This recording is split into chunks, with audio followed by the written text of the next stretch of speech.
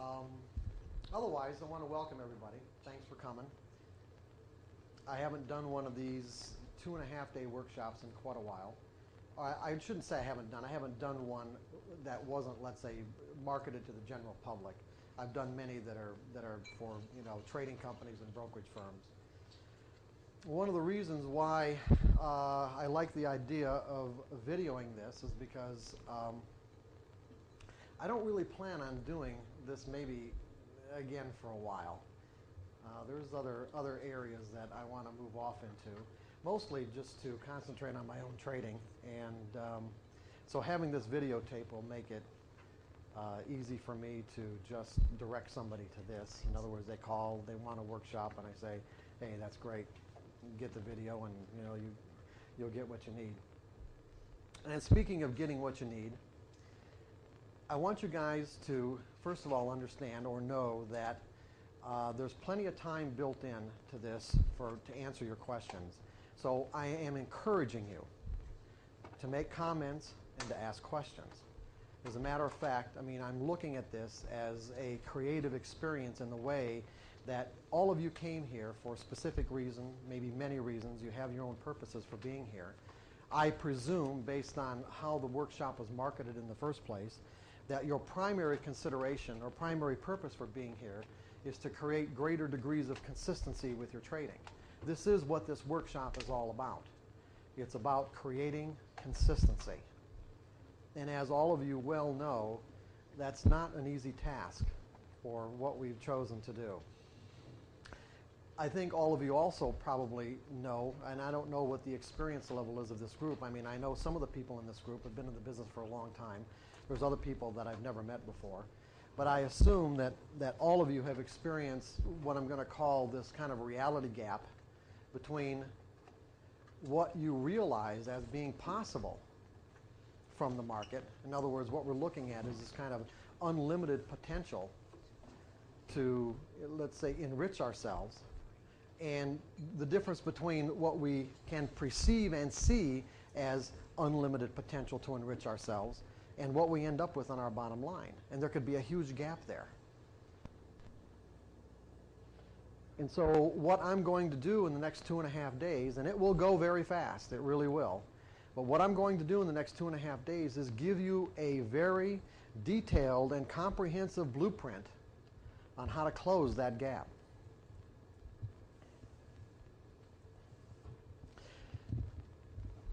At the same time, I want you to keep something in mind, that because you're here and because you're exposing yourself to this information, it doesn't necessarily mean that you have to utilize it or utilize it right away. You may find that a lot of the stuff that you're going to hear in the next 2.5 days, you might not really want to act on or do anything about for quite a while.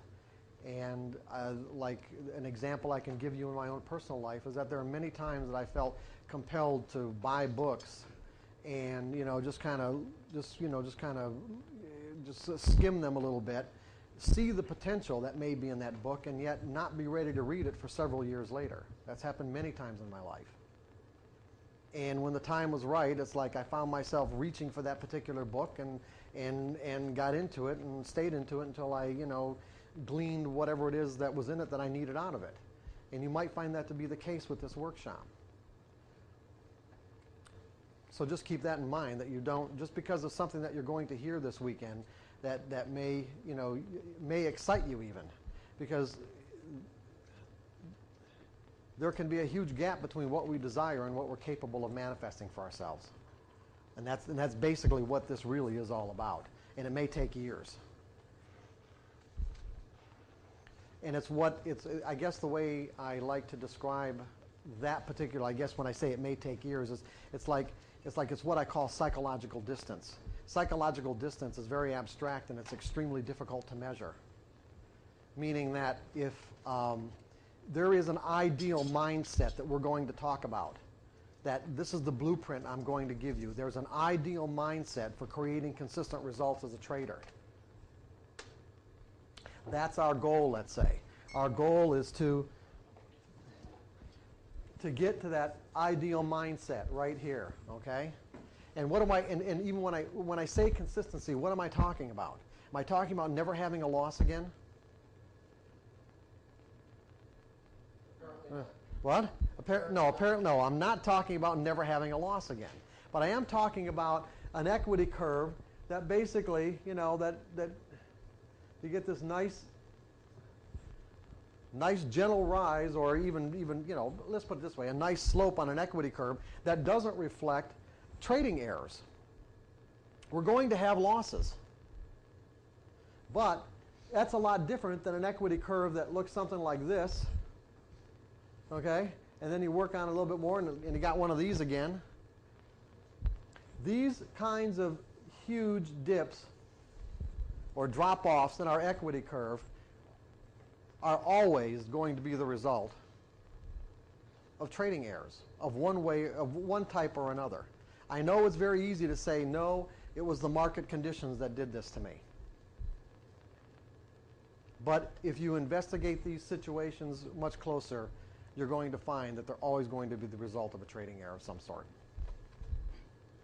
If we just eliminated our trading errors from our trading, probably with the kind of experience levels that exist in this group, and what I mean by experience levels are just your ability to read the markets, your ability to identify an edge.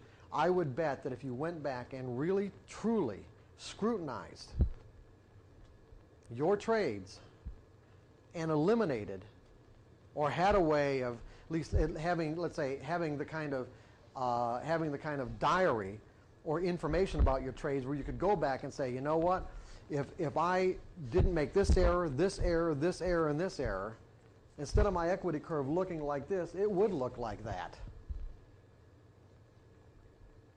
Now, there is an ideal mindset to create this. This is the blueprint I'm going to give you. I'm going to give you a blueprint for that ideal mindset. But we're talking about, the problem here is that we're talking about psychology. We're talking about mental makeup. These are not things that we typically grow up learning how to work with. We don't go through grade school getting psychology courses. We don't even really get, probably good psychology. Maybe today kids in high school might. I don't really know. I didn't in high school. And I don't even think the psychology courses in many colleges are probably that good, because they're perpetuating what people did 100 years ago instead of really, in many cases, being creative and finding things that really work today. So since we're talking about our mental makeup, we're going to have to learn some skills.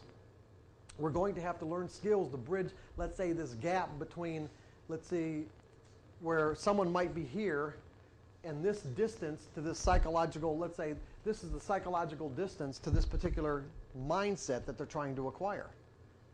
In essence, they're saying, I need to reinvent myself in some ways. Now, what does that distance mean? Well, it's very abstract. There's really no way to say that it has anything to do with linear inches or centimeters or whatever. It's more, I would say it's more like software code. It would be saying, like, if I had a software program that consisted of 1 million lines of code, and that code was virtually perfect, except that it had one period out of place in one line, and that particular software program ran perfectly under virtually all circumstances except one particular circumstance in which that one period that's out of place caused the whole thing to shut down and cause a catastrophic shutdown. Okay? Now, you could say, if you want to equate this to psychological distance, you could say that what's the distance between, let's say, where that person's at and the ideal or most perfect mindset? Just one period away, right? The problem is finding that particular line and knowing how to fix the error. It would be, there was another analogy where that I read many years ago. I don't remember what book it was in, but there was something wrong with the plumbing in a hospital. Okay, and so they called the hospital called the plumber, and the plumber went down to the basement of the hospital and he was looking at virtually acres of pipes. and and he's walking, he's touring the bottom of the hospital, and he's looking around, and he takes out his wrench from his belt, and he starts tapping on a valve here and tapping on a valve there, and he thinks about it a little bit, and then all of a sudden he takes this one valve and he just gives it a whack, and everything runs perfectly. So he went back, sent the hospital a bill, and he sent him a bill for $1,000. And the hospital administrator called him up and said, "Hey, what's going on? You're only down here for a half an hour, and I saw you. You took a wrench out of your belt, and you wrapped, you whacked this one valve, and everything ran perfectly. I mean, come on, $1,000." He said, "Okay, I'll revise the bill." So he sent him a revised bill. Yeah, no.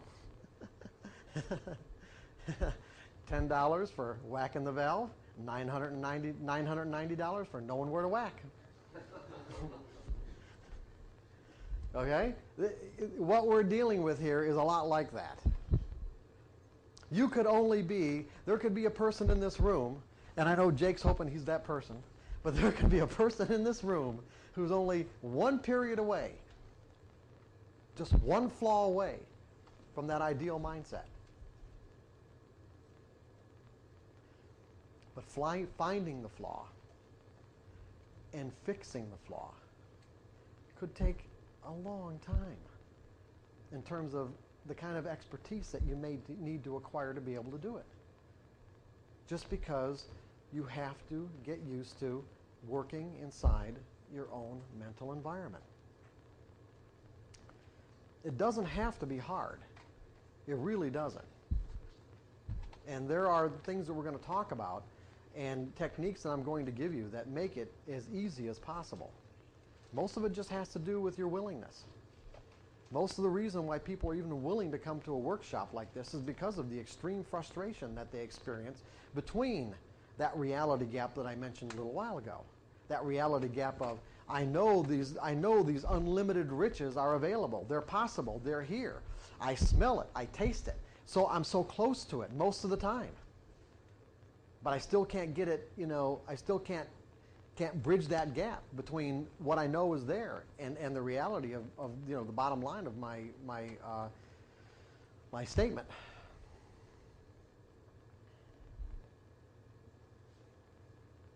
So I am assuming that's why you're here. Did I assume correctly? Everyone's here for the same reason then, right? All right. So if you've got questions, I want you to ask those questions. If you've got comments, I want you to make the comments. There's just one thing that I ask of you, and that if I'm on a roll delivering material, just wait until I'm done and then ask the question. Because a lot of times, once I get on a roll delivering material, and if you break my train of thought, sometimes it's really difficult to get back to where it was. And the other thing, too, is that when we take breaks, let's break, okay? Let's take a break. Don't ask me your question on the break. One, because we're taking a break because I need the break, number one, okay? Number two, most of the time, people ask the best questions during lunches and during breaks. They make the best comments during lunches and during breaks. And so what I wish that you'd do is save it and share it with the rest of the group and share it with the people who are going to be watching this video. Because I'm sure that we've got, a relatively good cross-section of people, and your questions are probably going to be the same kind of questions that people, are going to be asking about how to get through this material and how to understand it. And so not only will you be doing yourself a favor, but you'll be doing them a favor too. Go ahead. Well, I can't see your name. John Daggett. John, you don't have to give me, that's all right. Okay, John, go ahead. Do you find in going through this process that people will get an aha moment of where that period is, that within that trading mentality or getting that blueprint, that can be tracked back to outside of the trading environment? I'm not sure if I know what you mean by outside of a trading environment. What do you mean? Right. Oh, absolutely, sure. When that aha moment comes, can they go back and go and see those same symptoms in other dynamics? Yes, As a matter of fact, that's what you're going to find anyway. You're going to find that when it comes to creating consistency, it really has to do with how you live your life.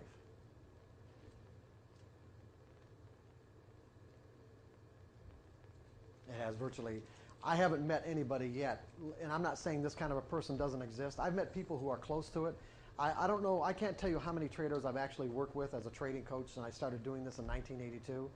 And back then, I was mostly working with floor traders in Chicago. I was hired by clearing firms to work with their floor traders. I mean, these are guys that traded in the in the grain pits and the T-bond pits and in the S&P pits and the meat pits at the Chicago Board of Trade, Chicago Mercantile Exchange. They trade for their own accounts. And what would happen, especially back in the 80s when things were a lot looser back then, it's not like what it is today. Well, a lot of these clearing firms were like families. And since these guys were trading their own accounts, if they went debit, the people that owned the clearing firms would usually carry them. So they'd let them carry a $50,000 or $100,000 debit, and the guy would work the debit off, and he might get profitable and then go debit again, and that's basically the way the cycle ran until I kind of came along, and they found out about me, and they hired me to help these guys work their way out of their debits and to stay out of their debits, and that way everyone was benefited, because not only the trader but the clearing firm theoretically had less risk. So I've worked with a lot of traders. I have yet to really meet somebody who had the kind of, let's say, mind that was so compartmentalized, that was so divided, that under, let's say, probably the psychiatric industry would call like maybe a true schizophrenic, where they were so compartmentalized that what they did in their personal life didn't affect their trading. Did you get what I just said? That what they did in their personal life did not affect their trading. And it always astounded me, as a matter of fact. What really astounded me was how many traders didn't think that there was a connection. I mean, it just amazed them. It amazed me, working with these guys who would literally, walk out the front door, be screaming at their wife and their kids, kick the dog, and go down to the pit and have their worst day, in a year or whatever. It just and they didn't make the connection. It was bizarre. To me, it was so obvious that, but it wasn't to them.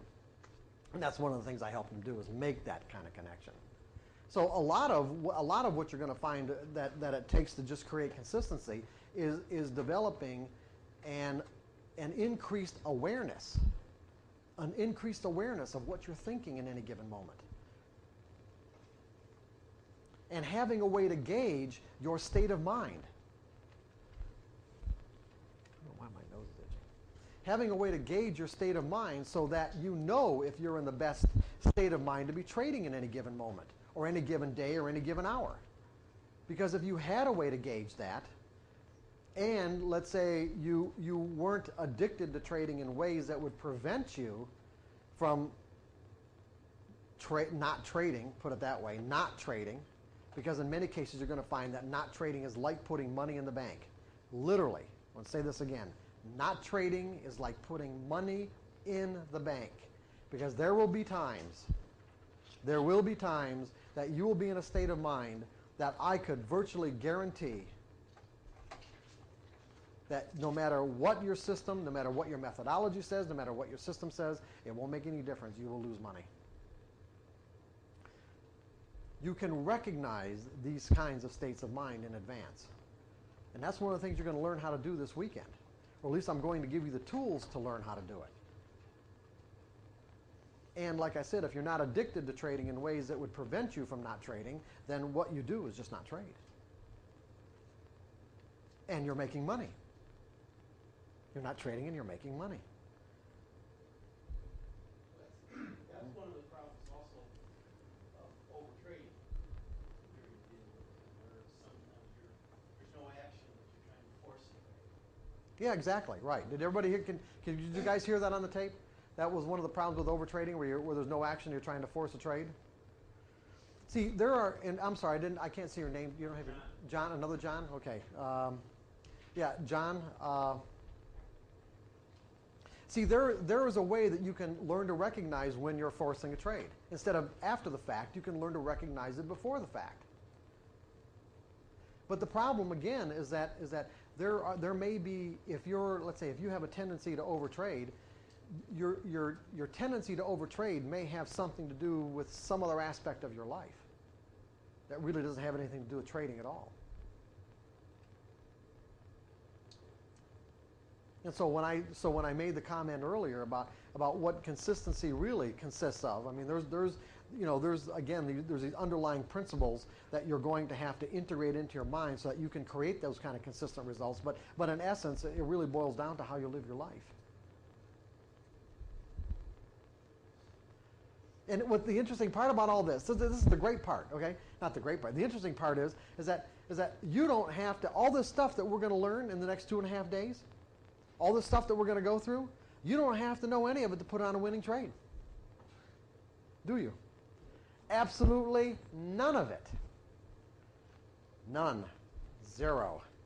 You can make all the mistakes in the world from, let's say, from the things that we're going to learn and talk about, we would categorize as a mistake, and you know what? You can do it, and it can still turn out to be a winning trade, right?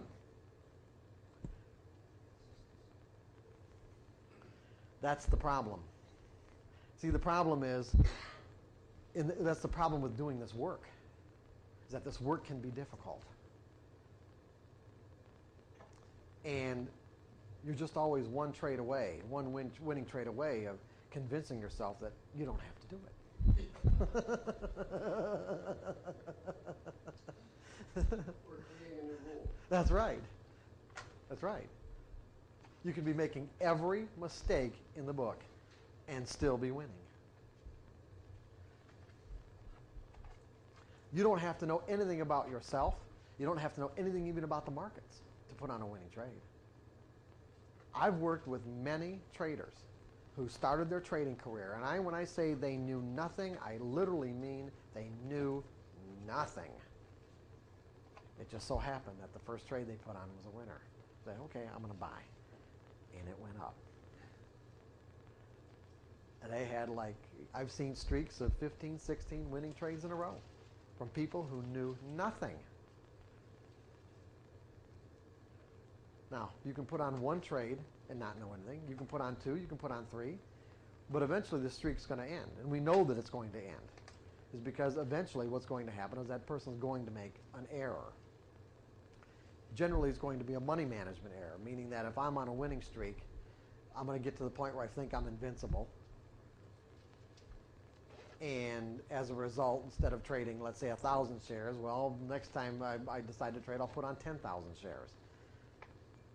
And now, if the market just even goes against me a little bit, a tiny, tiny bit, I can go and stay into a state of mind freeze, which is something I've never experienced, right? And all of a sudden, whack, wham, I'm totally paralyzed because this is just something I didn't anticipate or expect, and then lose a ton of money.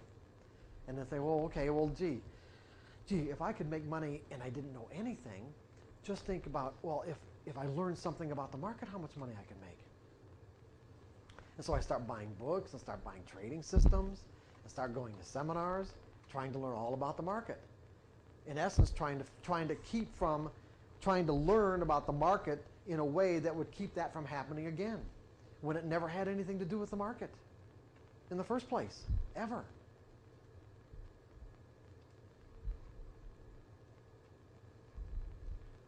And that's what's really frustrating about all this, that's why you see people who are absolutely wonderful analysts that can literally call market moves with uncanny accuracy, but make the absolute worst traders imaginable.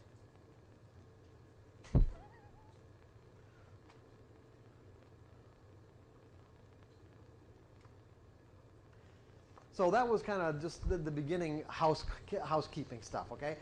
Just that I want to encourage you guys to ask questions, because your questions are going to shape this experience. It really is. It's your questions and comments that are going to shape this. And like I said, we've got a ton of material to get through. I've got this organized, or let's say structured in a way where we will get through all the material no matter what. That's why I usually start on a Friday night and go for 2.5 or 3 hours just to make sure, because sometimes it can get a little tight on Sunday afternoons if I didn't do the Friday night thing. And again, depending on how many questions people have and how much they participate.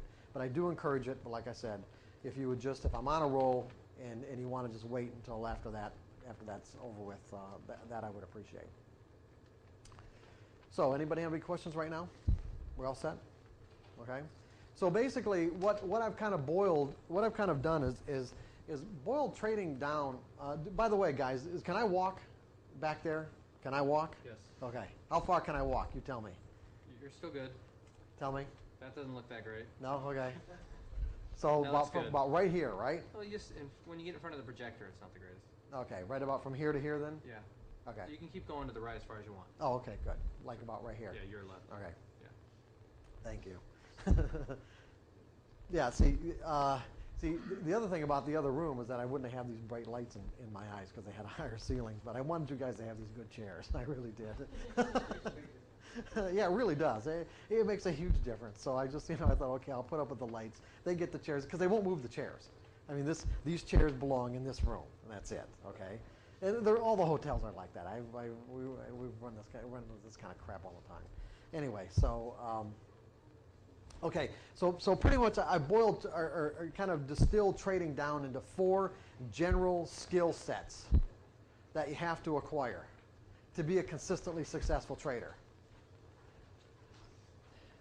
First of all, you have to know how to identify an edge, don't you? Go ahead, John. Are you, from where we're starting here, is there a page in the book where we're starting also? Yeah, I'm in the introduction right now, and I will follow, the presentation will follow. We just put this up there so they could, we're not here yet, okay? Oh, all right. So don't worry about that. However, I don't know if we should take a few minutes or not, even before I get going. Do you guys want to do that? There's only 13 questions on that attitude survey. If you guys want to take about 5 minutes to do that, just Where's that? right at the beginning, right in the beginning of the book, introduction. Introduction. Oh, you think so? Yeah. It's further in. This is what you're talking Yeah, attitude survey, right. Oh, second section. Sorry. New workbook. Okay, so what I've done is basically I've broken it down into 4 general categories of skill sets. The first is learning to identify an edge. And that's the easiest part of this whole process of becoming a consistently successful trader, and therefore the one that most people gravitate towards. Meaning they'll spend most of their time learning how to do that, as opposed to the next skill set, which is probably the most important, if not the most important, and that's learning how to think in the market's perspective, or learning how to think in probabilities. And I would say that there isn't anyone in this room that doesn't understand the nature of probabilities. And I've worked with people who have who've even majored or have degrees in probabilities from college, and yet they still don't know how to think in probabilities. Because when you can think in probabilities, you will automatically stop making the kind of errors that will detract from your ability to be consistent.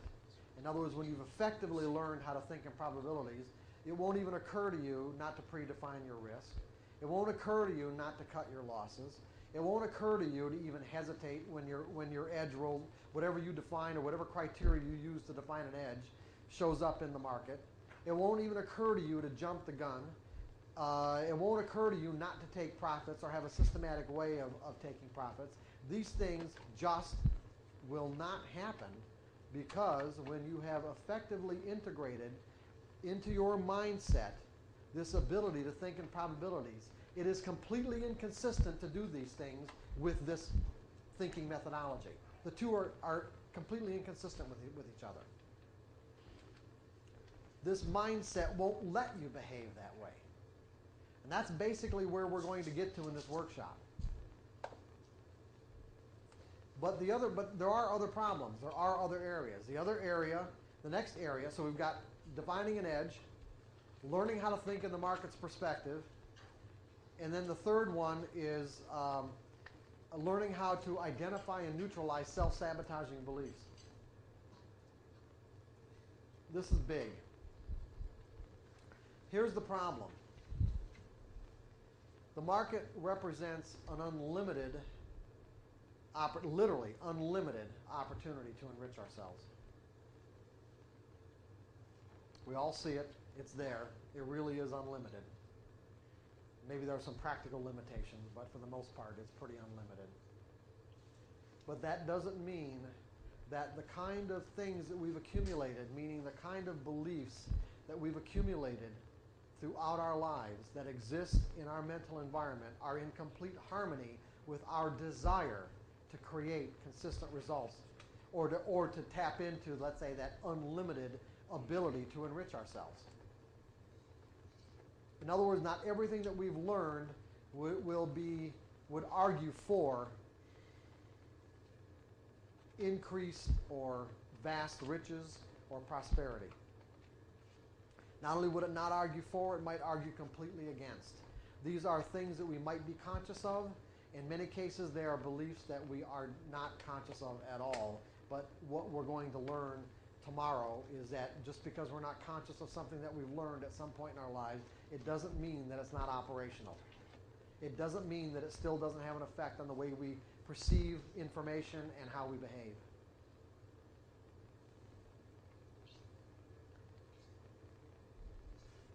And this, this is the area, learning to identify and neutralize self-sabotaging beliefs is an area that can take quite a bit of time to master, can take quite a bit of expertise, as a matter of fact. Now, you might be saying to yourself, does that mean that or what you're saying to me is that I really have to kind of tear apart my identity or personality to be a consistently successful trader? No, you do not. You don't have to go through that process. But if you choose not to go through that process, then you're going to have to do something to compensate for it. You can create consistency without having to go through and identify every belief that might argue against increased prosperity or being, accumulating more and more money as a trader, put it that way. But if you don't, and these kind of beliefs do exist, you will have to adopt a trading regimen that compensates. And we'll talk more about that later on Sunday. Are you guys kind of with me on this stuff? Okay? And then the next area, the fourth area, is euphoria. Euphoria is big. Euphoria is big. Now, just briefly, euphoria. Euphoria, let's say, is we know there's probably many ways that we can describe euphoria. The easiest way for me to describe it would be it's a riskless state of mind. So think about that. It is a state of mind in which we have no ability to perceive risk. Okay? In a state of euphoria, nothing can go wrong, as far as we're concerned. Nothing. Now think about the implications of that word. Nothing can go wrong. Nothing.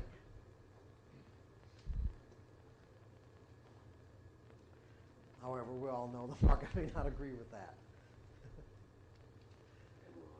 What? Yeah. And the problem is that when you're in a state of euphoria, certainly it's the least likely. It's virtually impossible to set any limitations on your behavior.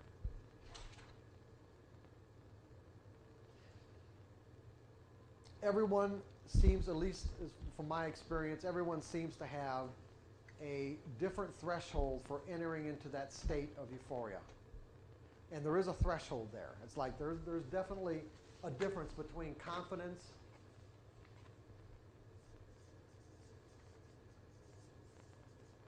and euphoria. Okay? There's a threshold. Well, what's that? Confidence or confidence? Confidence. Yeah, I spelled it right, didn't I? No, I heard something. I'm not a good speller, so you can get me on this real easily. Anyway, there's there's definitely a threshold. I've worked with traders who can flip into a state of euphoria on the first winning trade. Really. For most people, it takes more than just one winning trade.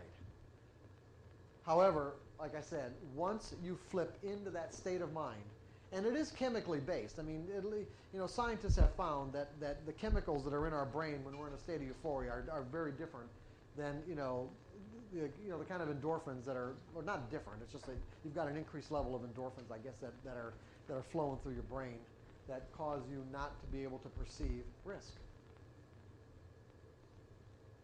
And so what you're going to have to do again is develop or institute a trading regimen that compensates for this.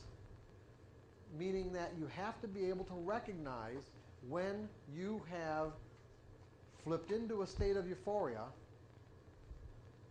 and then, what's even more important, be able to stop trading. Stop trading. I don't know of any other way to handle it. I really don't. After all these years of doing this and thinking about it, I mean, euphoria is a great place to be. There isn't any other state of mind that would be, let's say, that would be better than being in a state of euphoria. You just don't want to necessarily be in a state of euphoria while you're trading. Because the tendency would be to overtrade. It would be almost impossible to keep yourself from putting on a much larger position than what your money management, let's say whatever money management guidelines you use, or whatever money management guidelines would call for in your particular situation. And if you do, and then of course as your size increases, then the market just, the amount of distance the market has to move against you to cause you to flip in from euphoria into complete terror or mind freeze is just very tiny. So you go from this, you go from heaven to virtual in a state of mind that's heaven to hell in one instance, just by having the market move a few ticks against you. And the problem is that this can create an enormous amount of psychological damage that's really hard to recover from. It's extremely difficult to recover from this. Not that it can't be done, but see, the way most people look at this, most people look at this as like a supreme betrayal. It goes into a category in their mind where they were betrayed. And some people would even say that they were betrayed by God. Or even think that. It's very possible for people to think that. It can really be damaging.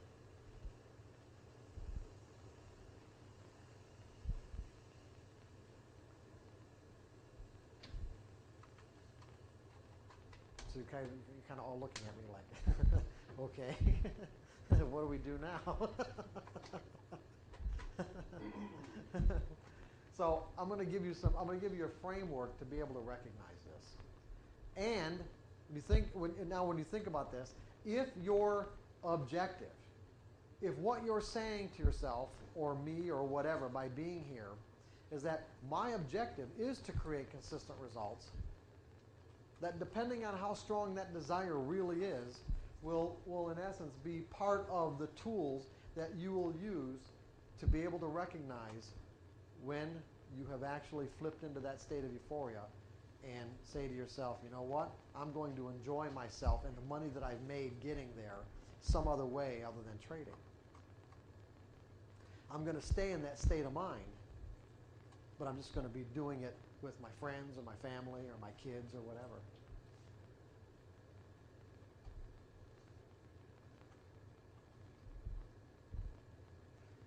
Or maybe you guys are all looking at me like you know really what I'm talking about here. Trying to get to you for you. So what we're going to focus on in this workshop is we're going to focus on those last three skill sets. Is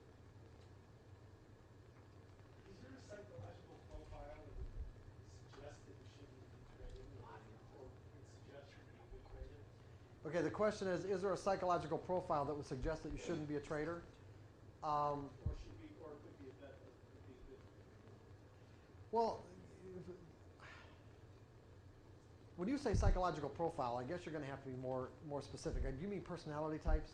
Yes. Yeah, see, the problem with me answering that particular question is that I've never looked at personality types as being relevant.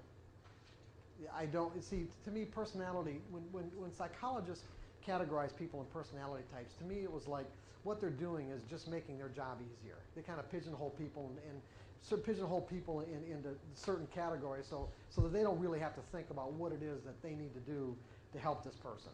So I've never really categorized anything in personality types at all. I categorize everything in terms of what people believe. Because from the way that I think and the way I've developed this material, what we believe determines how we perceive information and how we behave, the decisions we make, how we feel about the results, and it doesn't really matter what kind of personality type that psychologists would say that you have anyway. But are there people, for example, maybe to answer your question, are there people that I've met that seem to be more predisposed to being successful as opposed to, say, people that I've met that are predisposed to not being successful? Sure. People who are really rigid in their thinking, really black and white, they have just have difficulty in terms of flexibility, are, let's say, predisposed to not being able to think in probabilities very well. When people who are, let's say, predisposed to make money are those people who don't give a shit about money. In other words, some of the best floor traders that I've ever worked with are floor traders that it's just a game. The money is virtually irrelevant. And so when they put on trades and they put on the kind of size that they're putting on, it isn't, they don't think about it, let's say, the way that a normal person thinks about it. What's that? That's right. I was going to say that. And they love it. Yes, absolutely. Because when you really get right down to it, you really got to love this. You really have to love it. People who are also predisposed to being successful are people who genuinely enjoy this. And enjoy it in a way where they're not necessarily addicted to it. There's a difference. Because when we talk about addictions, what we're really saying is that whenever we're operating out of an addiction, we're operating out of a state of choicelessness. All addictions create choicelessness. Not choice, but choicelessness. All addictions, when we're operating out of an addiction, we're operating out of choicelessness. In other words, the addiction will dictate how we see things and how we behave. And as traders, we have to be supremely flexible in terms of what we can do or not do. In other words, we always have to be acting in our own best interests at all times. And addictions will definitely cause us not to act in our own best interests at all times, because we'll have to satisfy the addiction. What we might have to do to be acting in our own best interests could be diametrically opposed to what our addiction says we have to do. That's what I'm saying. And so what's going to win is our addiction.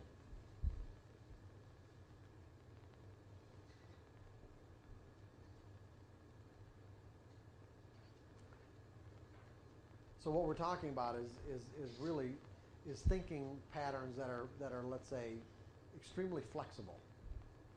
Extremely flexible and not caring about money. And not caring about losing. See, because what we're talking about is developing a carefree state of mind. A carefree state of mind with the kind of psychological resources where we're still at the same time always acting in our own best interests. So in other words, can I interact with the market in a way where I don't need to use fear? Think about this. I do not need to use fear to limit my behavior.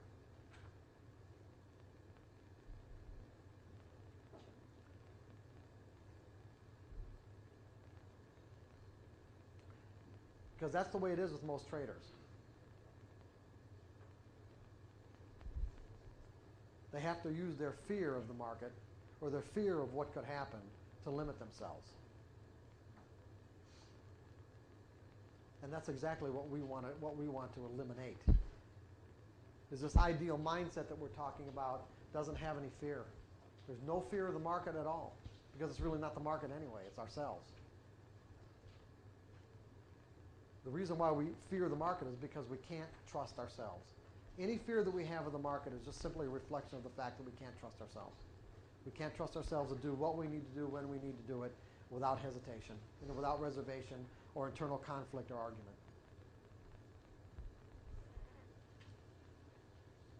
Does that make sense to everybody?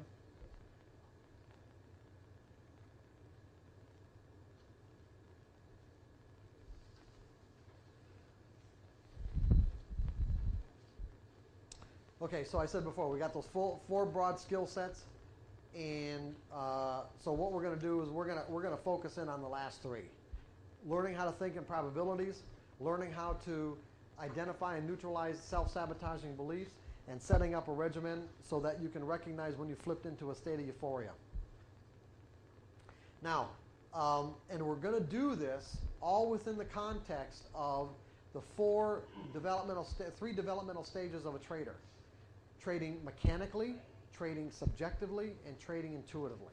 So what I'm going to do is I'm going to take all this information that we're going to go through tonight, all day tomorrow, and then part of the afternoon on Sunday, or part of the morning on Sunday, and I'm going to put it all within this context. I'm going to put it all together within this context of trading mechanically, subjective, and intuitively.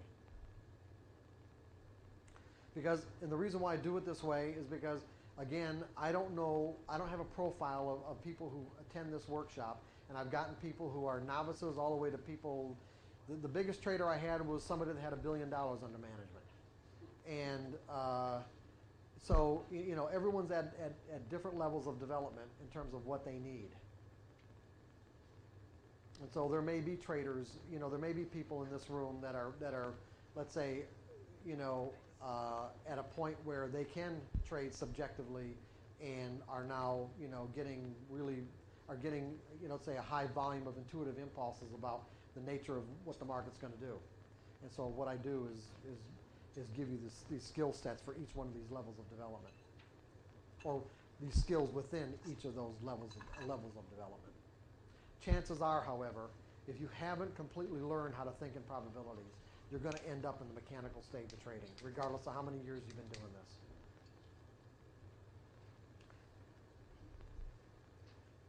And the reason why is because I'm going to teach you how to use the mechanical stage of trading to actually integrate all the principles of what it means to think in probabilities into your mental environment in a way where it becomes who you are, so that you no longer can make any trading errors.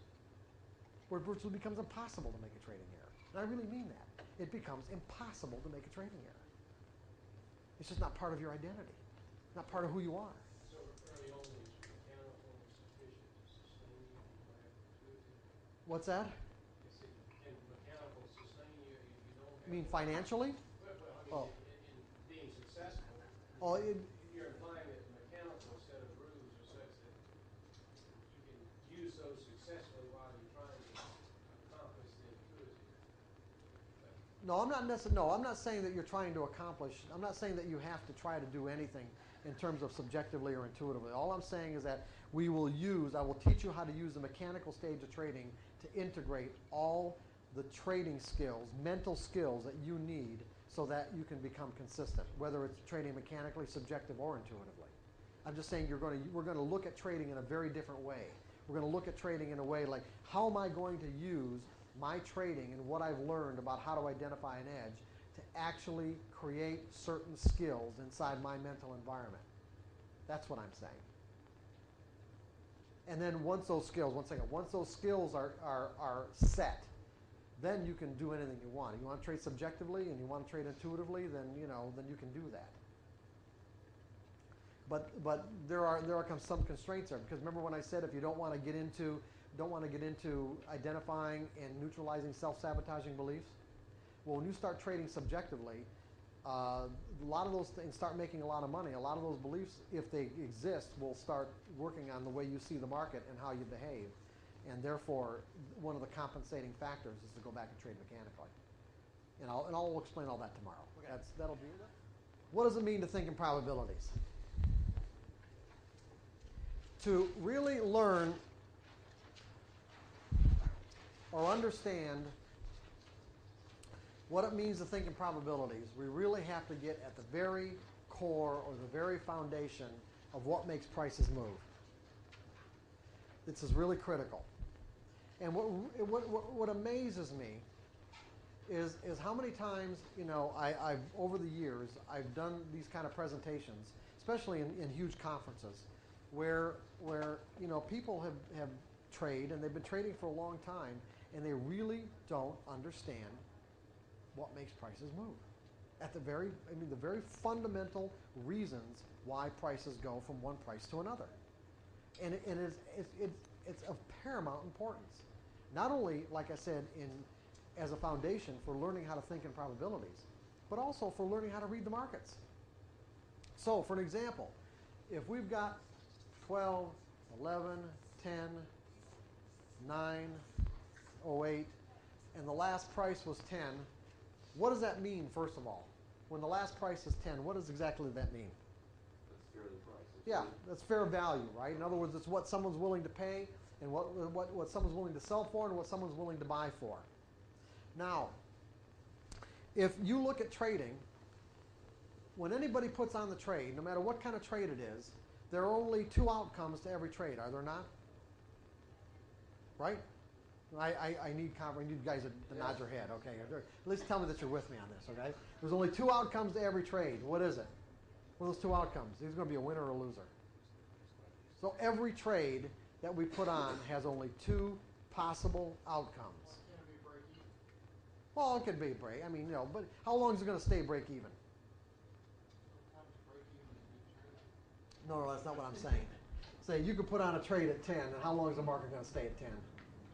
Okay, that's what I'm getting at. All I'm saying is that yes, you can scratch trades, but look, as of yet, I have not met somebody. Well, let's put it this way: and everyone trades. We only got two outcomes to every trade, and everyone trades for the exact same reason. And what is that reason? To make money, right? And I have yet to meet somebody that actually consciously put on a trade before they put it on, thinking it was going to be a loser. I have not met that person yet. Now, I'm not saying subconsciously they didn't hope that it was a loser for some reason or another, but at least consciously, everyone trades for the exact same reason. Now, so we've got everyone trading for the exact same reason. We've only got two outcomes to every trade that you put on. It's either going to be a winner or a loser, and there are only two ways to make money. You have to buy something low and sell it back at a higher price, or sell something high and buy it back at a lower price. Those are the only two ways that you can make money. Now, if that's the case, and the last price of something was 10, where everyone agreed, at least in that moment, two traders or more agreed on the value of something, what is going to cause the price to go to 11 or down to 9? Imbalance. Okay, you're saying imbalance. That is correct. That's right.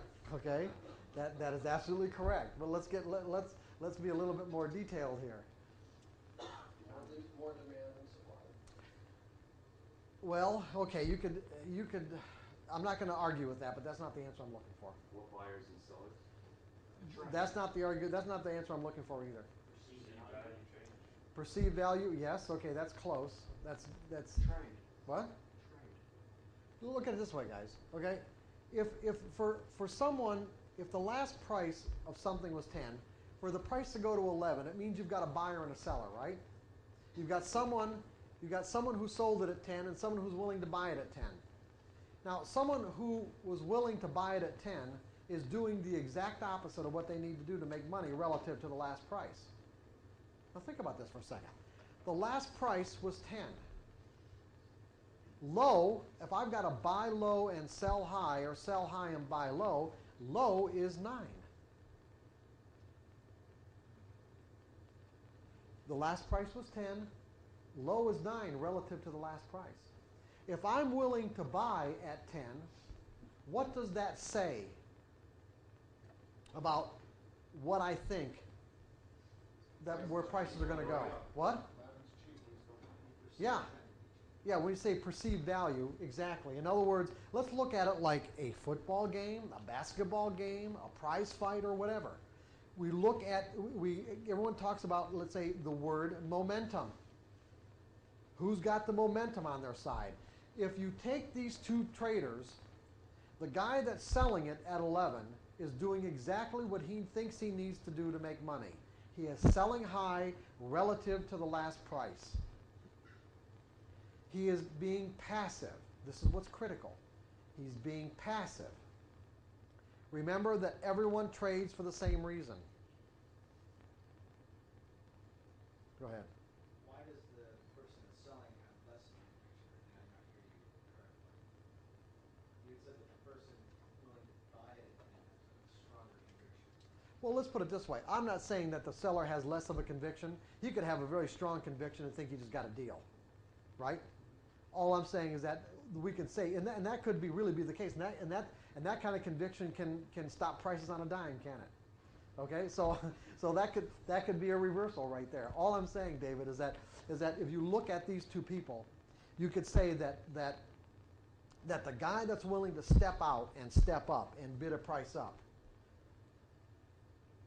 let's say, you're right, he doesn't have to have a stronger conviction, but for prices to keep on moving up, then we'd have to say that the buyers have a stronger conviction than the sellers. They have to, because they're willing, because one, not only are they willing to bid the price up, but that the conviction itself might not be as strong in this case. There might just be more buyers than sellers.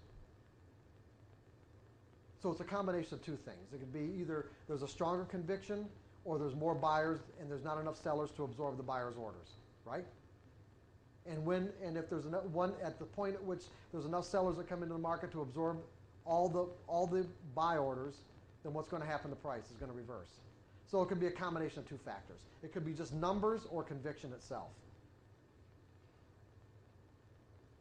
But to make the point, what I do is I just usually say conviction, because really all price movement is a function of what people believe about the future. That we can say for sure. There's only two ways to make money. You have to buy low and sell high and buy low. And for the price to go from the last price to this price, someone has to be willing to step out and bid it up and pay more than, do the exact opposite. That's the important part. That's why I say more conviction, because he has to do the opposite of what he needs to do to make money. If I'm only doing this to make money and I've got to do something that's opposite relative to the last price, then that is an indication, okay, that, let's say, that's an indication that there must be more conviction, at least in that moment, probably. What's that? Okay.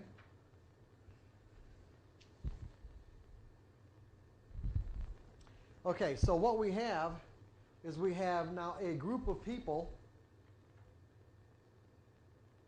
that are trading with one another,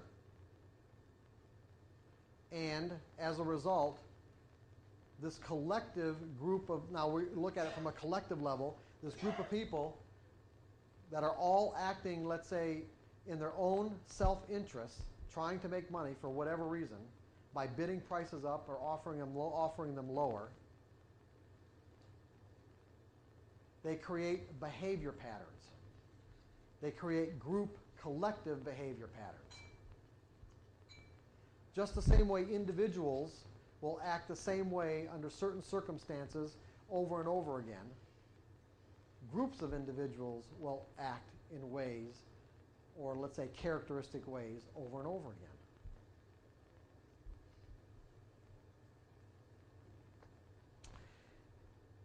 Let's see, where are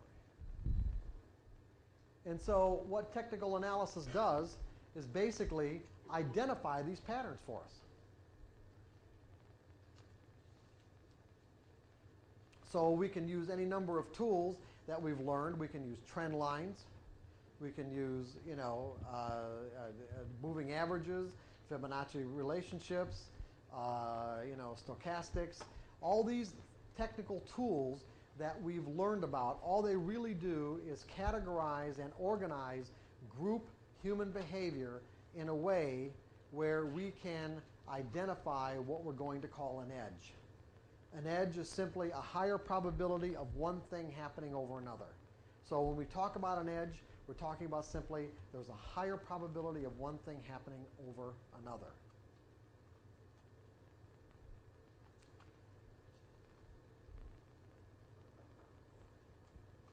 Okay. Now, let's see where we go.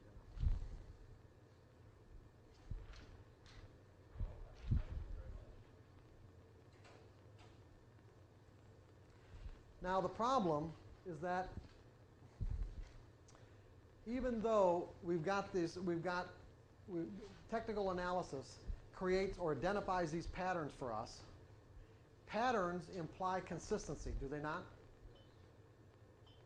So in other words, if I can identify a pattern that repeats itself over and over again, it implies to me that I'm going to get a consistent outcome. But do I get a consistent outcome? Well, yeah, I do. But it depends on what level you're talking about. At the macro level, over a large sample size of outcomes, it will be consistent. Just like the flip of a coin. If I flip a coin 1,000 times, and I have, let's say, if I have sample sets, if I have to do 10 sample sets of 1,000 flips, what are my results going to be? They're going to be consistent, are they not? Is that a pattern? I'm going to get a 50-50 outcome, or close to it, if I have a large enough sample size. That's at the macro level. I can get a consistent outcome. But at the micro level, what about each flip in relationship to each other? Yeah, in other words, independent and random. So for an example, if I know that out of 1,000 flips, I'm going to get a 50-50 distribution between heads and tails, am I going to know the exact sequence of heads to tails? No. So I could end up with, streaks of 10 heads in a row, 12 heads in a row, and if I get 12 heads in a row, what are the odds that the next flip's going to be heads? It's still 50-50, right? And so at the micro level, there's a random distribution between heads and tails. At the micro level with trading, or using technical analysis, there's also a random distribution between wins and losses. So you could develop a trading system that you could test and find that, over a whatever sample size of trades, you could have 60% winners or 60% winners, 10% scratches, and 40%, losing, or 30% losing trades, but you wouldn't be able to tell me the actual sequence of winners to losers to scratches, meaning which trades were going to be the winners and which trades were going to be the losers. Which means what? Random outcome. Which means that I'm going to have to adjust my thinking in a way that allows me to compensate for the fact that there's a random outcome when my mind will tell me something different. Because it doesn't feel that way. So for an example, if I get 4 winning trades in a row, what are the odds that the next trade is going to be a winner? Yeah, I don't even know really what when you get right down to it. I mean, it's just like there's almost no way to really put odds on it in some cases. I just don't know what the next trade is going to be no matter what. But is it going to feel that way? If I've had 3 winners in a row, what's that next trade? And my edge is now present in the market. The way I define an edge, the variables I use is now present in the market. Is it going to feel like that next trade is going to be a winner or a loser? A winner. And that's because of the way our minds are wired. If I've had 3 or 4 losers in a row, and now my edge is present in the market, what's it going to feel like? What's that? Yeah, you'd be scared to put it on. When in fact, there's a random distribution between wins and losses. I have no way of knowing whether that next trade is going to be a winner or a loser. Now, if I've learned to think in probabilities, I wouldn't even hesitate to put that next trade on, regardless of whether I've had three losers in a row or 3 winners in a row. And once I've learned how to integrate, or once I've learned to effectively think in probabilities, if I've had 3 winners in a row, I also won't break my money management rules. But getting to the point where I can think in probabilities can really present some problems. There are 2 basic areas that we have to deal with. One is our social upbringing, and the other is the way our minds are wired.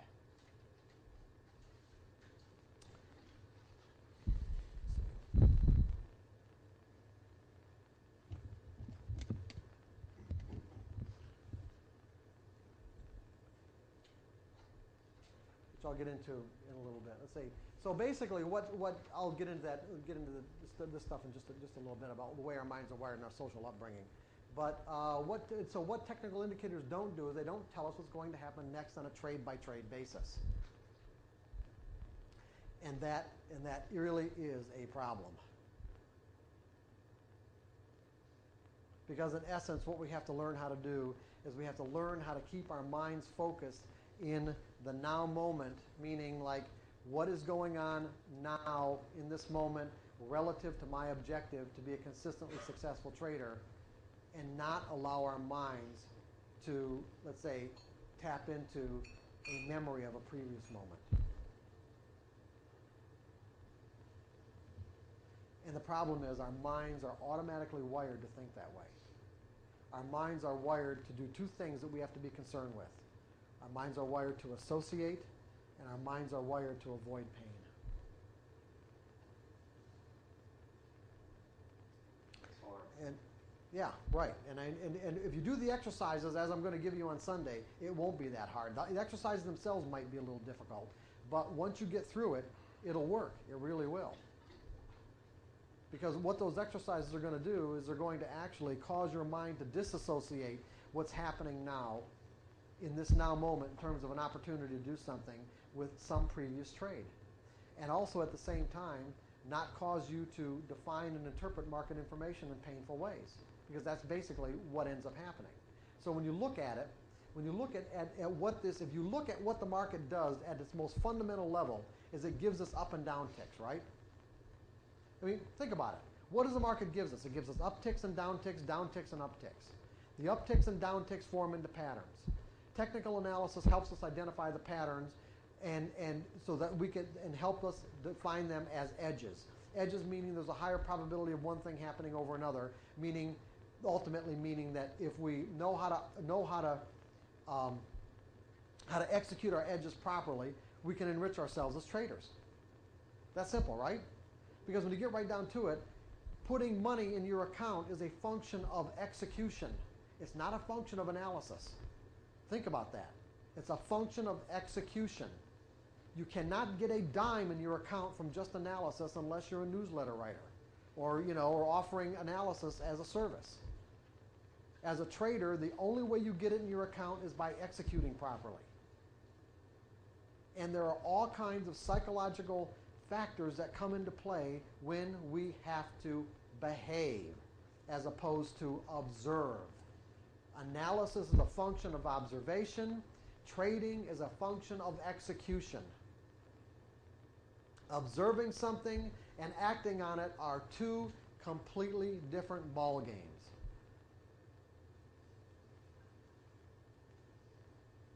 So what we have is we have up and down ticks, right? The up and down ticks, like I said, form into patterns. Now, do the up and down ticks in and of themselves have any charge associated with them? Yes? You think there's a charge? I mean by like negative or positive charge? You do? Why? I think that at certain times, depending on which way the market's going, you associate different feelings based on which way the market's ticking, whether it be up or down. I think some people can have a tendency, if they're in a losing position, to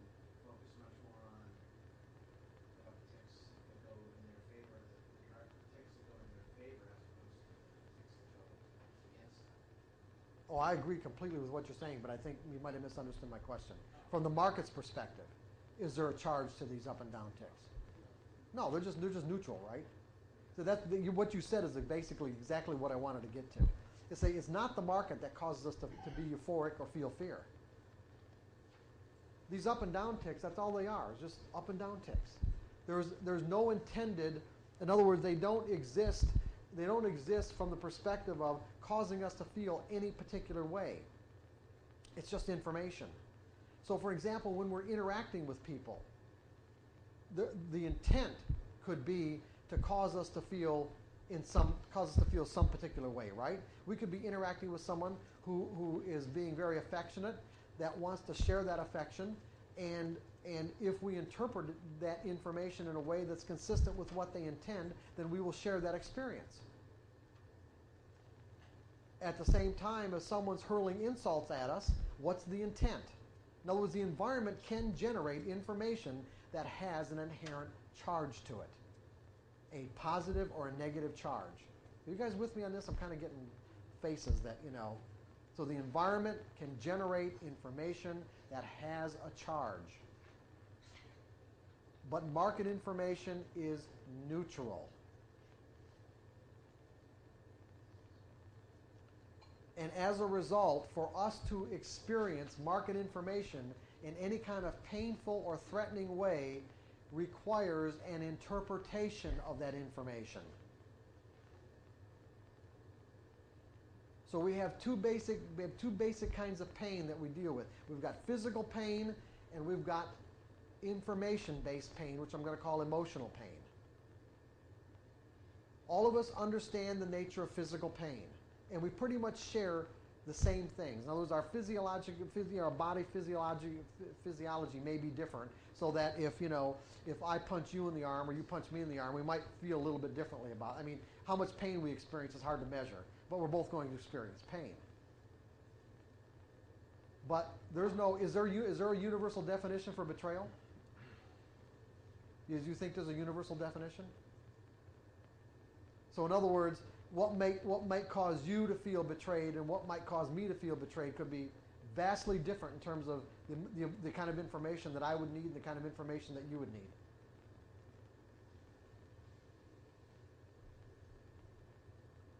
So the market generates information from a neutral perspective. But we don't perceive it that way. That's what we want to get to. We want to get to the point where we are actually perceiving market information from a neutral or objective perspective, so that it doesn't have the potential to cause us to feel threatened in any way. So that we just see the patterns for what they are. Simply an edge indicating it's time to do something. And do something in a certain manner. But go ahead. It almost seems when you say that, to me, I think the underlying factor there is less is probably more. Like the more indicators or things you would have on, the more you would try to make something appear, and then if you just had a simple price chart, you might not. Exactly. And why would people gravitate towards having more and more indicators? Because they're trying to avoid losses. They're trying to use every possible filter to help them filter out the possibility of a losing trade. Because see, basically the typical trader does not really accept the risk of trading. Only the very best traders truly accept the risk. Now think about what I just said. Accept the risk. The key word is accept. What does it mean to accept something?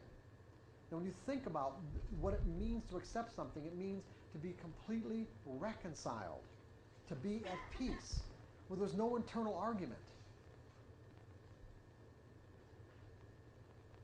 Most traders like to think of themselves as risk takers because they're involved in an endeavor that's inherently risky.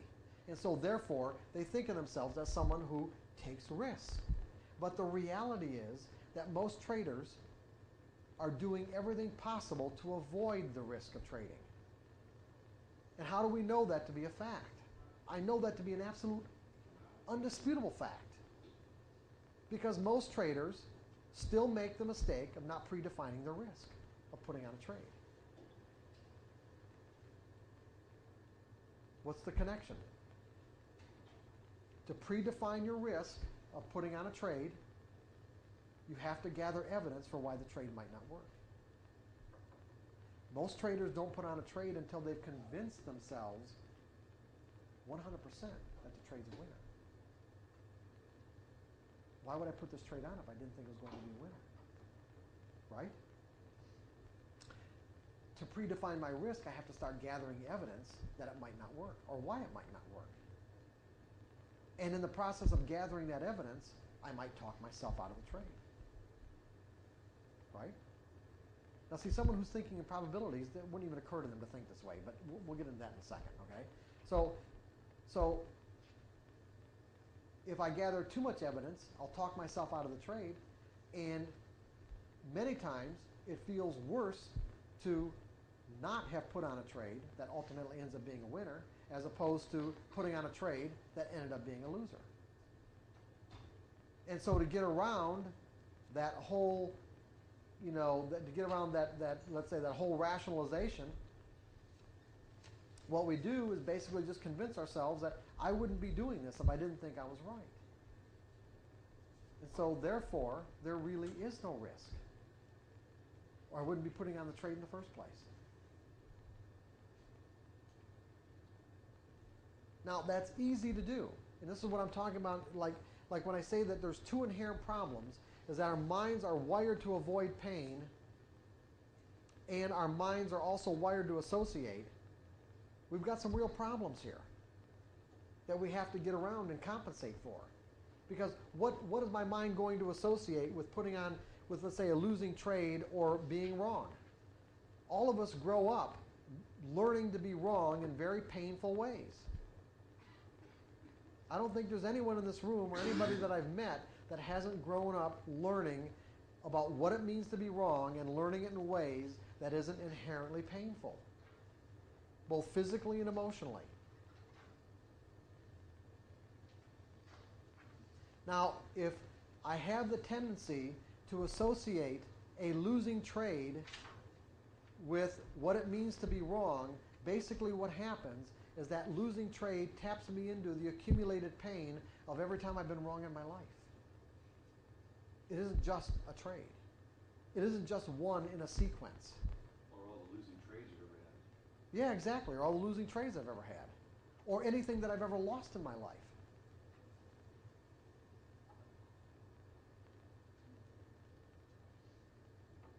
And that could be vast, I mean, in terms of the implications.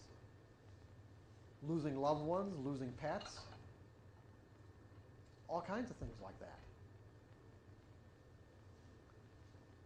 So if these things aren't reconciled, meaning we're not at peace with it, then they definitely have a way of filtering right into our trading until we learn how to truly think in probabilities. And then what we've done is put trading into a completely different category in our mind that takes it out of a right or wrong category and takes it out of even a loss category, because losses just become a part of the cost of doing business.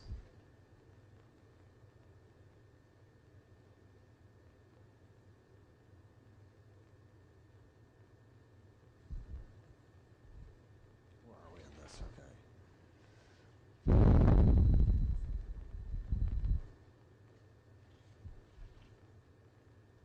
You're at 7:30. Oh, you know what? Let's just take a little break then. Yeah, this is good. This is fine. Exist in every time frame.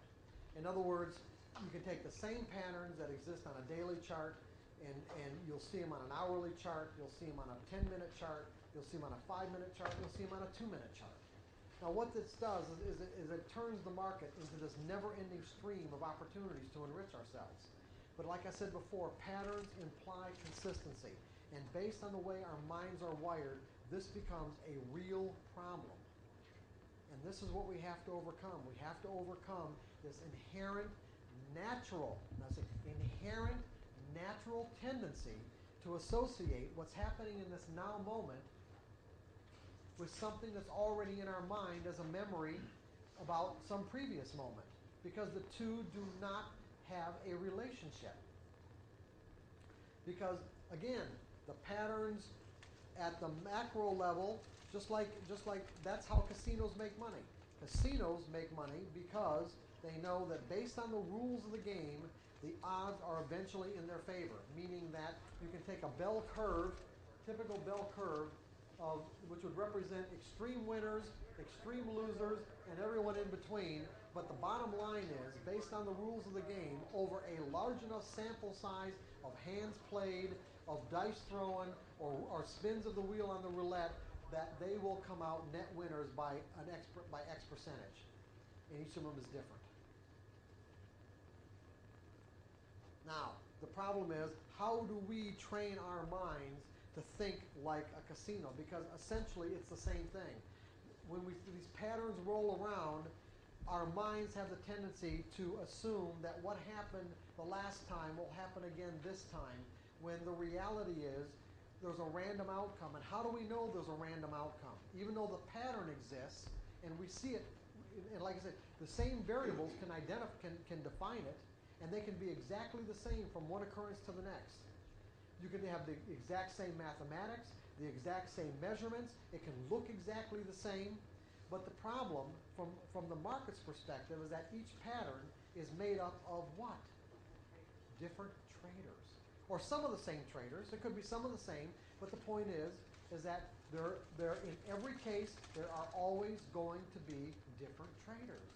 And as a result, each of these traders has different expectations about what's going to happen in the future, compelling them to either step up and bid, or accept a bid, or step up and offer, or accept an offer in a way or at a price that they might not have done the last time around. And so as a result of the way our minds are wired,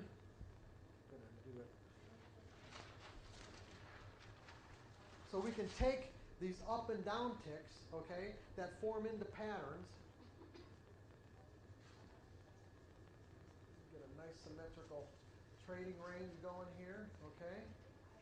This is support, this is resistance. Now,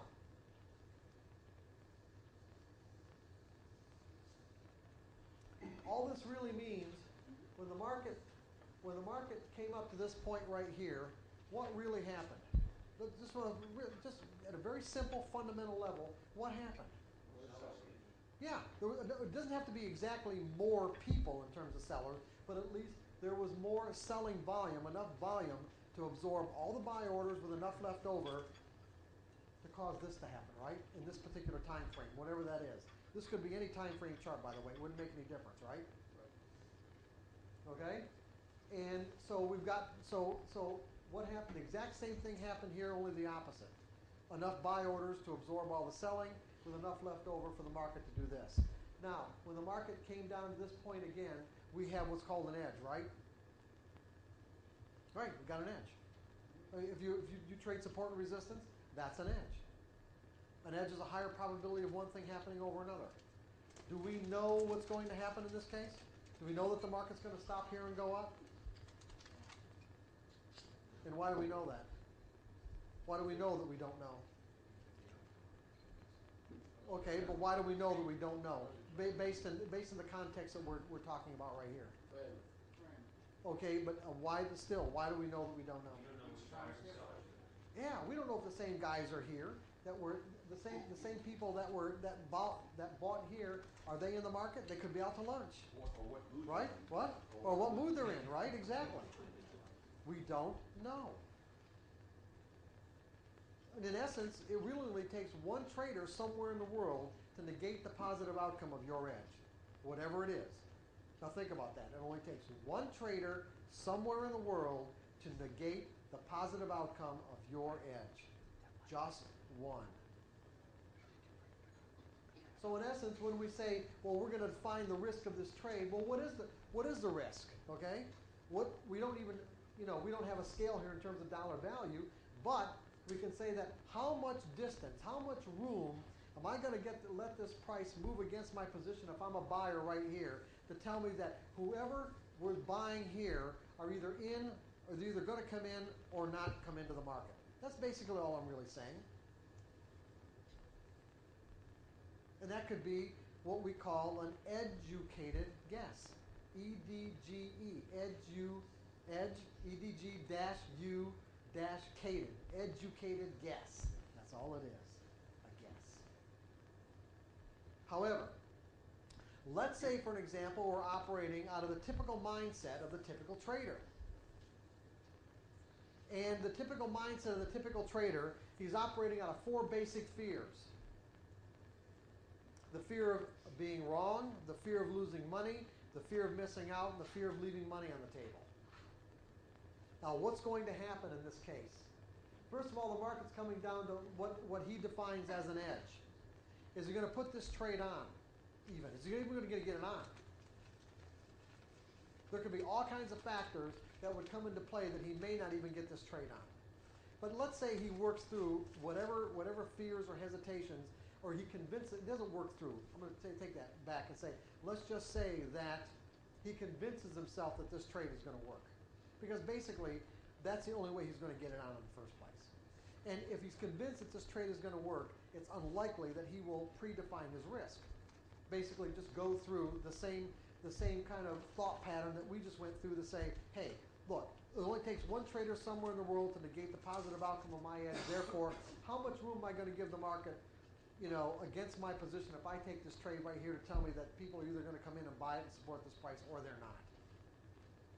He doesn't do that. So he gets into this trade, and the market does something like this.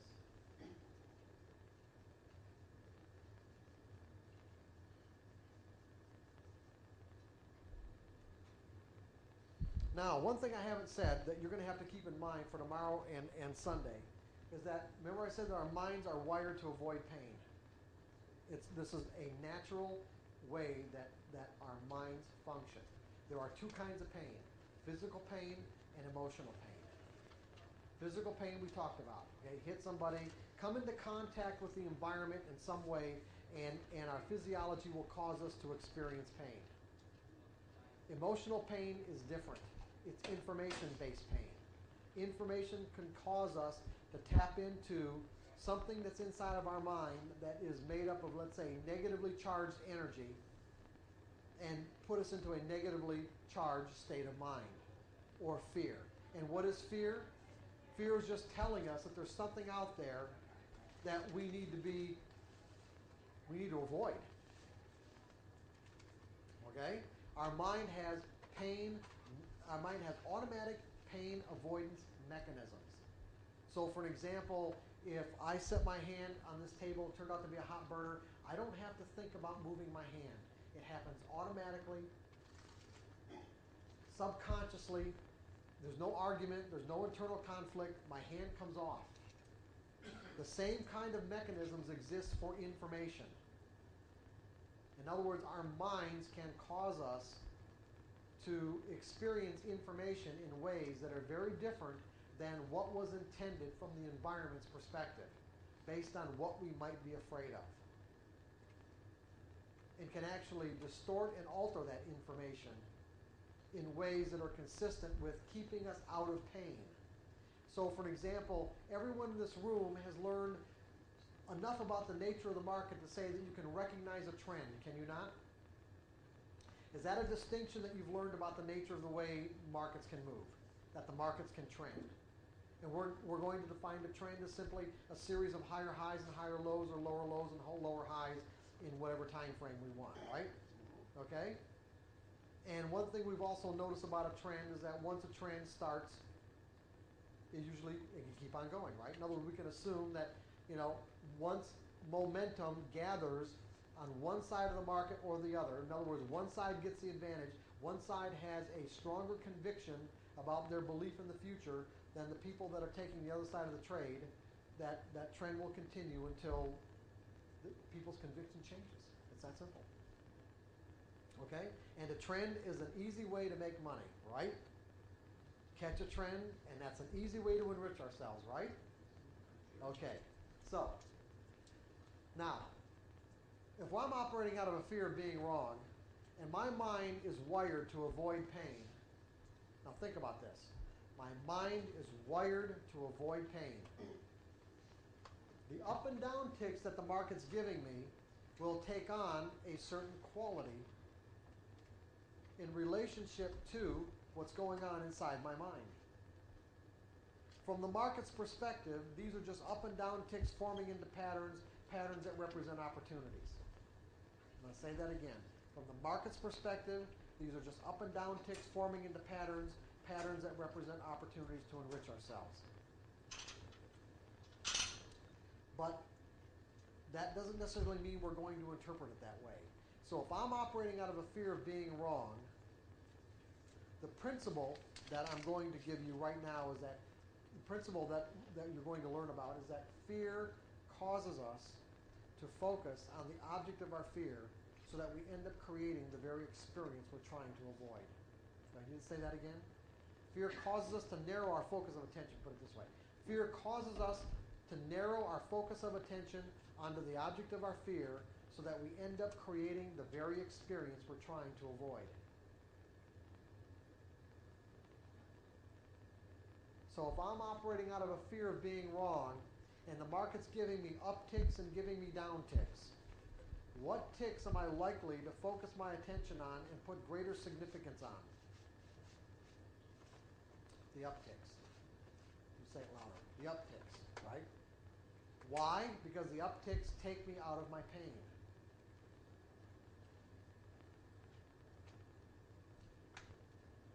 So for an example, if I'm getting one uptick in relationship to the downtick, one uptick for every 4 or 5 downticks, the market is in a downtrend, but what I'm going to do is my mind is automatically going to narrow my focus of attention so that I place an inordinate amount of significance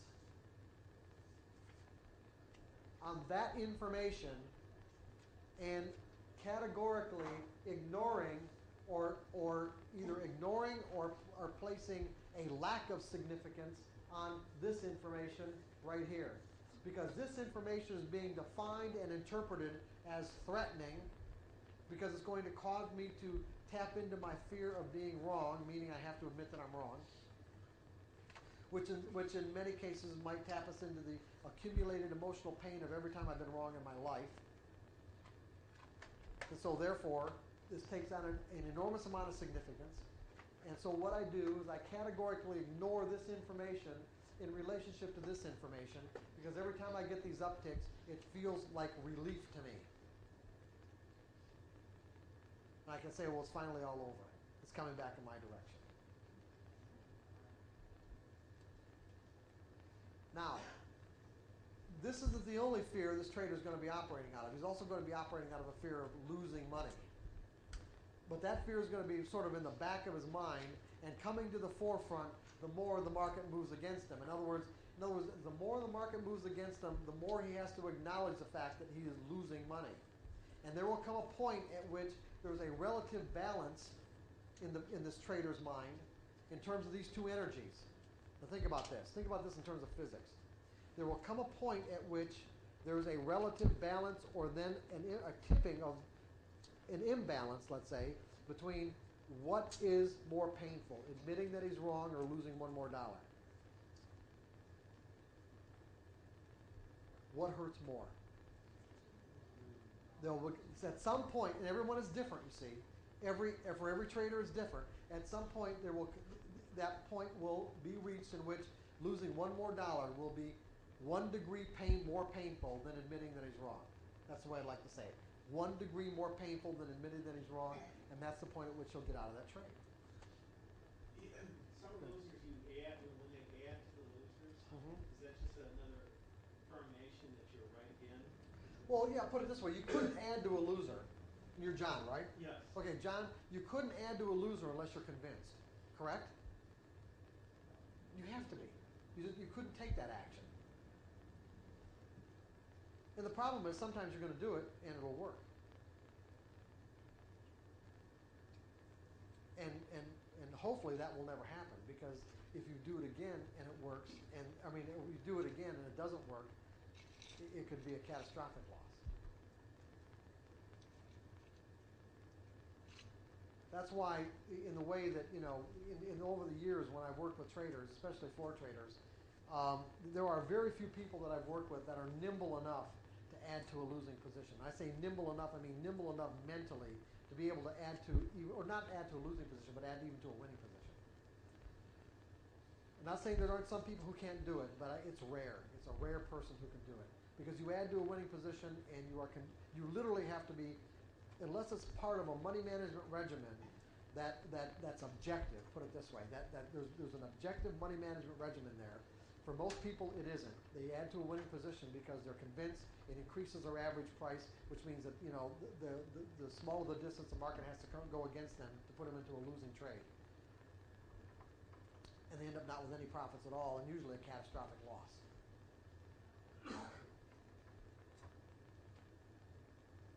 Whereas what we're going to do on Sunday is you're going to see how important it is to actually scale out of your winners. Instead of adding to your winners, you're taking away from your winners. Anyway, let's get back to this. So, now, what happens when this guy finally blows out of this trade? Obviously, the market always does this. But I mean, that's what that happens every time. But really, what else is he going to do? But I mean, what's he going to do? Not what the market does. What is he going to do when he gets out of this trade? He gets a clear head, and what's he going to say to himself? This is universal, by the way. This is universal. What's he going to do? What have you done? Come on, what have you done? No, forget the market goes up. Forget this. You get out right here, and you're going to look at this chart, and what are you going to say?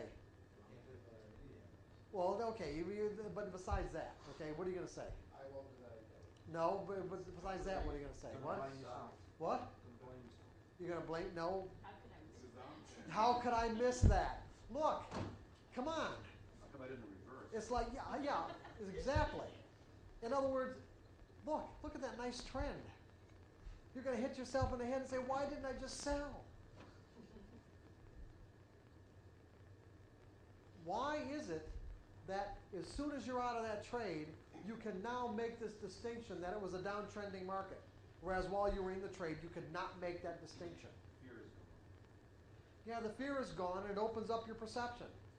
Fear narrows your focus of attention onto the object of your fear so that you end up creating the very experience you're trying to avoid. He was trying to avoid being wrong and made himself wrong based on his interpretation of market information. Most traders will blame the market. And you can see that the market had nothing to do with his loss. Nothing. Alan Greenspan spoke. Yeah, whatever.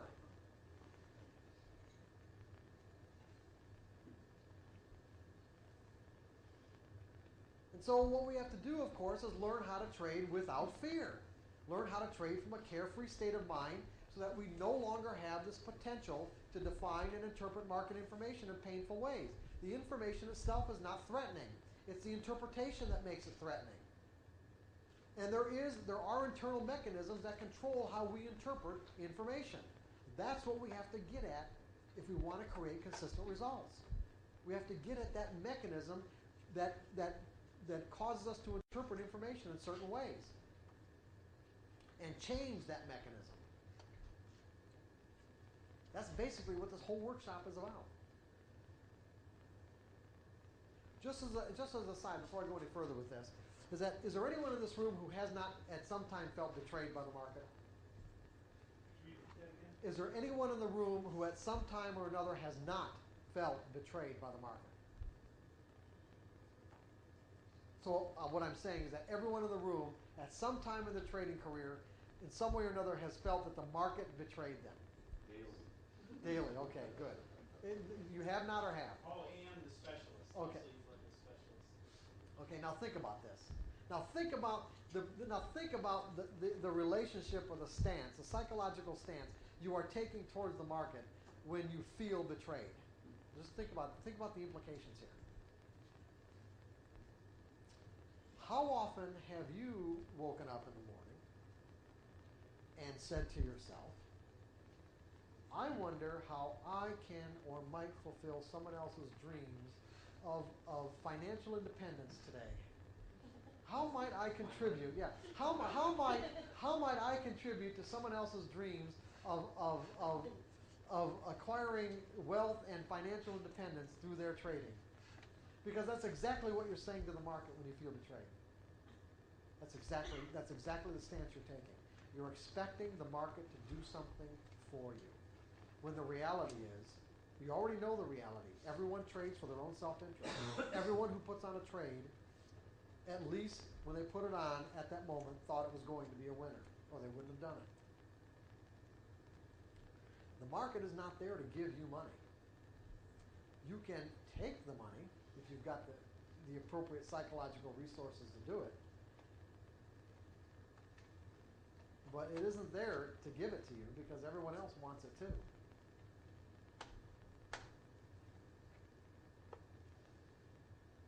And we can give it to ourselves based on how clearly we can perceive the possibilities from its perspective. That's why I say that thinking in probabilities is synonymous with thinking in the market's perspective. What's possible from its perspective based on the patterns that it's displaying in any given moment. Take this same trader and put him into a winning trade and look what happens.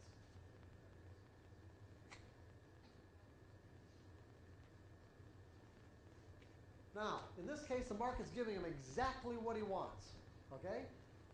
He's not in a losing trade. Now he's in a winning trade. But what do you think? Typical trader, what do you think?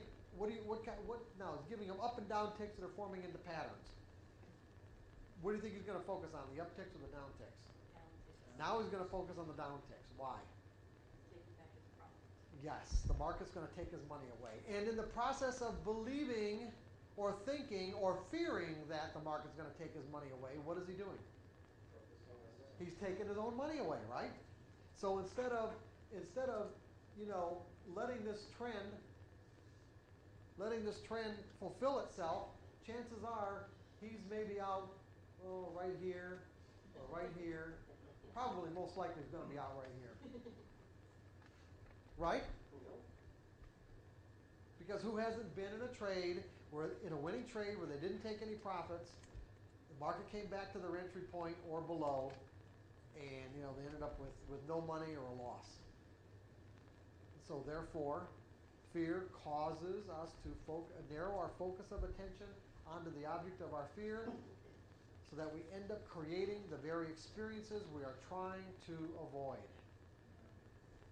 The point is, if we are going to create consistent results from our trading, we cannot have this potential.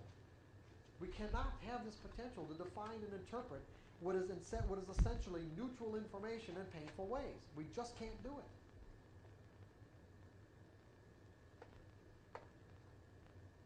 Other than these kind of self-sabotaging errors that we might have the potential to make as a result of not, let's say, believing that we deserve the money, because in essence, remember that third category that I talked about, a couple of hours ago? We've got defining an edge, thinking in probabilities, self-sabotaging beliefs. Self-sabotaging beliefs fall into the category of, in essence, saying it isn't right to make money this way, or I don't believe I deserve the money. And there are a lot of people who grow up with beliefs saying that it isn't appropriate or right or let's say Christian or spiritual or whatever to make money as a trader. Some of the more difficult traders I've worked with are people who were brought up as Southern Baptists. Because a lot of the people that I've worked with that came from that kind of a background, it gets pounded in their brain from a pretty early age that gambling is evil. And it's very difficult not to look at trading as gambling, or not to find it that way.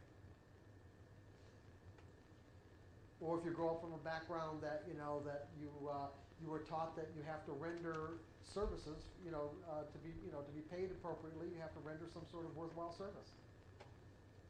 Now, certainly as traders, you're providing liquidity for other traders. That's a service of some sort.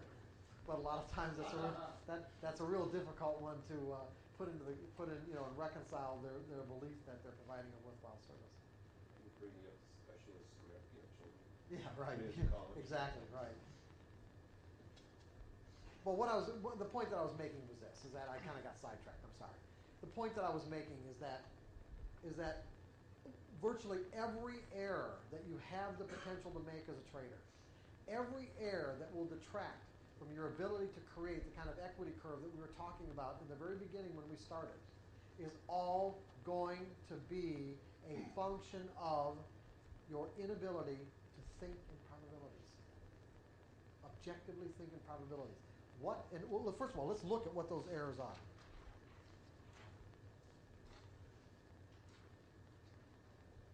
These are just typical errors. Well, this thing is really... Okay, what are the consequences of thinking or assuming and believing that we'll know what happened next? This is exactly, this is exactly what our minds cause us to do. In other words, when we have an edge that comes up where we have not learned to think in probabilities, our minds have the tendency to cause us to think we know what's going to happen next because of the way it feels. Remember I said that if we have 3 winning trades in a row, what's it going to feel like? It's going to feel like the next trade's got to be a winner. It has to be. If we've had 3 losing in a row, what's it going to feel like? It feels like the next trade is going to be a loser, when yet we have no idea what the sequence between winners and losers is going to be. Our pain avoidance mechanisms and this inherent tendency to associate causes us to believe that we know what's going to happen next.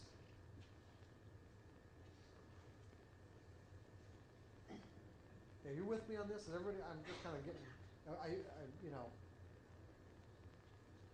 when in fact our mind has to be open to the fact that anything can happen.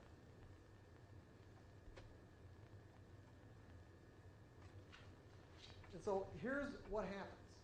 We have a lack of objectivity. In other words, the inability to perceive the market's potential from its perspective, like what happens here, where what we did is we were completely blinded to the fact that the market was trending against us. It's really amazing how this works. It's like we are literally blinded to our own distinctions.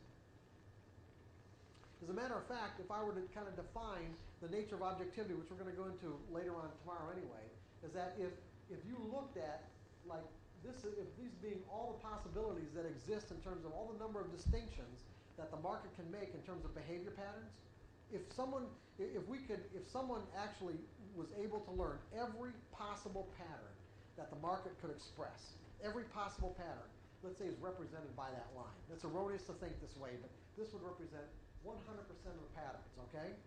Let's say the typical trader learns, 20% of those patterns. Okay? Now, it means, in essence, what I'm saying here is that if you've learned to recognize 20% of the patterns, what about the other 80%?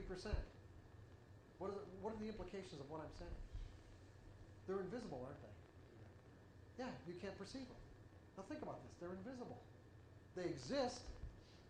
It's just like the very first time you looked at a price chart. Now, the very first time you looked at a price chart, what did you see? You saw lines, but you didn't. You may even may have seen some patterns, but you didn't understand the relationships between what was going on with the lines. Certainly not like what you see now. So, if I could magically reproduce the very first chart you ever looked at in your life, would you see something different than the first time that you looked at it? You'd see opportunities that were literally invisible the first time, right?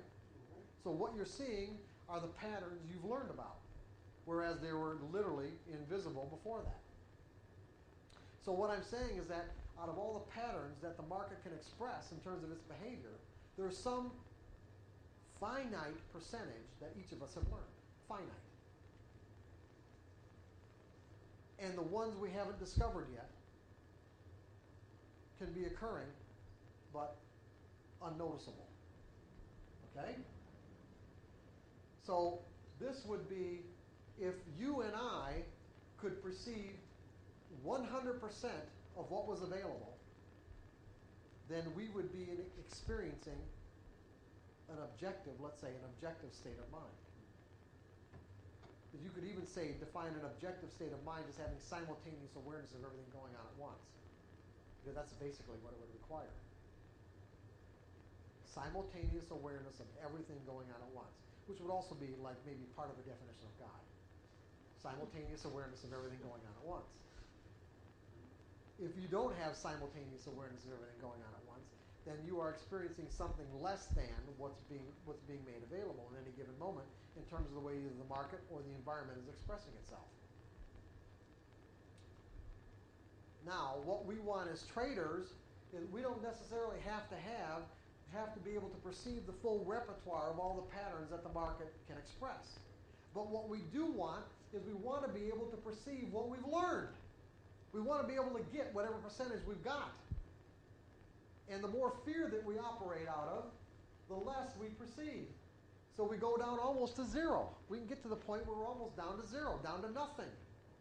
We're only perceiving one possibility out of the many that may exist in any given moment, based on how much fear we're operating out of. Fear closes. In other words, an objective state of mind for each of us as individuals would be to be able to perceive 100% of what we've learned. 100% of what we've learned. Since all of us in this room have learned to recognize the nature of a trend, then we don't want to be in a position where we have the potential to define and interpret any of these up and down ticks in painful ways, because we will lose that ability to perceive that trend in that moment until we're out of the trade.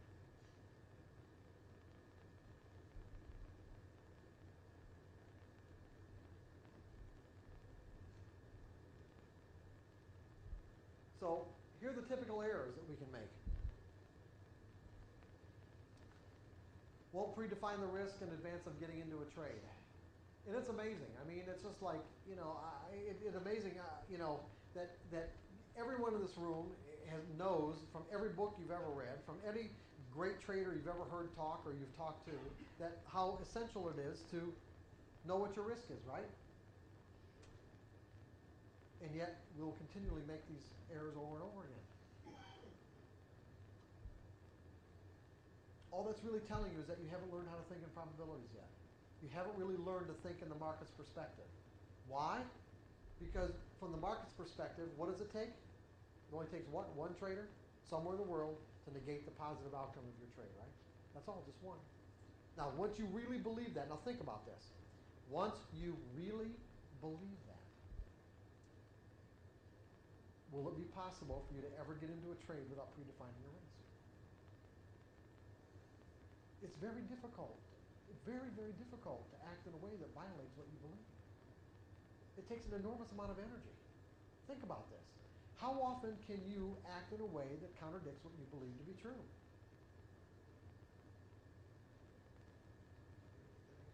How often have you, or what would it take for you to behave in a way that contradicts what you believe to be true?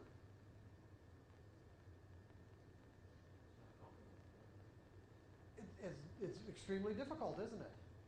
It takes an enormous amount of energy, depending on how strong the belief is, put it that way.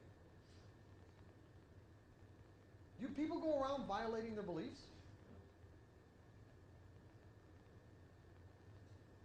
No. People fight wars over their beliefs. We fight for our beliefs. We get into arguments and conflicts based on what we believe. If you believe that it really only took one trader, just one trader somewhere in the world, to negate the positive outcome of your edge, would you ever get into a trade without predefining your risk? No, you wouldn't. You couldn't. Could you, like that example there, could you tell me how you predefine your risk, in absolute terms? There is no absolute. I said it was an educated guess. Where? Okay, what would you define your risk as? It could go all the way down, or? Educated, okay? In other words, when you look at these kind of patterns, and depending on the time frame, if this were a daily chart, as opposed to a 2-minute chart,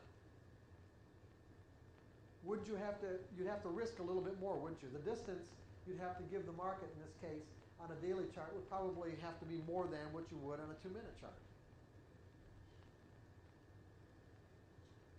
But what you do is, you look at this chart, and it's just something that you get after years of experience or years of looking at charts, and not even years, but at least enough where you say, what would you, David? Where would you put your risk?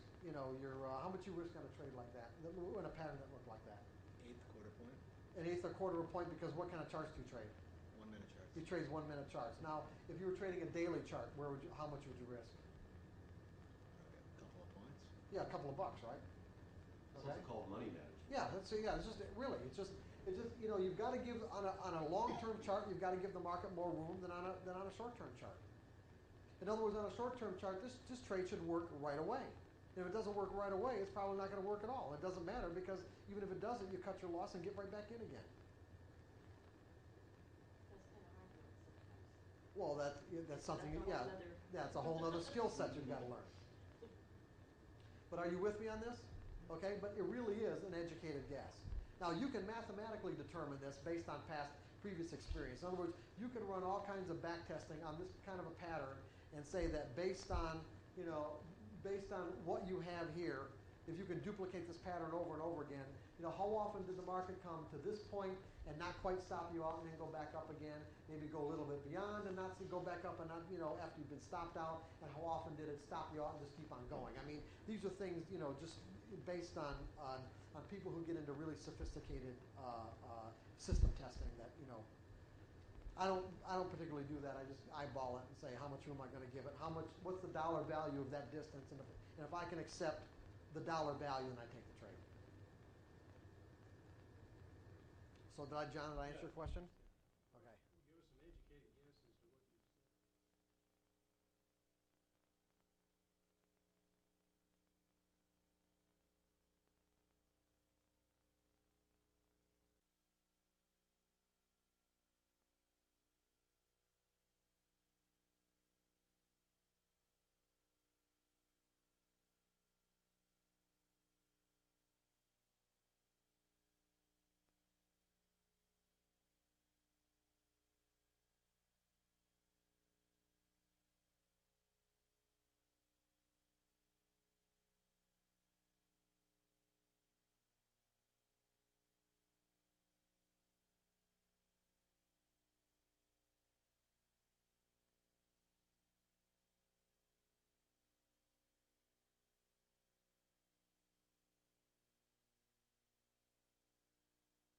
So John, did I answer your question? Okay. Give us an educated guess as to what you said is your tolerance for those down ticks in the uptrend. Huh? Well, The other direction, when you got an uptrend going, how much tolerance would you we're give going to it? do this on Sunday. Oh. Well, I'm going to give you a way to handle this on Sunday so that you can stay in this trade. If that's what you're asking me. Yes. Okay. Okay. Another error: define the risk, but won't take the loss. It turns into a bigger one. Okay. A perfect example. There's a money manager that many years ago that came to a workshop just like this one, and he went back home. And in fact, it's an example I even put in Trading in the Zone.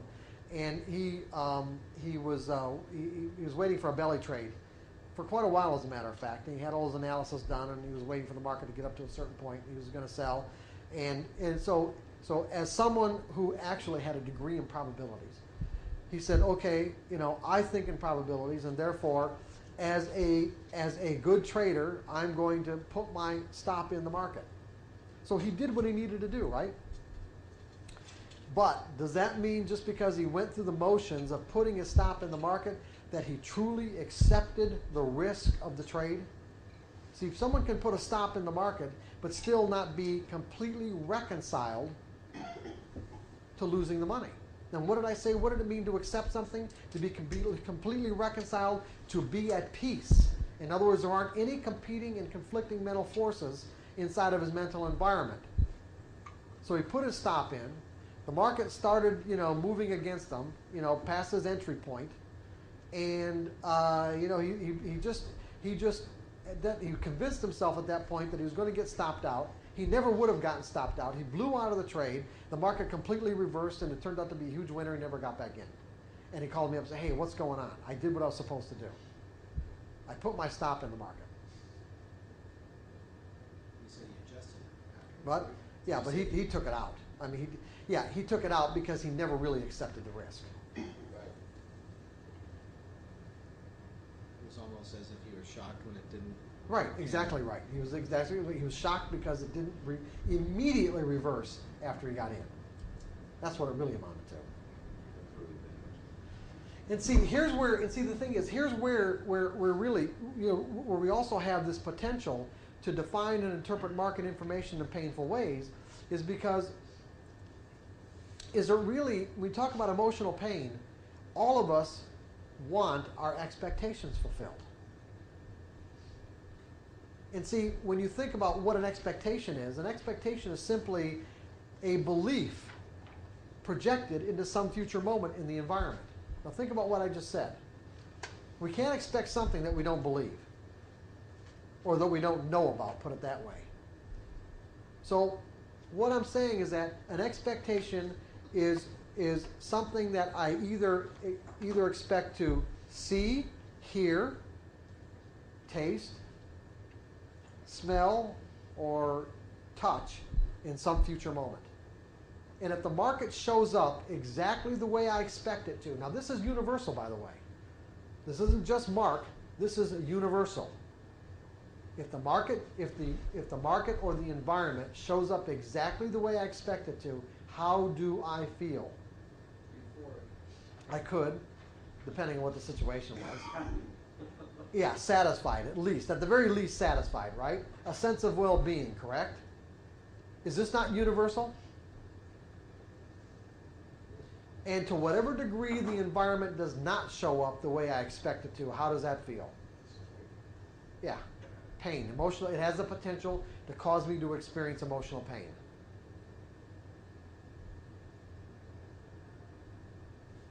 So when you really get right down to it, to think in probabilities, we have to learn how to manage our expectations. Our expectations have to be in line with the realities from the market's perspective. But before we get into that, let's just finish up these errors. Okay, hesitate as a result of an internal argument, get in too late or not at all.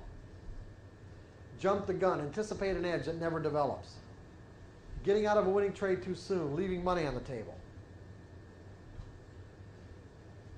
Move a stop close to your entry point, get stopped out, and the market goes back in your favor. Let's see if I had another one.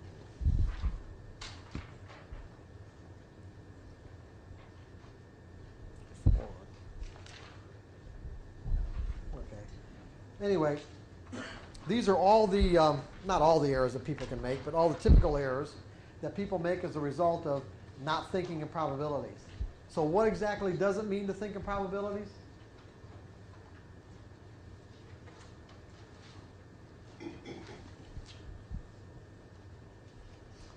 It means believing at the very core of your identity that 1, anything can happen. 2, every moment is unique. 3, there's a random distribution between wins and losses on any given set of variables that define an edge. And 4, you don't need to know what's going to happen next to create consistent results. That's it. Now think about those statements.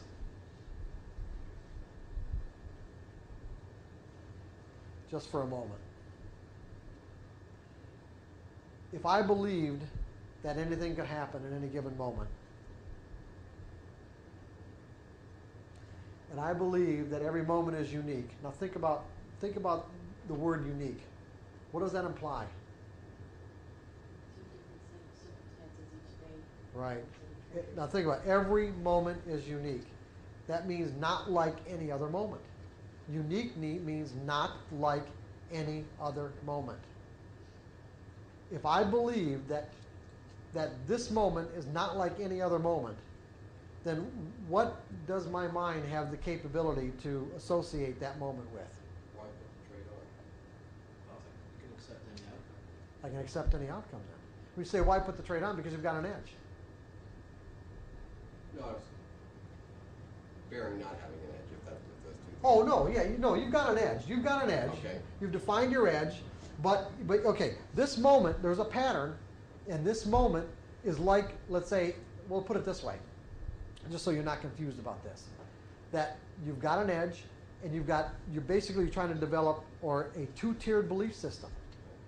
One, we're at the macro level. You know that patterns exist, but at the micro level, the patterns have a random distribution in terms of outcomes. So that I've got a pattern, and that as a result, that pattern has a potential to cause me to, let's say, by behaving in the appropriate ways, to enrich myself. But that the outcome to that pattern is unique in relationship to anything that happened in the past. So, but I was just talking about the concept of uniqueness itself. In other words, once I get that trade on, if I believe that each moment that it's on, that each moment is really unique in terms of what the market is telling me in that moment, then I'm going to keep my mind open to what it's telling me from its perspective. What I want to do, the whole objective, is to disassociate what's happening now with any other outcome that you had. To disassociate.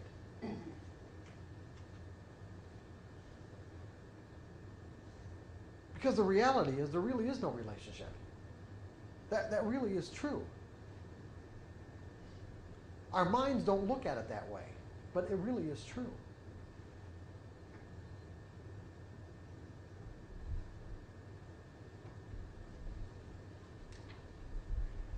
Same thing, there's a random distribution between wins and losses on any given set of variables that define an edge. Now if you think back to those errors, those kind of errors that we have the capability of making, or I don't need to know what's going to happen next to create consistent results or make money, if I have those 5 beliefs installed in my mental environment in a way where they're functional, and we're gonna get into what that means to be functional tomorrow, then I have basically eliminated my potential to define and interpret market information in a threatening way. If I've eliminated my potential to define and interpret market information in a threatening way, then my expectations will be neutral. And I will be in an objective state of mind, leaving myself open to whatever it is that I've perceived about the nature of market movement. Meaning that I'll be able to perceive all the patterns that I've learned about.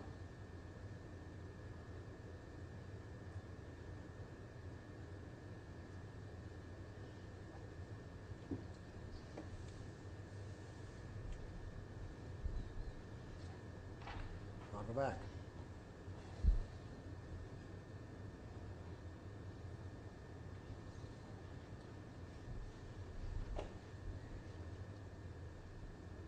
Won't define the risk in advance of getting into a trade.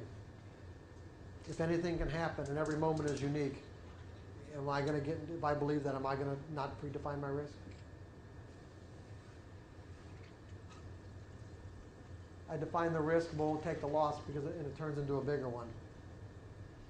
The only way that I could not take my stop out of the market, let's say, or not execute a losing trade based on let's say my predefined risk point would be because I have convinced myself that I know what's going to happen next. Is there any other way I could do that?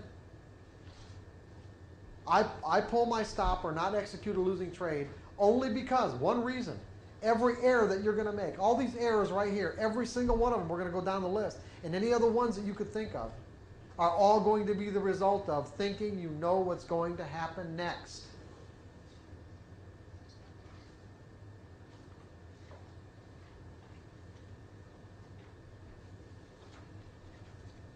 Thinking, assuming, or believing that you know what's going to happen next is what causes the errors.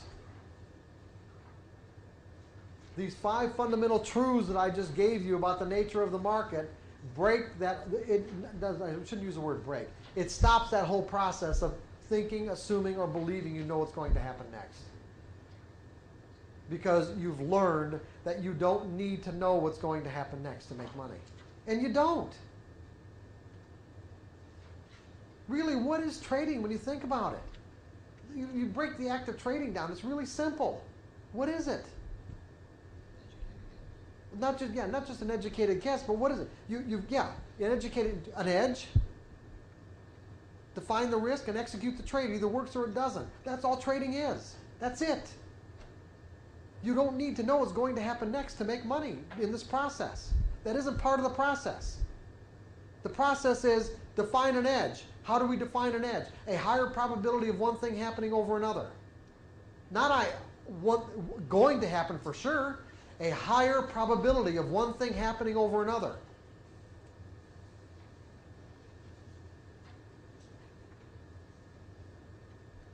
Define the risk. An educated guess. Or it can be precise. Whatever. Use a mechanical system. It doesn't matter. All I'm saying is that this is the process. Define an edge. Get an edge. Define the risk. Execute the trade. That's trading. That's trading. There's nothing in that process that has anything to do with knowing what's going to happen next. When you get right down to it, it isn't any different than pulling the handle of a slot machine, only you've got the edge in your favor.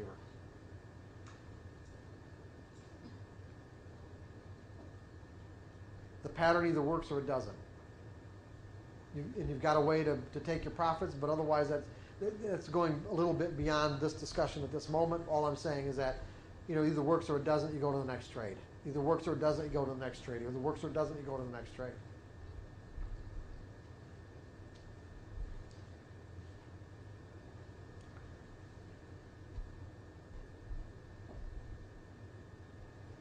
If you're the kind of person who likes to use their intellect to determine what's going to happen next, you're going to have a problem being a trader.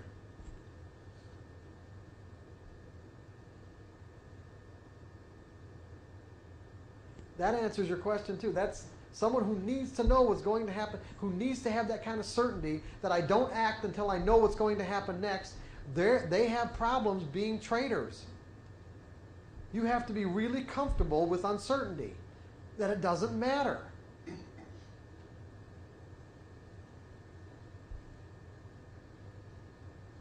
Because what do I need to know? First of all, I don't have to take responsibility for what the market does. I don't know what the market's going to do. It's a collection of individuals who are going to act in some particular way. I know the market's going to do something. I know it will do something. That's the expectation I have when I get into a trade. I think it's going to do something.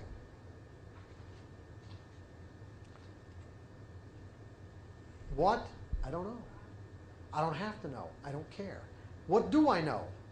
What do I know? What do I have to know? Come on, what do I need to know? Probability. What? You have an edge and there's a random outcome. I need a edge, and what else do I need to know? What my risk is, right? Your risk. Yeah, that's it. That's all I need to know. And how I'm going to take my profits. That's what I need to know. That I know every time. If I don't know that every time, I don't get into a trade.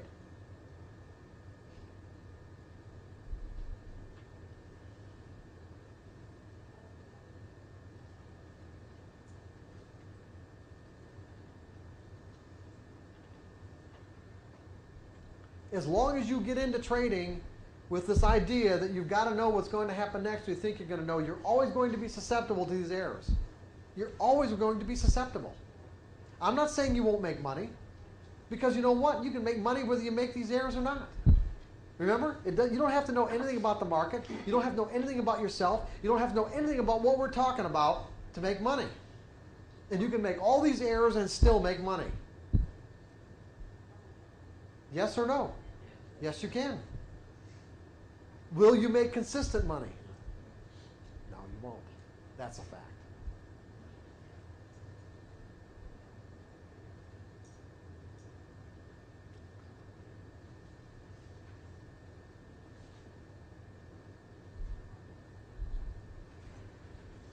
So we're kind of getting to the point where we're getting an idea as to what we need to do here, right? Are we getting an idea of what we need to do? What do we need to do? Stop trading. Stop trading. I like that. Get a job. What do we need to do? Where do you think we're going? Where do you think we're going in the next 2 days on Saturday and Sunday? Where are we going? What are we doing? Reinforcing these. Go ahead. Somebody. Go ahead. David. What? Reinforcing these notions. Notions? Okay. I- That's all right, Dave. It's all right. Concept. Mindsets. I love it. These well thought out ideas. Yeah. I'm not answering Oh boy. Yeah, that's exactly Thinking in probabilities. yeah, that's exactly what we're going to do. We are going to learn enough about the nature of beliefs and how they function in our mental environment so that we can effectively install these beliefs inside our brain at a functional level without any conflict. That's what we're going to learn in the next 2 days. Besides also learning how to identify and neutralize self-sabotaging beliefs and what to do about euphoria.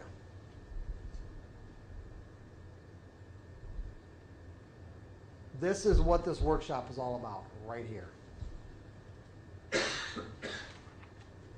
When you've got those in your brain at a functional level, you will stop the errors. They cannot happen. And to the degree to which they do happen is just an indication as to how much work you need to do to get those in your brain at a functional level.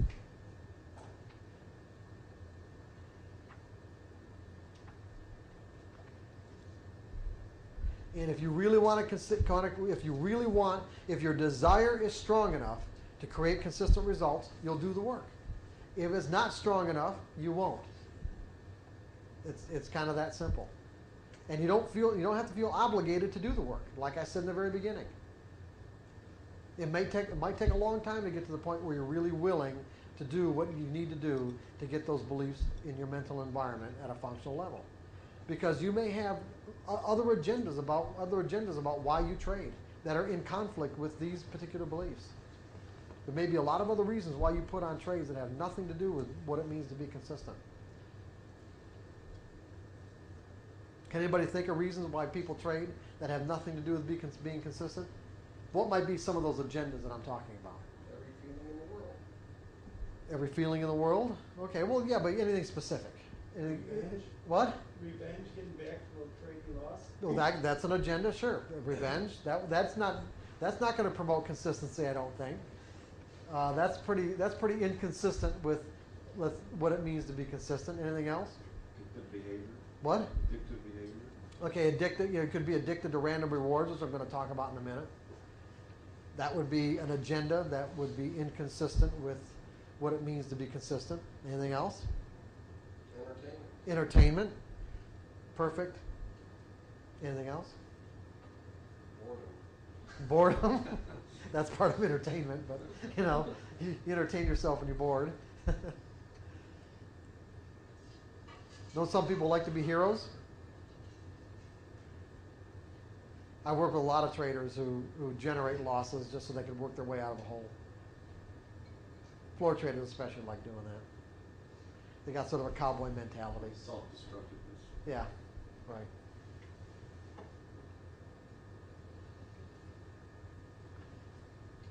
Be attention too. Some people Right. they have big losses. People gravitate to them, saying, "Oh, sorry about that." Right. You probably did you get that on the tape? Okay, good. You were talking kind of low, so I didn't know if you picked it up. Gotcha. Masochism. Yeah, sure. Yeah, there could be just any number of reasons, like you said. Just all the range is really great, but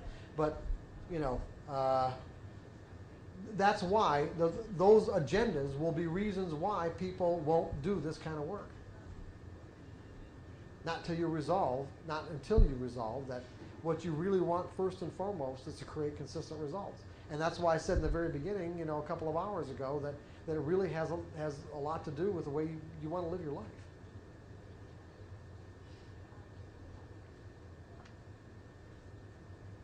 But I will say that if you do the exercise I'm going to give you to install those beliefs, and if you do it diligently, and if you do it until you can do it without any internal conflict or argument, you will have succeeded in installing those beliefs.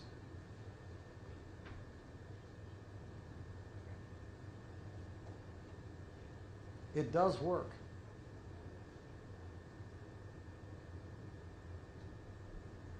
What? I'm ready. Good. But like I was going to say, it's a matter of wanting to do it.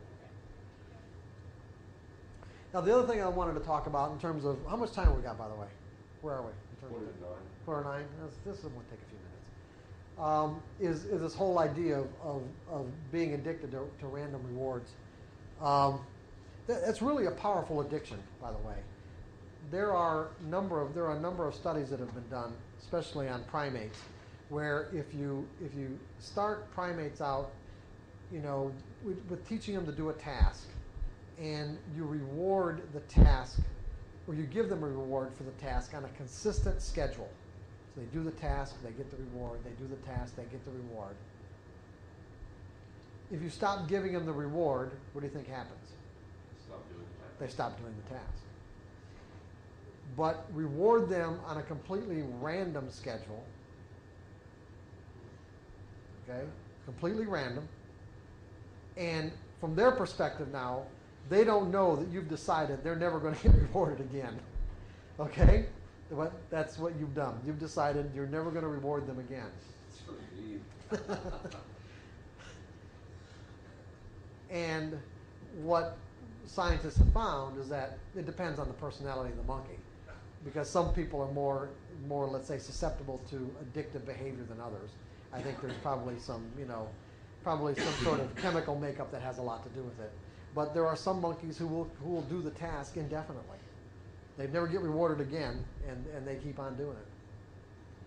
And that's why there's some people that can get addicted to, pulling the handle of a slot machine or not pushing a button. And it has a lot to do with just that kind of euphoric high that we get when we get this unexpected surprise. And trading can, no matter how we handle our trades, whether we handle them very professionally or whether we handle them very haphazardly, we can always get that unexpected surprise. And that can be really addicting.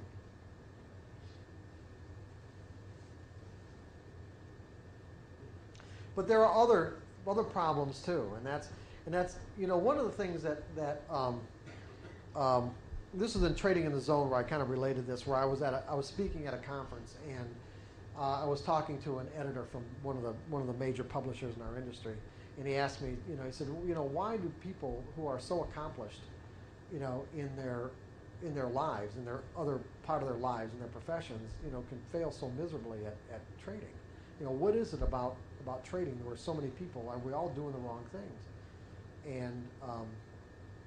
and yet we're so and yet people get into it and we're really attracted to it. And the way I answered them was that I said that people really are attracted to trading because what it really offers us is this unlimited freedom of creative expression.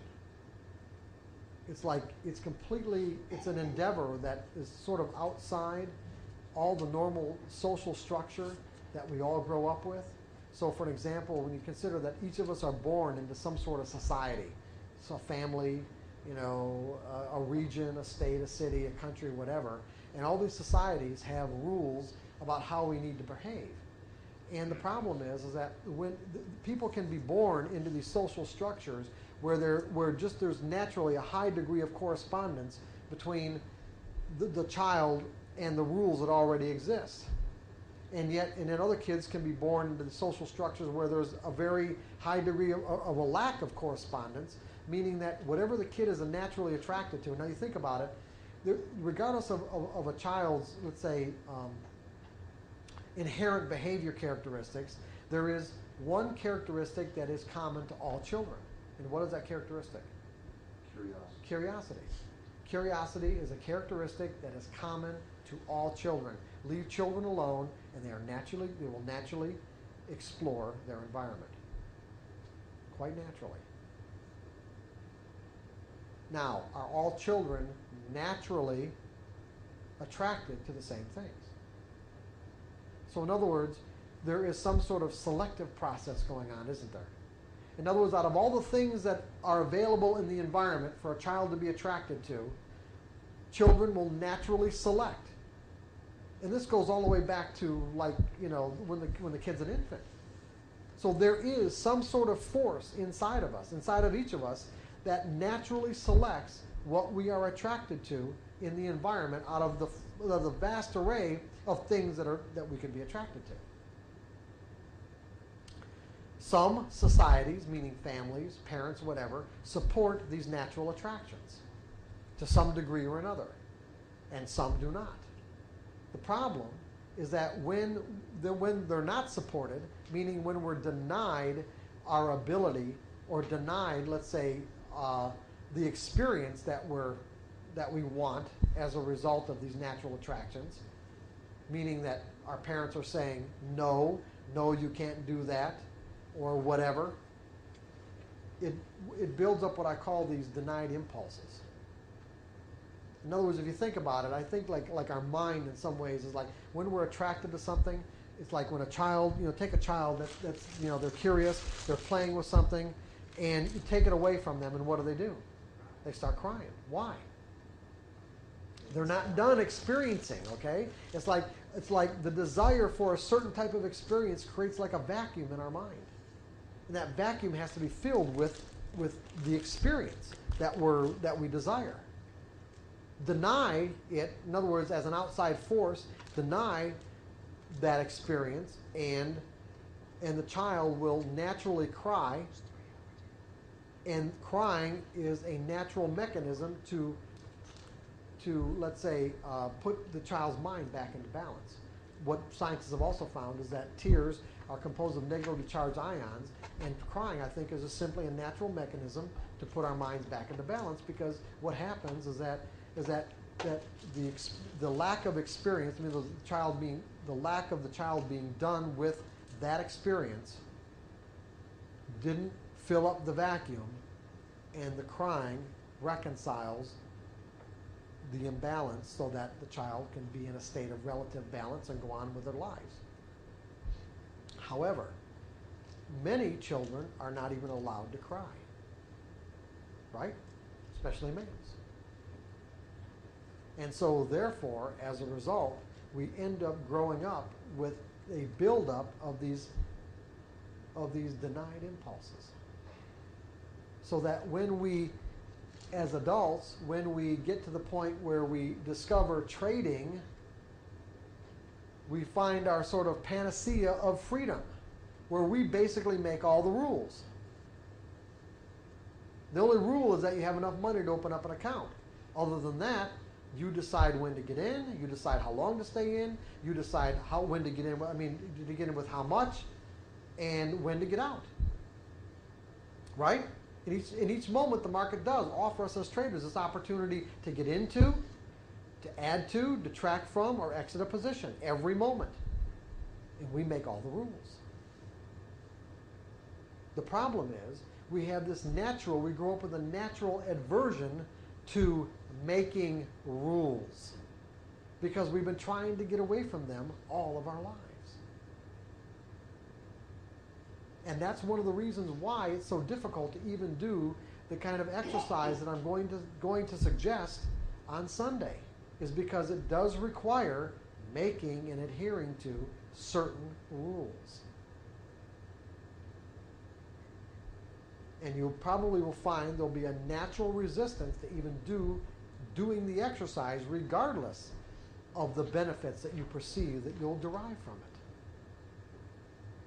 And that's all right. And that's what I said before. It might take a long time to get to the point where you're ready to do this.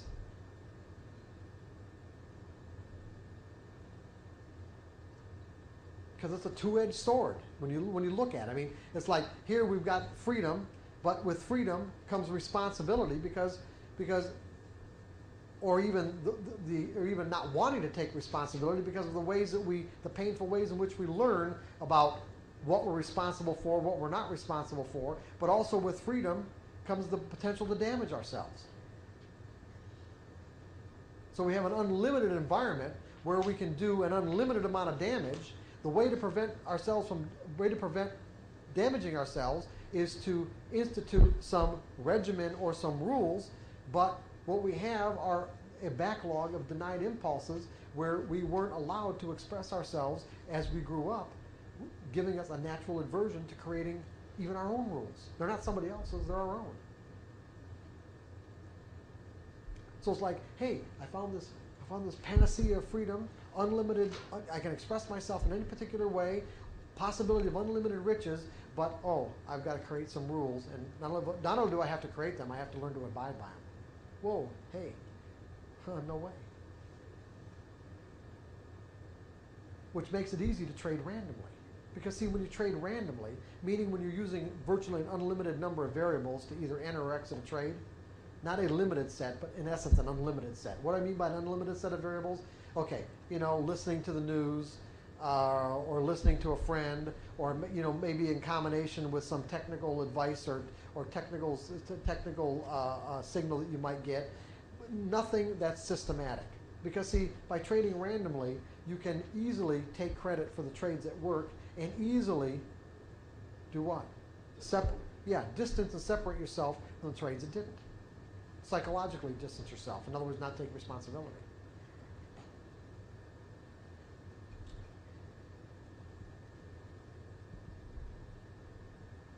Trading is the hardest easy money that you'll ever make. Trading is simple, and it can be easy. When you get the right mindset, it is easy.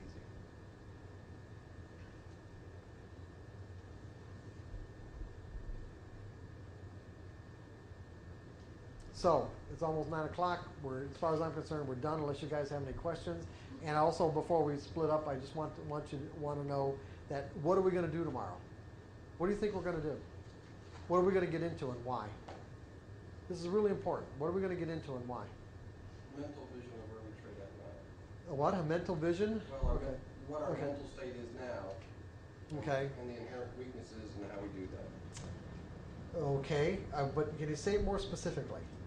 Where we're screwing up now. Okay, yeah, we know that. We already did that. We did that tonight. Okay, but what are we going to get into tomorrow? What specifically are we going to get into? Installing beliefs. Yeah, we're going to learn about the nature of beliefs. Because in essence, this is what this is all about, right? It's really all about what we believe. Because what controls our interpretation of information? Maybe I wasn't clear about that, and that's why I'm asking. And I'm glad I did. What controls our interpretation of information? Something has to. Or what we believe, exactly. That's, without really saying that, that's in essence what I've been saying all along. When I said if I believe that anything can happen, then that will control my interpretation of information in a way that will cause me to act in a way that's consistent with what I believe. Something has to control the way we interpret information. We don't all interpret it the same way. There has to be some mechanism.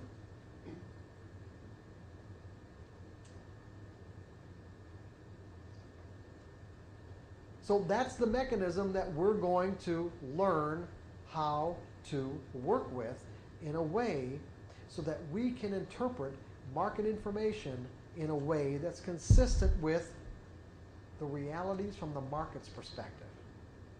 In other words, how do we interpret market information in a way where we keep our minds objective and neutral?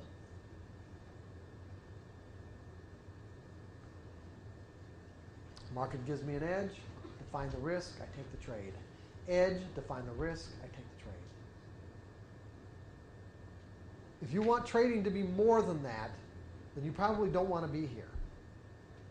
Because that's really all trading is. It ultimately becomes an exercise in just accumulating money based on your ability to objectively perceive an edge, define your risk, have a plan for taking profits. The trade either works or it doesn't. And you just keep on doing that over and over again. How do you reconcile some of that with being an intuitive trader where you just, take the trades that come along? You're way ahead. We'll get on that on Sunday. That's a good question, but where you're just, this is basically just an introduction. So yeah, we're going to talk about trading intuitively. Remember I said I was going to put this into a context, trading mechanically, subjectively, and intuitively? We're definitely going to do that. But we definitely don't want to talk about that right now. That's way ahead of ourselves. Anything else? Does everybody have stereo headphones, stereo tape player and headphones? We're going to use them tomorrow. If not, you can buy a cheap one at a drugstore somewhere. Yes? So we're bringing in a Walkman tomorrow? Yeah, bringing in a Walkman tomorrow, right. Is everybody, yes? Everybody got that? Okay, well, tomorrow morning. 7:30? 7:30. Well, 7:30 there'll be like some like a continental breakfast. What time to start? 8? We'll start around 8. When do we need the tape players for? I don't know yet. Well, I don't know. Okay. It'll be sometime, probably tomorrow afternoon sometime. Is anyone coming in here tonight? I Should make don't leave- think, I think they're gonna leave all the equipment. I think the So we can door's leave our gonna be books locked. here and- Yeah, I would say you'd be able to leave everything you want, because you can make money without any skills. So when you say make money, yeah, that's great. But really, consistent money is a byproduct of the kind of skills you've acquired. And unfortunately, I say unfortunately because all these skills are mental. They're not physical skills. They're not muscle memory skills. It's not like you can hire a tennis coach or hire a golf coach and show you how, to make the proper swing and just practice at it over and over and over again.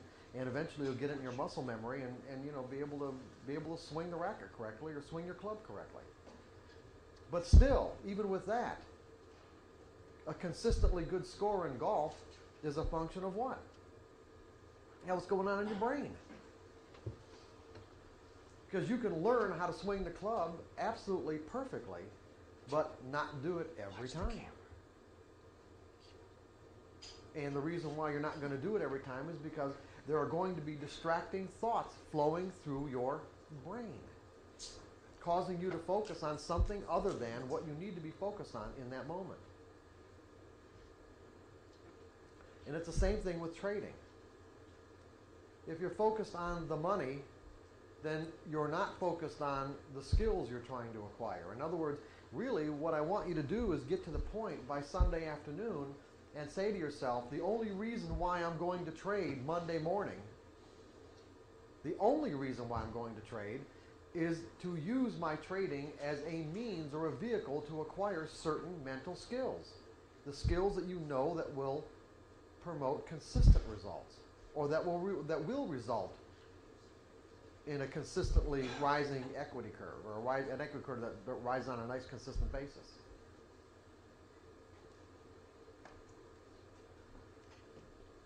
What did we learn yesterday? What sticks out in your mind? Beliefs, okay. But anything more specific? You don't need to know what's going to happen next. You don't need to know what's going to happen next. Good. However, that's a problem, isn't it? Why is that a problem?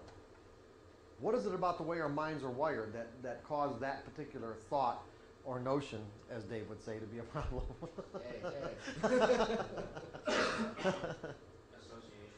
Associations, exactly. Yeah. Not only do we want to know what's going to happen next, our minds, by the way that they're wired, our minds are wired in a way. They're hardwired like the motherboard of a computer. It doesn't mean we can't change it.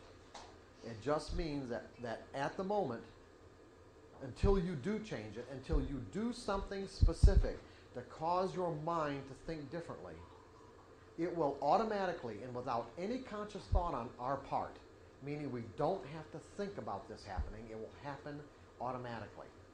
If the now moment, which we've learned is unique, and why do we know it's unique? When these patterns, in other words, what we want to do is technical analysis helps us identify patterns in group human behavior. The patterns repeat themselves over and over and over again. The outcomes to the patterns, however, do not. And the reason why we know that the outcomes to the patterns don't repeat themselves, at least in relationship to the last trade or the trade before, is because there are always different people involved in other words, in the outcome of the pattern. So the pattern can look exactly the same, it can feel exactly the same, it can measure exactly the same, and because of those similarities, our minds will automatically associate what's happening in this now moment with something that's in our brain as a memory, and cause us to think as a result of that we know what is going to happen next, based on our memories, not on what's happening in the market in that moment, or what the market's potential to move is in that moment, or what the market might be telling us in that moment. This is an automatic process. We don't have to think about this happening. It's automatic. Basically, what you have to do is render this process, this automatic mental process, kind of dysfunctional. Make it not function any longer. You can do that. The best traders at some point have. In one way or another. They may not have done it, systematically or methodically, the way that we're doing this now in this workshop. Usually it takes some catastrophic, emotionally catastrophic experiences for someone's mind to be wired differently. Meaning that one of the consistent themes that runs through every great trader's life is that every single one of them usually has lost one or more fortunes before they got to the point where they became consistent.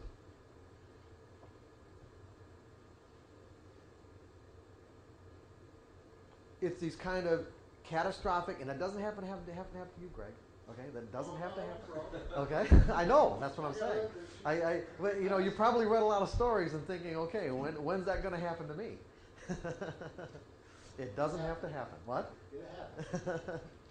Anyway, go ahead. What are you going to say? Yeah, I was just thinking, one of the thoughts to me, do you come with, the longer you're in, and a lot of us, most of us have transitioned from other fields. Mm-hmm. The longer you've been in other fields, you come with more baggage. It takes you longer to, quote, get rid of your, this baggage because you're working in other industries. It take you longer to cleanse your mind. Well, it makes sense, doesn't it? I mean, think about it. I mean, let's put it this way. You take somebody who grows up in a trading family, whose father, let's say, trades, or his uncles or his brothers trade, and they understand, let's say, the inherent nature of what trading is all about. And one of the first things they teach them is, let's say, especially in Chicago, where there are a lot of trading families, where there are generations of traders that trade on the floors of the futures exchanges.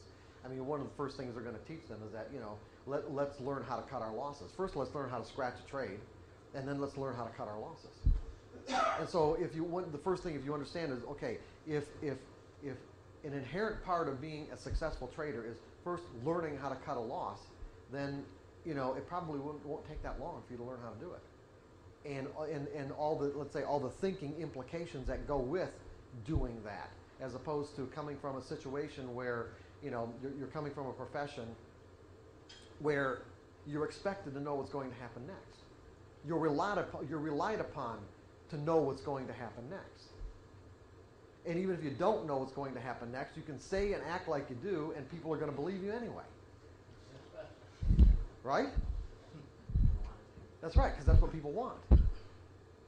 And if you're wrong, it doesn't matter, because you can intimidate people to make them act like you're right.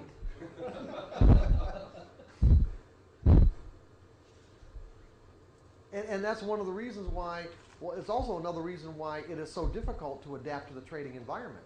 Because many of the skills that we learn to get what we want, in other words, to fulfill our expectations. Remember we talked last night about expectations? An expectation is what we believe projected into some moment, some future moment in the environment. And when the environment shows up the way we expect, we all feel good. So one of the ways that we've assured ourselves of having our expectations fulfilled is through our superior social skills. And what do I mean by superior social skills? Getting ourselves into a position where we can control other people. Whether they agree with us or not, whether their beliefs are in harmony with what we want or not, if we can rise above, let's say, them in a way that cause us to have control over their behavior, then we can assure ourselves of getting what we want. Most of the people that gravitate towards trading that don't start out that way when they're, let's say, in their early 20s or something, or out of college, are professionals that come from those kinds of superior social skills and find it extremely difficult to adapt to the trading environment because of it. Because the market just is going to do what it's going to do. And there isn't a damn thing you're going to do about it until you can trade at a level that, you can basically cause prices to move in your direction. And even then, it's going to be difficult to make it happen for very long. And so the only thing you're going to find you have control over is the way you think. That's the only thing you're going to have control over. You can control the way you think. You can control how you perceive information. You can control, I'm going to say it again, you can control how you perceive information. But it's a completely different process. Now you're working inside yourself instead of working out there.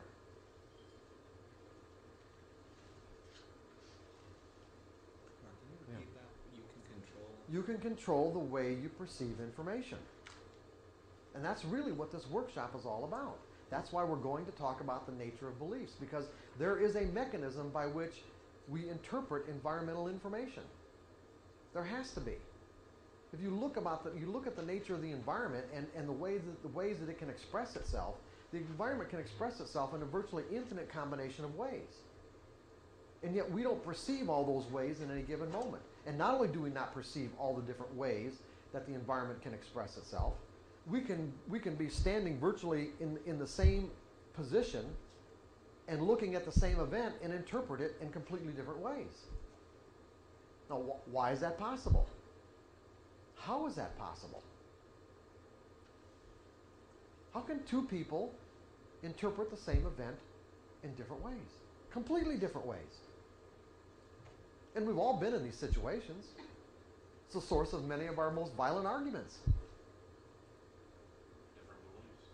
That's right, different beliefs. In other words, we're perceiving the situation from different beliefs, different perspective. In other words, different beliefs are operating on our perception of information in a way where the information is interpreted in a way that's consistent with the beliefs we're operating out of in that moment.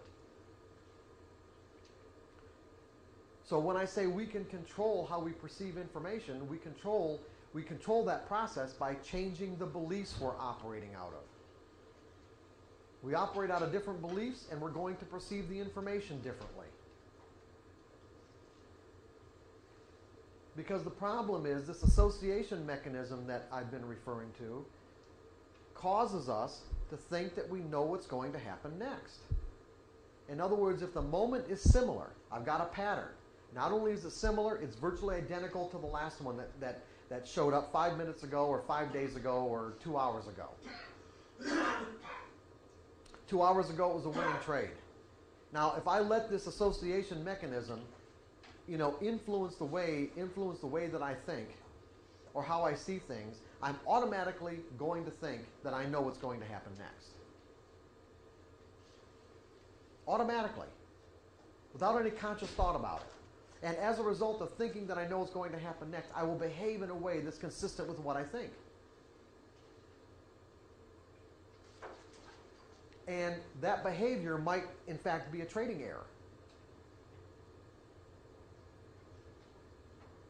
Remember the errors we put up yesterday? That is a list of all the things we can do, but those are the major things that we do that cause us to, detract from our ability to create consistent results. So I may hesitate. I might not predefine my risk. I might not end up taking profits. There's any number of things I could end up doing because I think I know what's going to happen next. When the reality is, what's the reality? I don't know. For me to know what's going to happen next, really, now think about this. For me to know what's going to happen next, I would literally have to be able to read the minds of everyone who's participating and everyone who has the potential to participate. So that I would know how when they cast their vote by putting on a trade, you might say, how that's going to influence direction overall.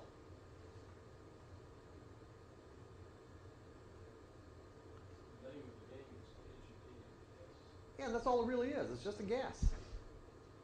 Whenever you're putting on a trade, it's just a guess. And the more you look at it that way, the less significance you'll put on any particular trade in a way by just knowing that really what you're doing is just kind of pulling the handle of a slot machine, but you've got the odds in your favor. You're the house. Because of technical analysis, you're the house. But only if you can execute properly every single time. That is the key. Execution without errors. Every error other than self-sabotaging beliefs, every error you're going to make as a trader will be the result of thinking that you know what's going to happen next. Every single error. And the problem is, sometimes you will. Sometimes you will think you know what's going to happen next, and it will come true. And sometimes it'll be 2 times in a row, and sometimes it'll be 3 times in a row. But I guarantee you, guaranteed, there's that trade out there with your number on it that's going to cause a catastrophic loss if you continue to think that you know what's going to happen next.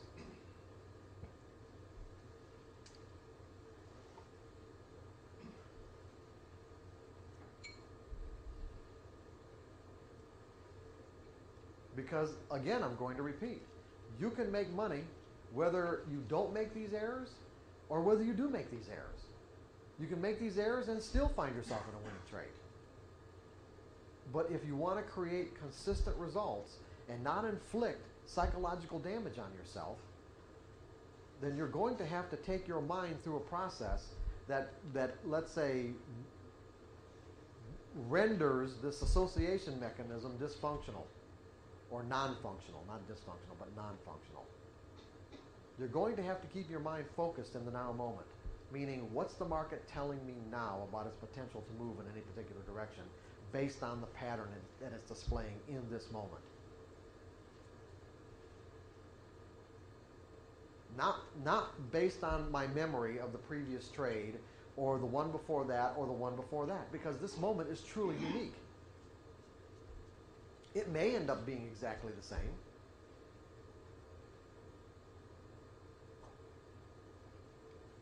But if you allow yourself to think that, you are putting yourself in a position where you have the potential to make errors.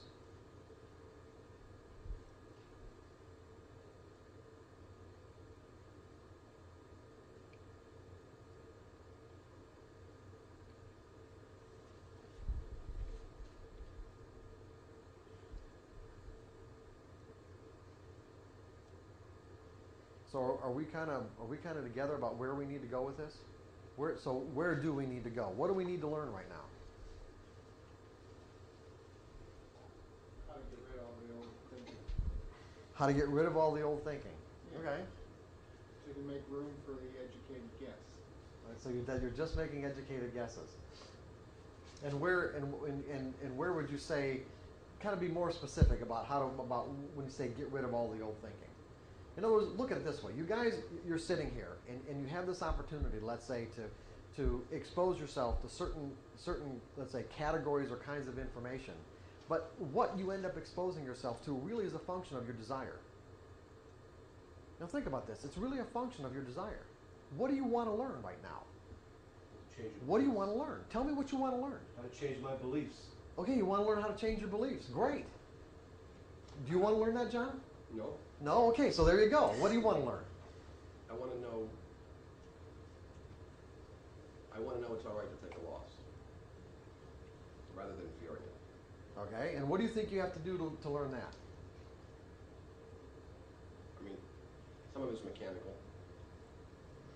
some of it's knowledge-based, but it gets back to that I know what the market's going to do next, and so I just sit there. And so what do you think you're going to have to do to get to the point where Well, you we know go it's all back right to to change- take a loss? We go back to changing beliefs then. Oh, okay. Changing beliefs. Okay, good. Anybody else? What do you want to learn, Louis? Well, back to comment earlier, I don't think you can purge your mind of previous process. I think what we have to do is to create switching points that make us take a different track rather than the old track. Exactly. I think that's what it is. Yeah, because one of the things we're going to learn as we start discussing the nature of beliefs is that I don't think it's even possible to change a belief. It's hard if you said a lot of the traders you talked to have blown up. I've been trading for 4 years, and I've blown up twice, big, and you make a lot, then you blow it up, then you make a lot, then you blow it up. And I think there's a certain point you reach where the pain is so strong that you do change your beliefs, and that it does get rewired. Right. In my previous career, I spent the whole time controlling and negotiating. I always liked it. When I was trading 2 years ago, I'd pick the biggest, baddest stock out there, and I'd reverse it. Because I wanted to negotiate with that stock. And the more it went up, the more I'd put on, because damn it, I'm going to beat it. And because that was what I did in my previous career. And eventually you get to such a level where the pain just, and it's not even just not even just financial. It's embarrassing because you got other traders saying, what the hell are you doing? Right. You know, it's that kind of stuff, and then you hit that point, and I think that's when you can finally switch and realize what you're talking about. But prior to that, it's hard, Yeah. because you have to trust Mark. Don't you get to a point of replacement though? I mean, isn't some of that when you're taking a loss, you're supposed to put yourself in a mental environment where if you were out of the trade, what the reward of that is? I'm not sure if I know what you're getting at. When you say the word replacement, you're right. See, when I said, you're using the words, change of belief, what we're going to learn in terms of, at least the way I look at it, is that I don't think you can actually change the structure of a belief, that once it exists, it'll be in our minds till the day we die. But what we can do is draw the energy out of it. What we're going to learn about the nature of beliefs is that they're basically energy structures.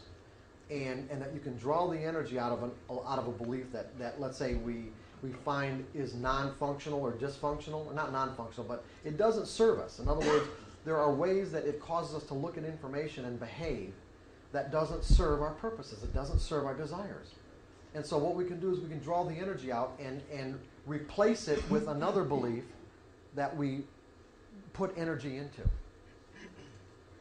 But see, well, anyway, I'm going to get to that stuff later. But yeah, that's what you're doing is, so when you talk about replacement, so you can go ahead and now finish what you were saying. I think that old track's always there, but you just indelibly superimpose the new track, and the more you do it, the more apt you are to make a mistake. But you're always going to be possibly yeah, on the wrong track. but see, Louis, here's the thing.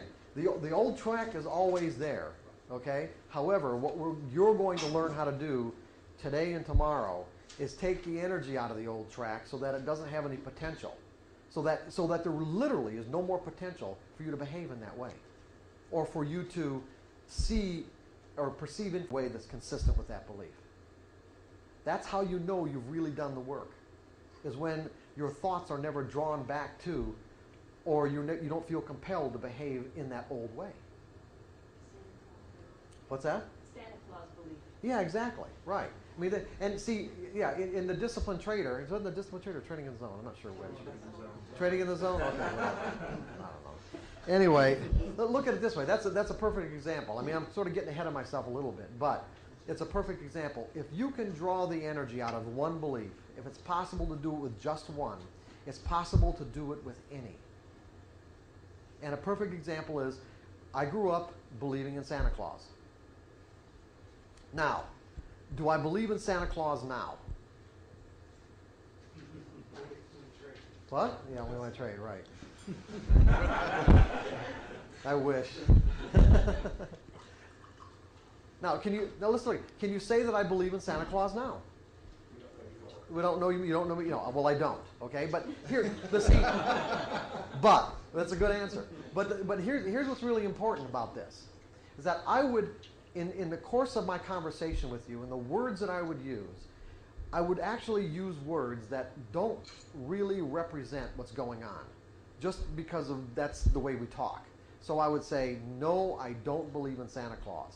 But what we're going to learn in a little bit, as a matter of fact, when we get started with this, is that actually what I'm saying to you is that my belief in Santa Claus still exists in my mental system.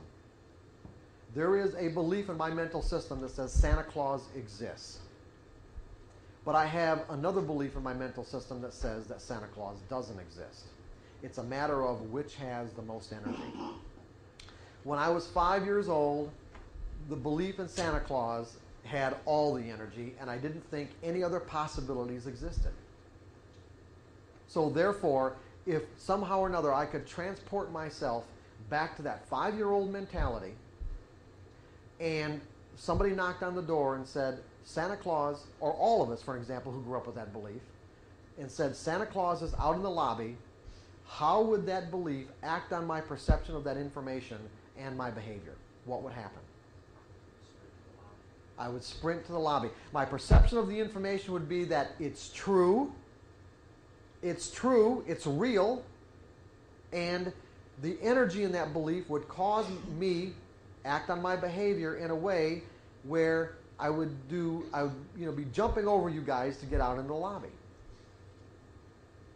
I don't think so. I think our mind just changed from being the mode to get finished What's that? to suddenly realizing give fest. Yeah. You are so close. If you have to produce. So, So who's that fool down the line? yeah, right. Yeah, exactly. So now if someone knocked on the door and said Santa Claus is in the lobby, how would I behave? How would I perceive the information? Yeah, right. Oh, yeah, it would be irrelevant to me.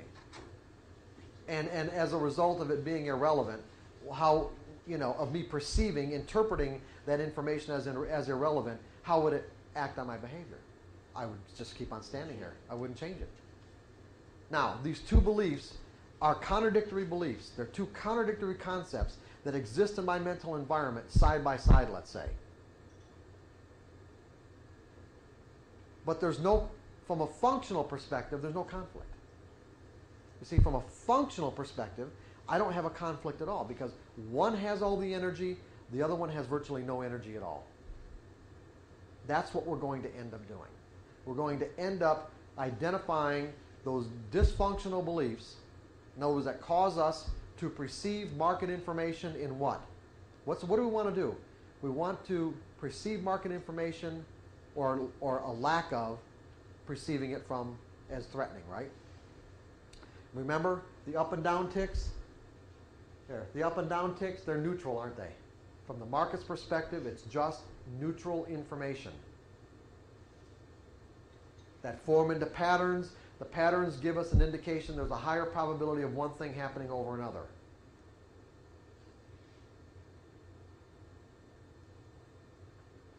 What causes us to perceive these up and down ticks in something other than a neutral frame of mind?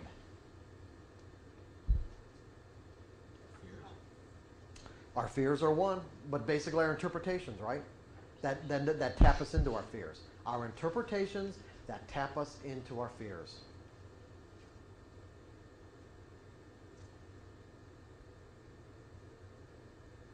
Say again. What causes us to perceive these up and down ticks as anything other than neutral? Our interpretations that tap us into our fears.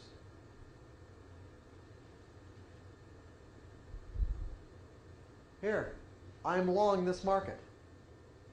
The market is giving me exactly what I want. I get 2 or 3 down ticks in a row. My interpretation taps me into my fear that the market's going to take my money away. Now, these ticks are no longer neutral. So far, these ticks haven't given me any indication at all that, let's say, whatever trend this is forming has been violated. Or even based on my rules that say, I've got to let this play itself out to tell me, what the possibilities are. Am I willing to accept the risk of finding out? Well, obviously, if I'm ready to jump out of this trade right here, then I have really not accepted the risk. But the point that I'm making is that now the down ticks take on something other than a neutral, let's say, valence. Now they're either overly negative, or maybe even overly positive. How many of us have been in winning trades that think that, it's never going to end? How does that happen?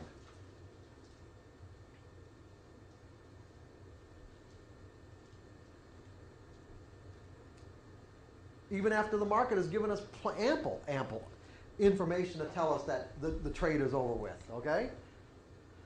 Here, you get so enthralled over the fact that the market's going up, up, up, up. You forget about the fact you've got significant reference points with this high, this high, this high. The market gives you an isolated high, starts reversing, and you know what? You didn't take any profits. You're down here at your original entry point. Next thing you know, you're losing money on the damn thing. Didn't take a dime out of it. And why?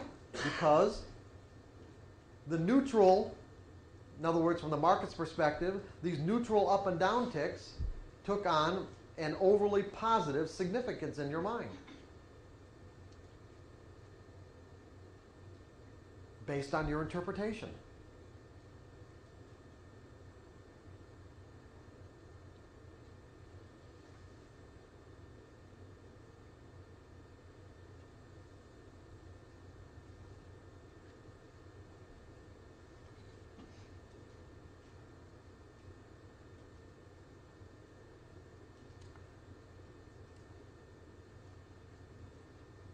So if we want to create consistent results, we're going to have to, let's say, be able to trade from a carefree, meaning lack of fear,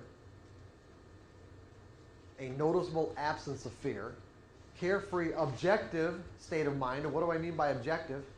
Remember we talked about that yesterday too. We're going to go over it again, but just what do I mean by objective? Do you remember the example I gave you yesterday? Anybody tell me? Having access to everything you've learned? Because when you're operating out of a state of fear, what happens? Do you remember the principle? What's it? Okay, go ahead, Jeff. What? You limit the information that you can. Yeah, fear does what? It narrows your focus of attention, right? To what you fear the most. Right. Narrows your focus of attention. Now, the interesting part about in our normal daily lives, if we're afraid of something, our focus of attention will narrow to the point where we're focused exactly on what we're afraid of. But in the market, since the market, it's a little bit different in the markets because the markets give us both upticks and downticks. And if I'm afraid of one of those, if I'm afraid of the downticks for whatever because I'm long, then in this case, what fear does is cause me to place an inordinate amount of significance on the upticks. So in essence, what I'm doing is avoiding the significance of the downticks. My mind will do that for me automatically. I don't have to think about this. This is an unconscious mechanism. It isn't any different than the example I gave you yesterday. This is a hot burner. I accidentally put my hand on it. My hand comes off. I don't have to, there's no internal arguments. I don't have to think about this. I don't have to make a decision about it. It happens automatically because of the way our minds are wired.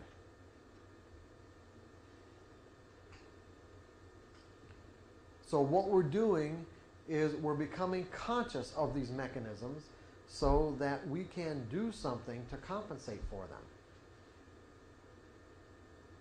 If it is our desire to create consistent results or fulfill the potential that we know exists in the market. In other words, to become a, let's say, greater version of who we are, because that's in essence what we're doing. By accumulating more money based on our trading, aren't we becoming greater and greater versions of ourselves? Aren't we becoming more and more of who we once were?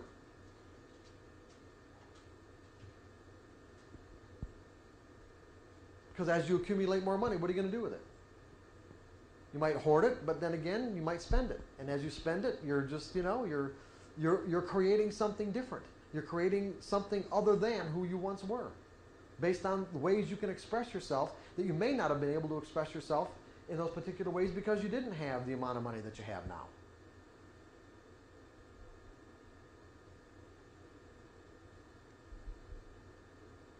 Is there something about this protection? And maybe it's just me, but you're up a quarter. Chances are not, Yeah, John. in that example there, you're up a quarter. What's that? There seems to be, in my mind, you protect the money you made. It seems to be like something precious versus, you're down and I'll take a nickel or a dime, loss and get out of your trade. But something about it already, I've got a quarter already on this trade. It's this, I hate to ever come out and say, if I'm up a quarter, let's say I get out at 15 cents as an example because it falls through. And many times I get out of the trade because of that. Does that feed into your fear issue? It seems more inordinate for me. What's that? It seems. I get it. I'm just thinking that if I'm up on this trade, I try to protect it more. And I miss out on the bigger trades as a result of it. It seems like. Yeah, that's really hard. It's really hard to learn how to take profits. Out of all the skills that you're going to learn, I mean, one of the most difficult is really learning how to take profits. But I'm going to give you a way to do that. I'm going to give you a mechanism on Sunday that'll do it for you automatically. So you don't have to worry about it. You don't have to really think about it in the way that you're thinking about it now. And it's simple and it's easy. It's just basically learning how to scale out. But you know, as much sense as it makes, it always amazes me how resistant people are to doing it. Just divide your position up into fractions and start scaling out as the market gives you money. I give myself money as the market makes it available.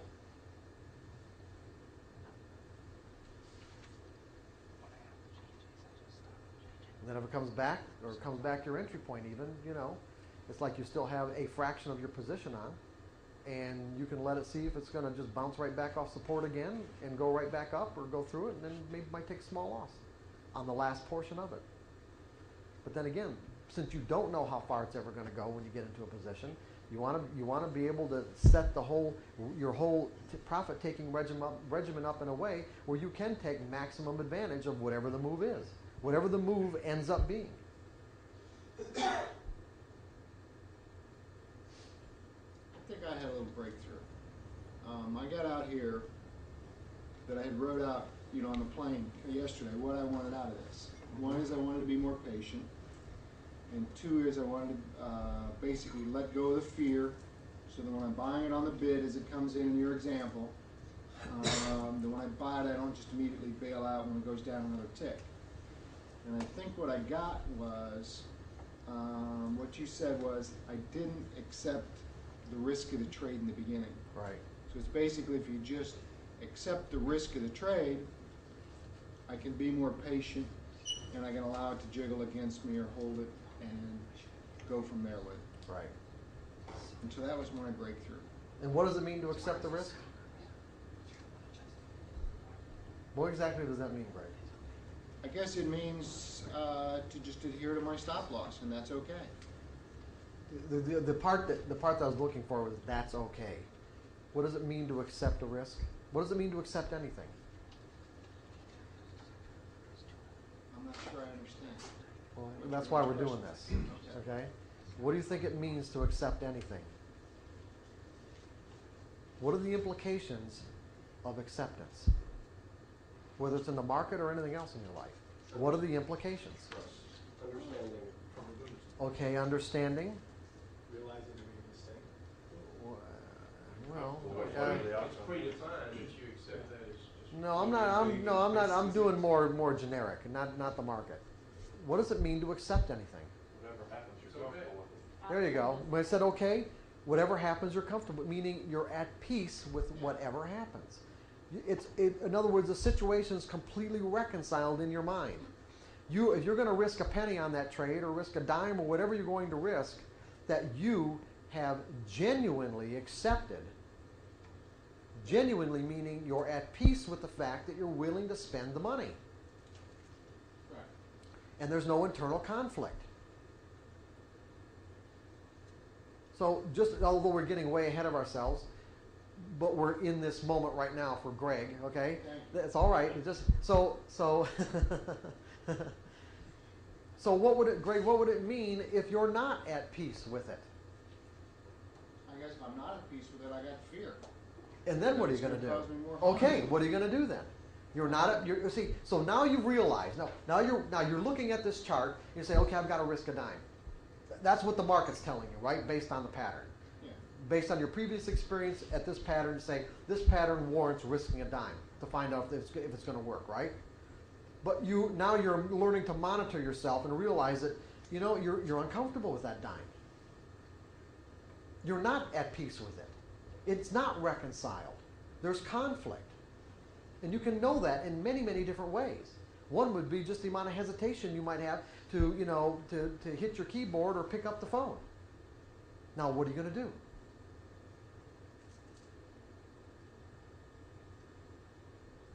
What am I going to do? I gotta find some way to deal with the fear.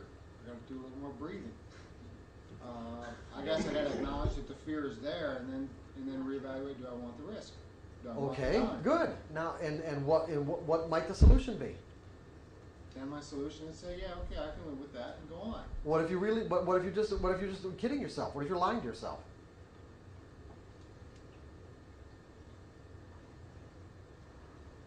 Because if you're uncomfortable in the first place, chances are, just by you saying, okay, I can live with this, isn't going to do it. It may, but chances are it might not. What would really do it? What would really get you comfortable? I guess just trusting myself that I know that if it goes down the dime, No. no? No. What's going to get you comfortable? Only if it goes in my way. I don't know. No, if you take another risk, something that you are comfortable with. Yeah, scale back until you are comfortable. So if you're trading 1,000 shares, trade 500. And if you're not comfortable with 500, trade 200. If you're not comfortable with 2, trade 100. I don't like that answer.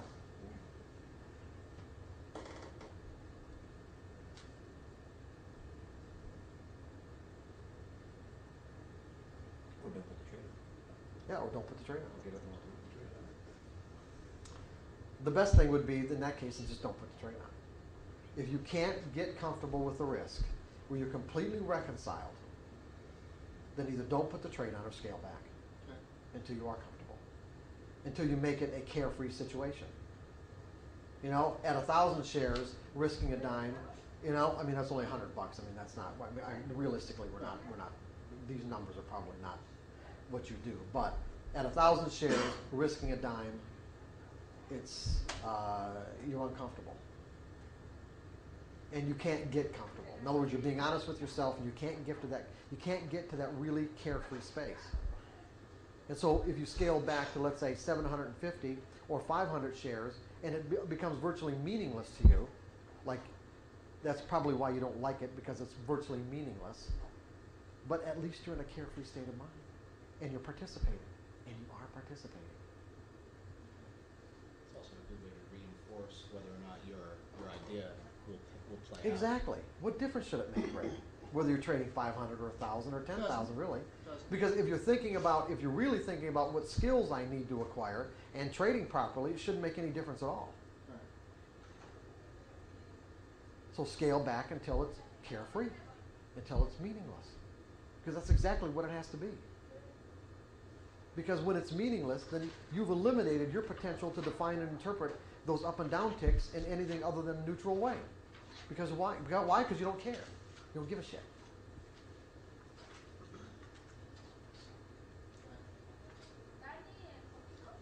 Yeah, good. So that does make sense to you? No? You don't like it? Oh well. I guess, I want to argue with you. I guess because I've been, scaling back, I've been in trades where you got 100 shares and you're scared, and you've been in trades where you got 5,000 shares and you're scared. And I can see I can completely agree with you. You got 100 shares and you're scared because you don't trust the pattern, even though you're only trading 100 shares.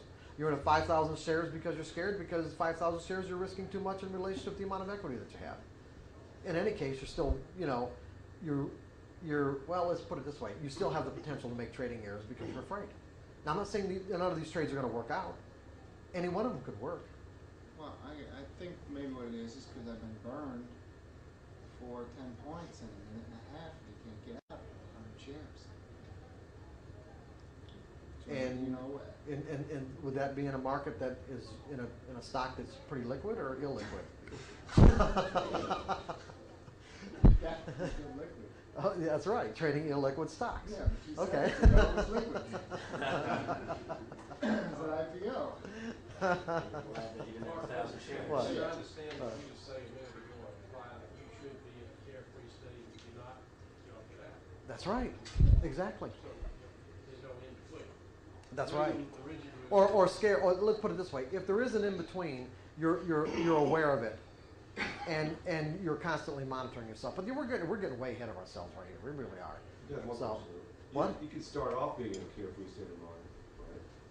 Yeah. Let's say you've actually got to that point where Okay. you trade, and you can Right. handle the risk, it's predefined, you accept it. Then something happens like, as John Great. Greg says, and all of a sudden, the market really moves against you, and you can't get out. How do you stay carefree under those circumstances? I mean, you're really like taking a beating. You may not. You didn't may really do not anything be. wrong. I'm not saying you. First of all, Drake, you can't. When you say how do I stay carefree, it's not a matter of how do I do it in the moment, because it'd be extremely difficult. In most cases, it's probably impossible. what you do is you set up the circumstances in your mind in advance. So when these situations occur, they don't affect you in the way that they used to. In other words, it's the kind of training that you go through. So for an example, this isn't any different than pilots or people in the military or people that their profession is inherently dangerous, where they have to do rescue missions or something like that. What they do is they train over and over and over again, so that what would be catastrophic to a normal person is just everyday circumstances to them. He's handling that. Yeah, so you can handle it from a relatively, if not completely carefree state of mind, confident, carefree state of mind. It's a matter of how much training and work you want to go through to get yourself to the point where a circumstance like that wouldn't affect you. It's possible, Jake. It really is. It's just a matter of how much effort you want to put into it. If you believe your edge is, if you believe you have an edge too, then the vacuum, sometime in the future, is going to go the other way. That's right. You'll All get vacuums in your balances favor out too. Right, exactly. You will. You'll get vacuums in your favor. That's right. But I think the downside of what you're saying is you control the amount of capital you risk in that particular trade. Because my partner's in a trade and he's been sitting 4 weeks and it's still closed. So Wait. Say this again. Your partner what? he was in a trade where the stock ceased trading. Well, the probability is that they had some sort of violation of the policy or whatever, and he'd probably lose all of it. So you've got Right. to enter any trade with the idea that Right. happen. That's right. Exactly. Like the You can't exercise. control it. That's right. But the exercise that we're going to set up tomorrow, like the trading in 20 trade sample sizes, we've got to set this up in a way where the amount of money that you would need to risk to do this exercise is equivalent to losing on all 20 trades. If you took 20 losses in a row. You've got to be able to accept the risk and set it up in a way where you can accept the financial value, dollar value of losing 20 trades in a row. The likelihood of that happening is very remote, but it could happen.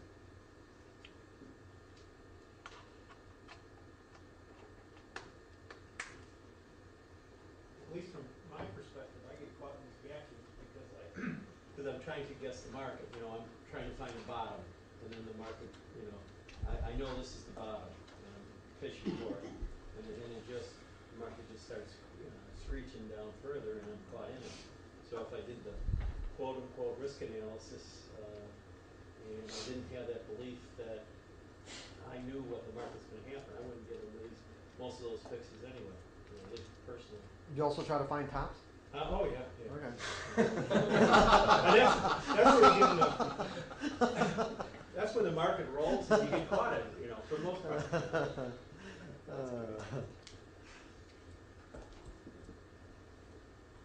How are we doing time-wise? What time is it?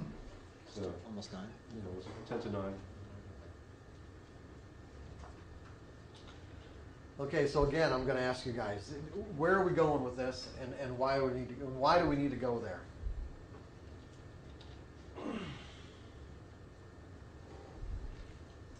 It goes back to changing your perception of your beliefs, or I guess rewiring your beliefs. And the reason we need to go there is you're not going to achieve what you truly want to until you address that. Okay. So we can learn to think in probabilities. Right, so we learn to think in probability. Right. Because that is the nature of the way the market moves, right? See, when we're dealing with people, interacting with our family and our friends, based on what they believe and what we've learned about the nature of the way they express themselves, we can pretty much count on what they're going to do and under what circumstances they're going to do it. And when they deviate in their behavior, we can chastise them for it, can't we? Right? And we can, like sort of like a rubber band, and snap them right back if that's what we if that's what we think is appropriate, and we're inclined to think that way.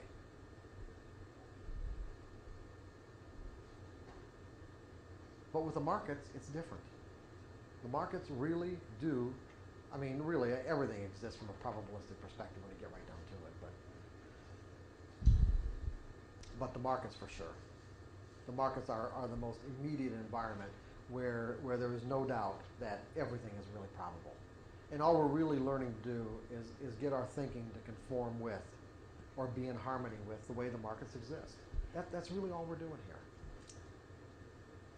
We're taking these conscious steps to train our minds to be in harmony with the way the market exists from its perspective. So that when we're in harmony with it, we can flow with it. And we can better able to take advantage of the opportunities that the market is constantly making available in every time frame. That's all we're doing here. We're adapting the way we think to conform with the market environment.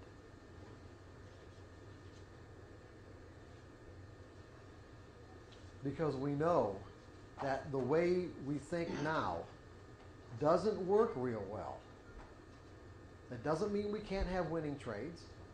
It doesn't mean that we can't even create, some level of consistent results even. But it just depends on what your goals are, what your desires are. How much do you want to create for yourself? Because at some point, you're going to find that if you don't think objectively, and if you are trading with fears, it's all going to catch up with you. And then it starts to get really frustrating, or exasperating, or, the most exasperating thing that you could think of in terms of the way it's affecting your life.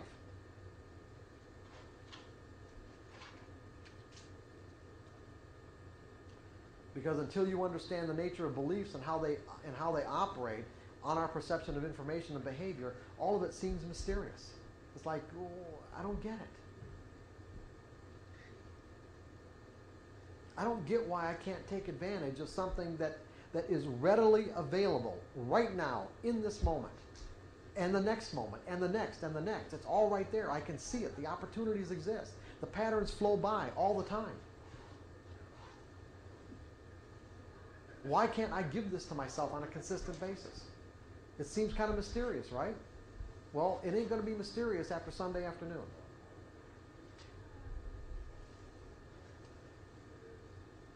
You'll know what you need to do. I guarantee you that. You will know what you need to do.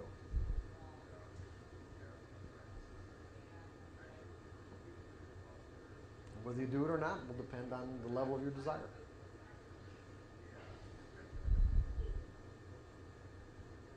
Just like anything else. When you make up your mind to do something, what happens? That's right. When you really, genuinely make up your mind. Now, what does that mean when I say make up your mind? Not necessarily. Just, when you make up your mind, basically, the implications are you make up your mind with so much energy, with so much conviction, that you have literally wiped away all the other conflicts. Now think about what I just said. When we make up our minds about something, that's what that implies. When we make up our minds about something, we're doing it with so much energy and so much conviction that we literally, I'm going to use the word erase, but that's really not what happens. We literally, let's say, take all the other conflicting energy that may exist in our mind and neutralize it so that we can now step into that experience without any conflict, without any problems. Because when there is no conflict, when we are acting out of a belief, an unconflicted belief, do we have any problems behaving? Do we have any problems doing exactly what we need to do? So if my desire is to step here, my desire and my belief and my ability to do so are in complete harmony, there's a complete level of correspondence, and therefore I can take that step. Makes sense, right? My desire and my belief are in complete harmony with one another. There's a 100% correspondence. If my desire is to step there, but I have conflicts about what it means to step there, well, what's going to happen? I might not be able to step at all. I might only be able to take a half step or a quarter step and think to myself, well, there's nothing there. There's nothing there. What's stopping me? Why can't I go? Why can't I do the rest of it?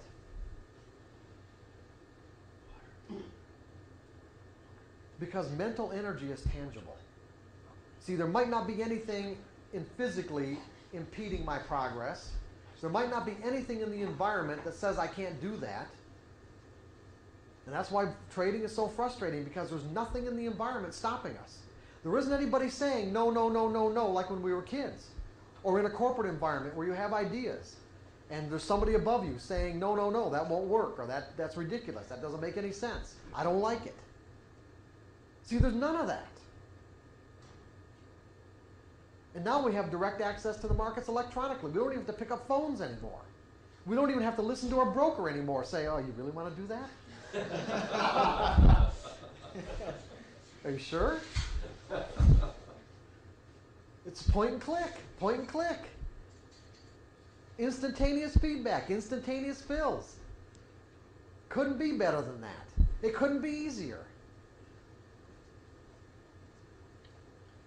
Can you repeat something, Mark? You said whenever you step into something with 100% conviction, you erase. Oh, you erase all the conflicts. All conflict. When you make up your mind, making up your mind implies that you're doing it with so much energy and so much conviction that you're basically erasing any other conflicting energy that's inside of you.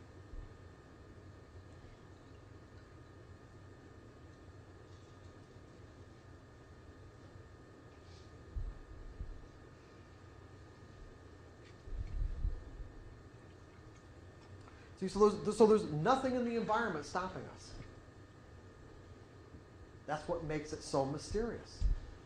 Because if you don't understand how beliefs function, then it will be like just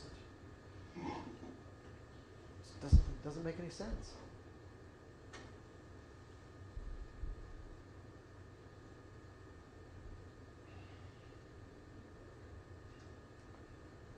So that's why we're going to learn about beliefs. Or I'll give you another example. It would be who has seen situations where scientists have done experiments with fish, for an example. They'll take a fish tank that's like this big, put a piece of glass in half the tank, so that the fish that are in this half of the tank, there's nothing over in this half, and they leave the glass in there long enough, and they take the glass out. Now there's no barrier, but the fish will stay in that half of the tank.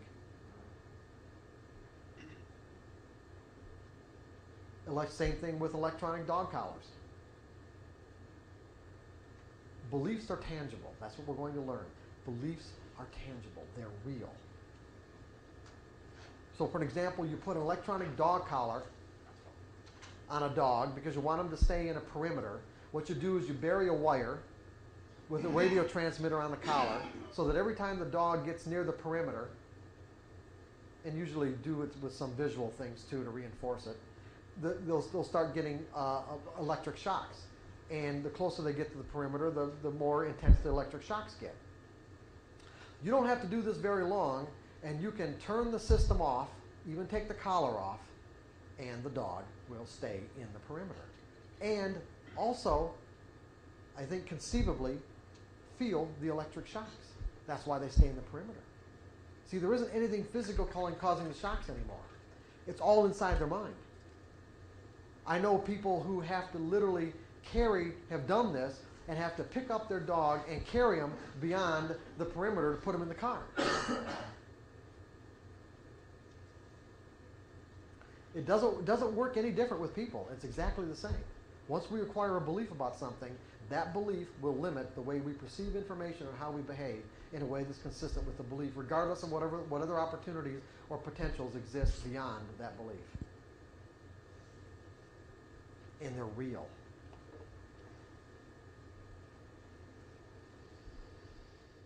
So let's take a break. And we'll. Okay, so we're ready, right? Go ahead, Greg. I have a question. Greg has a question. Okay, good. Not the break though. And I believe this too. Well, certainly don't tell me if you don't believe it. So. You say you got to develop this carefree attitude, and I agree that you have to be flexible. Sometimes I've seen this in other people, and even with my own trading. Sometimes you don't get a feel until you have a little pilot position. Tell a little what? A little you buy 100 shares to get a feel, is it going up or is it going down? Oh, okay. Just Yeah. to get the feel. Sure. Somehow, Probing the market in a way.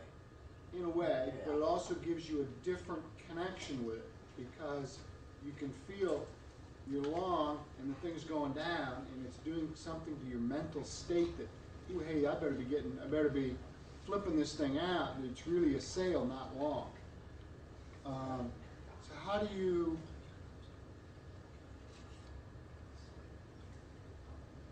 I've seen people, arbitrarily, they come back from lunch and they just immediately, within 3 minutes, put on a position because they want to get the feel again. Sure. How does that reconcile with the carefree attitude? Well, I don't care if it's going up or down. I mean, I don't know. First of all, I don't really see a contradiction. okay. But it's also a better question for tomorrow. All right. Okay, because that's the kind of question that's the kind of question that relates directly to what we're going to talk about tomorrow anyway. Okay. So if you want to save it till then. All right. Okay. We'll just wait till John's done. Because right now we're going to talk about the nature of beliefs and get into that stuff. Since we know exactly why we're doing this, right? Everyone, we're all together on this. We know exactly why we're going to talk about beliefs. So I sure hate to talk about it when everyone doesn't know exactly why we're doing this.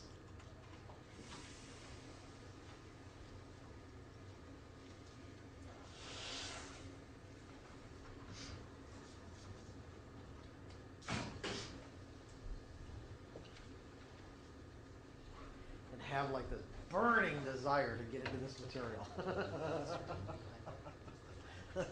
I feel this burning desire from everyone here. Let's do this now.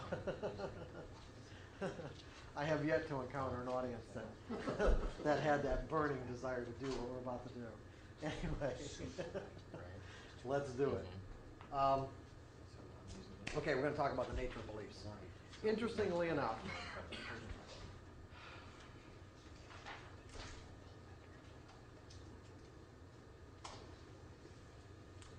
there probably isn't anything about that has more impact or influence over the way we experience our lives than our beliefs. And interestingly enough, if I were to say, well, let's just do an inventory. Let's just start out writing down just exactly what do you believe? Chances are your minds will go blank. And you wouldn't even be able to think of one belief. Now, then you start thinking about political beliefs and religious beliefs and things like that. But the point that I want to make is that, like I said, beliefs, there isn't anything that has more of an impact on the way we experience our lives than what we've learned to believe. And yet, we don't normally go about our lives thinking about the impact of what we believe on the way in which we experience our lives, the way in which we experience our lives. In other words, think of it this way. We weren't born with any of our beliefs, were we? Right? Did everybody think that we were born with any of our beliefs? Every single one of our beliefs were acquired in some way or another. And regardless of how they were acquired, it's like they cause us to experience our lives and the world in a way that's consistent with whatever was instilled in us. And in many cases, what was instilled in terms of what we believe was done so not at our conscious direction, and certainly not from a conscious choice. But yet, these beliefs that were instilled still have this major impact on how we live our lives, regardless of whether or not we want to live our lives that way. Because there can be a huge difference between what we learn to believe and the way we want to express ourselves. So just as a little bit of an overview, it's like beliefs have this major impact, and yet it seems like we know nothing about them. Now think about this. It seems like we know nothing about our beliefs. I don't mean the specific any specific belief that we might have about the nature of the way the world exists or our relationship to it. I mean, just about the characteristics of a belief. We know a lot about the physiology of our anatomy. We know how our eyes function and how our ears and our hands and our arms and our legs and our muscles and our internal organs. Scientists have been dissecting bodies for years.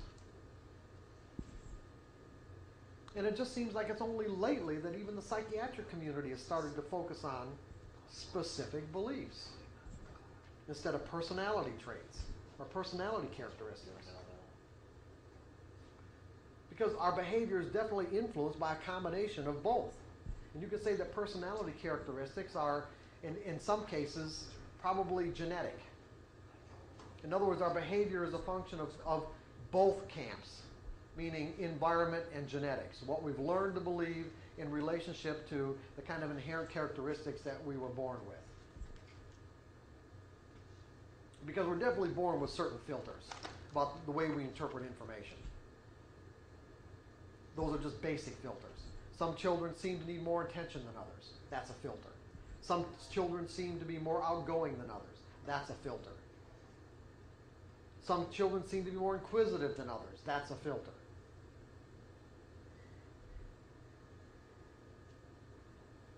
So there are some kids, for an example, that you could give every ounce of attention that you could imagine giving, and the kid, it wouldn't be enough. And there are other kids you could do the same thing with, and they tell you to, get away, leave me alone. It's one of the big problems with parenting, is making those kinds of adjustments to the unique characteristics that each kid is born with. And what always kind of amazed me is how when it's kind of the first reaction of parents when they find out that their children are individuals, that they really are individuals, and that the next kid, if they have more than two, is different than the first. But that shouldn't really surprise us, right? Because how are our minds designed to think? Our minds are designed to associate. So what's going to happen is that when the second child comes out and into the world, our mind will automatically associate the second with the first, making the two identical because of the similarities, and then only to be shocked to find out that, oh, this is a different kid. In some cases, it can be completely different. Does that all make sense now? Why parents would be shocked? Because of this automatic association mechanism. And everyone also, too, keep in mind, because something I didn't say before is that everyone's mind has a different, let's say, toleration levels, let's say, for what's similar or dissimilar. Meaning that we can take something that's going on right now in this moment that has similar characteristics or properties than something that's in our mind. How similar it has to be to make it identical in our mind is all different based on the individual. In other words, it seems to be different tolerances for that kind of similarity or dissimilarity when the two get connected in one and the same. But I'm going to go into more detail on that in a second anyway. So what I was saying before is that beliefs have certain properties and characteristics. It doesn't really matter what the belief is. They have certain properties and characteristics. And if we're going to learn to work with our beliefs so that we can control our perception of how we perceive market information, remember what we want to do? We want to control our perception of information so that we no longer have the potential to perceive the up and down ticks as threatening. Then we've got to understand how they work. So we're going to get into like a mini psychology course here for the next couple of hours so that you have this kind of basic understanding of how beliefs function so that you know how to work with them.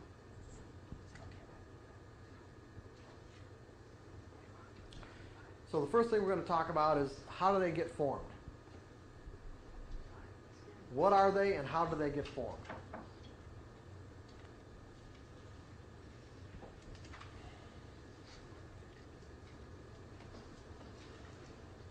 Anybody got any ideas? Your experiences. Okay. Now, when we talk about experiences, what are we really talking about? Let's look at the most fundamental level, because that's what we have to do. Just life in general, day-to-day activity. Day-to-day activity, but look at it like when you're talking about an experience, like what is an experience? What is it? Perception and feedback. Well, okay, perception and feedback, but aren't we connected to the external environment? In other words, like anything inside my skin, let's say, or let's say I'm going to say inside my mental environment, can be or is different than. I want to make a distinction between the two: our mental environment and the outside world. We're connected to the outside world through our five senses. I'm connected to this external environment through my eyes, my ears, my nose, sense of touch and taste. What happens, and the external environment acts as a force. So we could say, let's categorize everything outside, regardless of what it is, as a force, expressing itself. Everything outside is expressing itself. Everything in the external environment. It's like a hot stove, you perceive it when you. Okay, but see, you could say, is the hot stove, how is the hot stove expressing itself? Well, perception. No, think of it from the stove's perspective. How is the hot stove expressing itself? Neutral. No, it's not neutral. No. But it doesn't care. It may not care, but it's not neutral. Not neutral from our perspective anyway. How is the hot stove expressing itself? Giving off heat. As heat. It's energy, as heat. It's expressing itself as energy. That's what I want to get at. There's this cause and effect relationship between ourselves and the environment. In other words, what you've got is a situation where all of the external forces of nature has an infinite, basically probably an infinite combination of ways of expressing itself. You've got humans, everybody outside of ourselves, and all the different people and all the different cultures and all the different ways that people believe about the way the world exists. They will express themselves in a way that's consistent with their beliefs. So that you take nature, plants, animals, waves, air, volcanoes, whatever, plants, animals, insects, people, and then everything man-made. Now think about this, and everything man-made, which also expresses itself, these are all external forces that can express themselves in virtually an infinite combination of ways.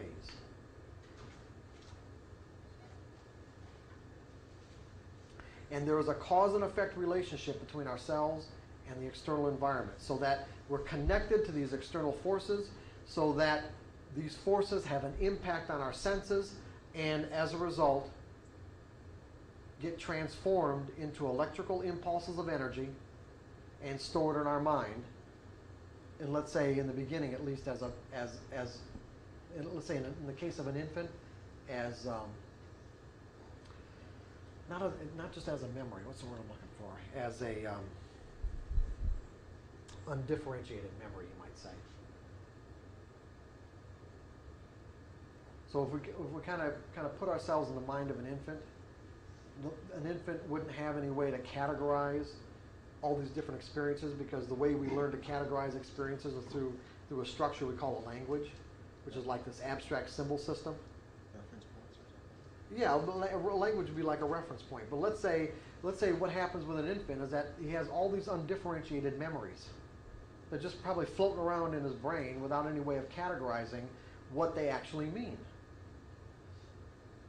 But what happens is that, like I said, the environment acts as a force on our senses and creates, and scientists know that these experiences get transformed into electrical impulses of energy, but then what happens to them after that? They become what we call memories. Now, are these memories, do they have any particular structure? Well, we don't really know, because we can't get in the mind of an infant. But we do know that eventually they form into some sort of structure. They form into structures based on how we teach children to organize these experiences.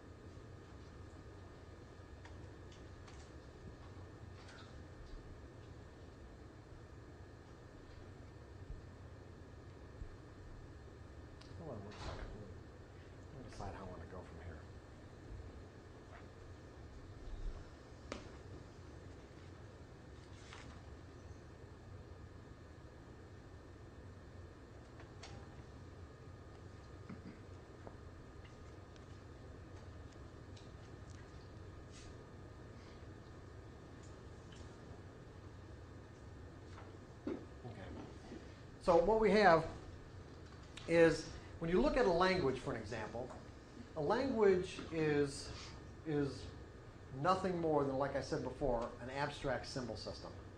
So what we have are words, that we have letters that form into words like this. What does that mean? Now we know it has meaning because it's something that we've learned, okay? We have, let's say,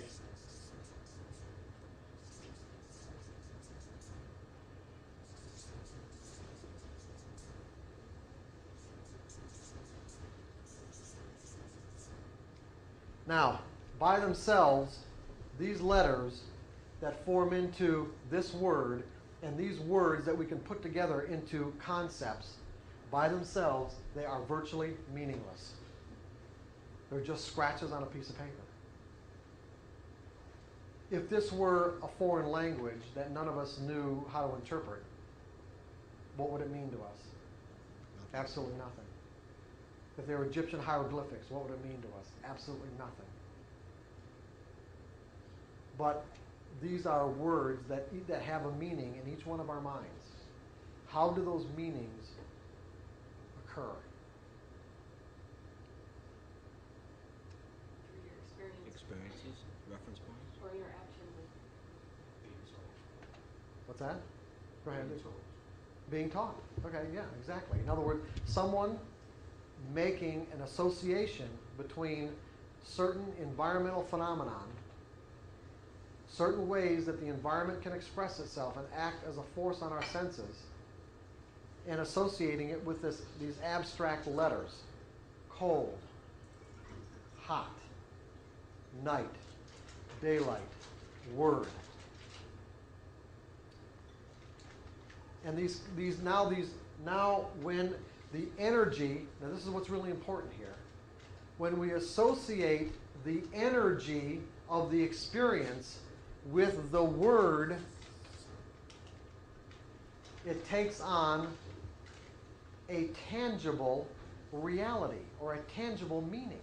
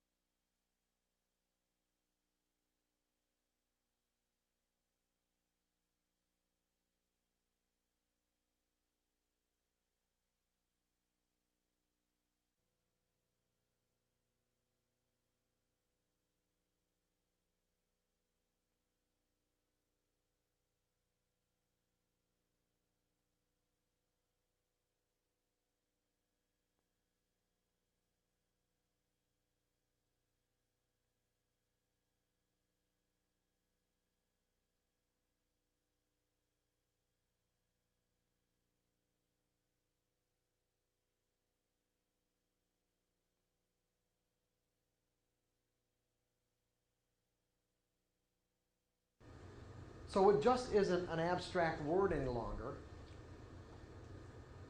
It now has the potential to act as a force on our senses from the inside out.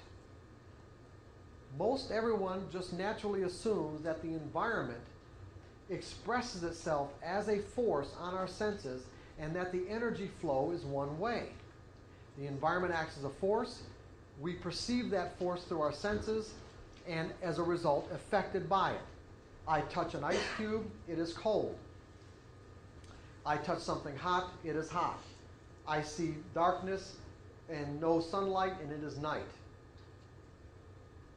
But what allows me to recognize all this as cold, hot, night is the fact that the cause and effect relationship reverses. Meaning that once something is, let's say, installed in our mind and associated with these particular words or concepts, then the words or concepts take on the quality of the experience itself. Are you guys with me on this, sort of? So an abstract concept like word, just a word,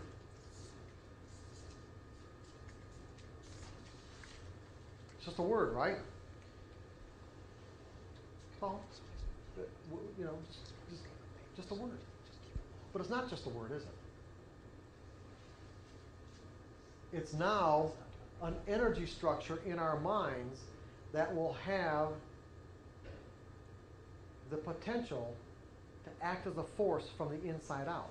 So for example, when we've learned to make distinctions in the charts in terms of how do I even know that an opportunity exists? When these patterns come up, when we've learned to recognize patterns, it's like there has to be something inside our mind that causes us to even recognize the pattern in the first place. And it's these concepts or these structures that are created as a result of our experiences and associated with these words that act as a force on our eyes so that I can see what I've learned. Act as a force on my ears so that I can hear what I've learned. In other words, we learn to make distinctions in all these collection of forces that exist in the various ways the environment can express itself. So that I know how to make I can make the distinctions based on what I've learned about. If I haven't learned about it, can I make a distinction about it? No. It literally can be invisible to me. Something that we haven't learned or experienced can literally be invisible and yet be right in front of our eyes in terms of a potential or an opportunity. We'll get into that, how that works in a second, more graphically. So, what I'm going to say is that beliefs are energy structures. Now, can energy take on shape or take on a shape or form? In other words, when I say that a belief is structured energy or an energy structure, does that make any sense to anybody? Does it? I guess maybe in the context that it can create an emotional impact on you, if that's what you're referring to. Okay. But that's good. That's not exactly what I'm referring to, though. Can anybody think of something in the environment that would be analogous to beliefs taking on, our energy taking on shape or form?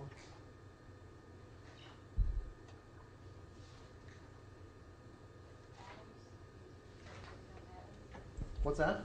Atoms. Oh, well, okay, atoms, but what do you mean, Sean? The energy is there, but it's not actually a form that you can actually see, but you know the energy is there. Okay. What would be something analogous to that? Match. What? A match? A match? I don't know about that. Lightning.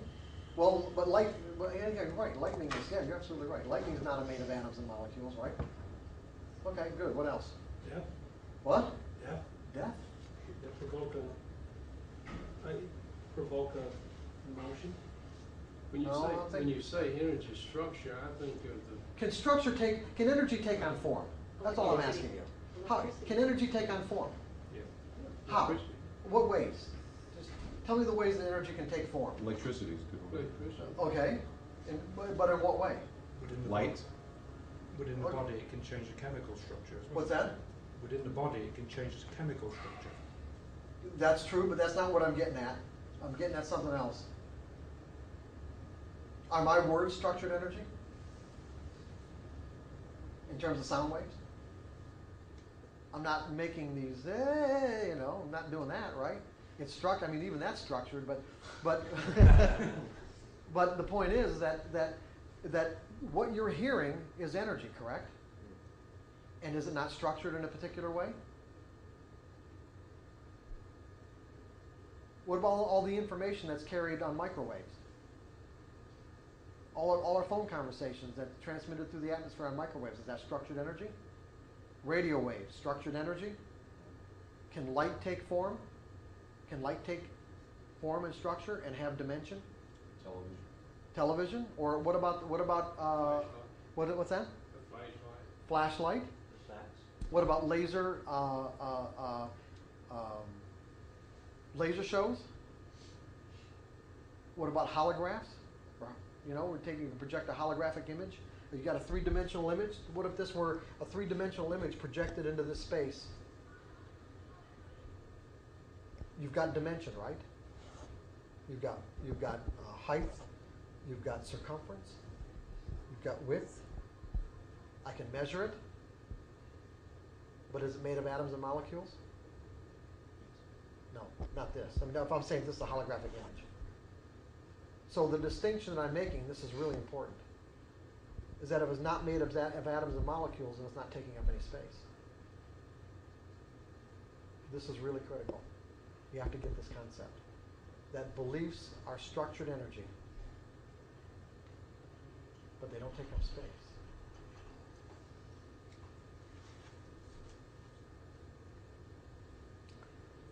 Now, how do we know that beliefs aren't made of atoms and molecules? Why do we know that? Can't touch it. Well, no, think about this. Now, how do we just know that they're not? Can we make that assumption? You know, I'm here. I'm making a statement, but why can I even make that assumption in the first place? They're limitless. Yeah, but why do we know that? Why can you make that? Why are you saying what you're saying in terms of the limitless? Substantial capacity. If they're in your brain, you can get as much as you want in there. I'm not going to disagree with that, but still, is there any other tangible way to know that beliefs are not made of atoms and molecules? You can see them, feel Yeah, you're okay. In other words, we know that brains, let's say people's mental environments or brains have been dissected down to the atomic level, and we know, at least as far as I'm concerned, I haven't read anything or heard anything where somebody has experienced somebody else's beliefs firsthand, meaning in their natural form as they exist inside our mental environment. Even people's memories can't be experienced firsthand. We know that scientists have learned that if you stimulate certain parts of people's brain, that they will experience certain memories that let's say, that exist in that particular region of the brain. That's where they're stored. But the scientist doesn't experience the memory firsthand. The scientist only experiences the memory based on how the person related the memory to the scientist.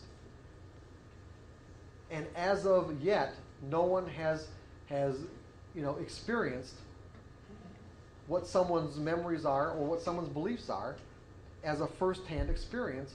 That's something that's made of atoms and molecules. Brain matter is made of atoms and molecules. The synapses that cause us to think in the ways that we do and how information gets transferred from one part of the brain to the other is made of atoms and molecules. But the actual information that's transformed or transported back and forth into different areas of our mind don't seem to be made of atoms and molecules.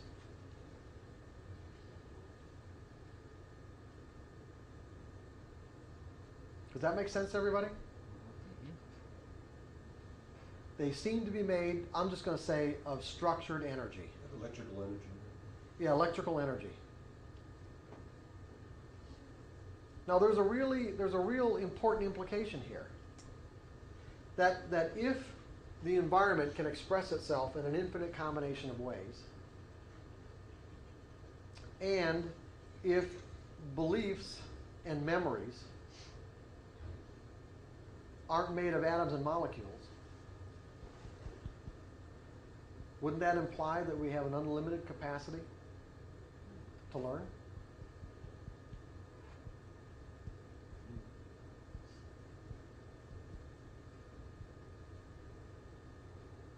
And what keeps us from learning everything there is out there to learn?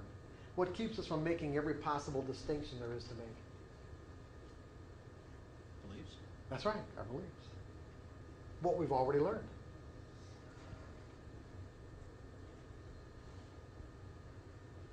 What's the force inside of us that says, when we're encountering something that we haven't experienced yet, but that's in conflict with something we already have experienced, say, I don't believe that. I don't believe it. What's that force inside of us that causes us to instinctively, I don't believe that? Force of the belief that you already have. That's right, the force of the belief that you already have. In other words, that is an inherent characteristic of a belief, isn't it? To immediately, and without any conscious thought, resist any other information that might be in conflict with it, regardless of how functional or dysfunctional the belief may be.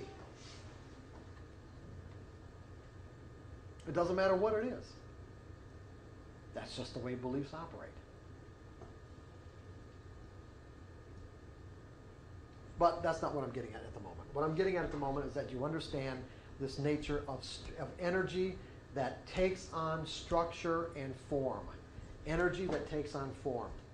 In other words, I want you to make the nature of a belief as tangible as possible in your mind. The more tangible that we can make it, the easier it is, the easier time you're going to have to work with them.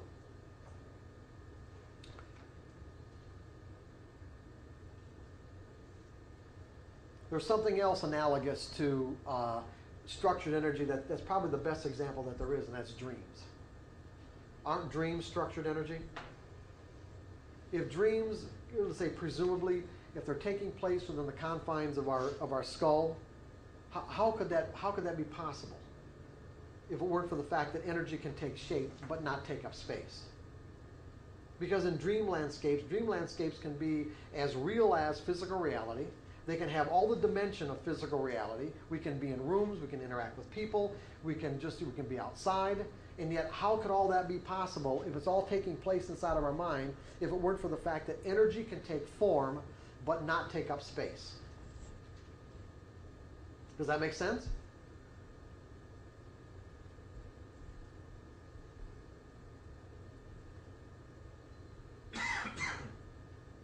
So, do you guys have any questions about this so far?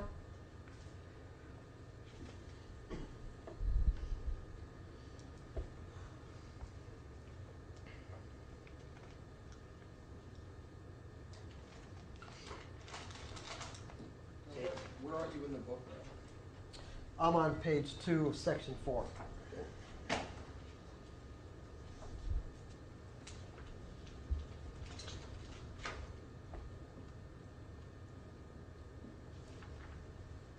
So, what beliefs do is once we acquire one, they reverse the cause and effect relationship that we have with the environment. Meaning that instead of the environment acting as a cause, as it's expressing itself, remember the environment is just energy. We can really just boil everything that happens in the external environment as simply energy expressing itself in some particular way, whether it's nature or other people. It's just the environment expressing itself in some particular way, acting as a force on our senses. Once we acquire a belief, the cause and effect relationship reverses, meaning that now what happens is that energy gets interpreted in a way that's consistent with what we believe. It gets shaped. In other words, the force on the inside, the structured energy on the inside, acts as a direct force on our eyes so that we perceive information in a way that's consistent with what we believe. It acts as a direct force on our ears so that we hear information in a way that's consistent with what we believe. On our sense of touch, taste, and smell, so that when I touch this, I know that it's a marker. I can feel it. That's the concept, this structured energy in my mind of a marker so that I recognize what this is.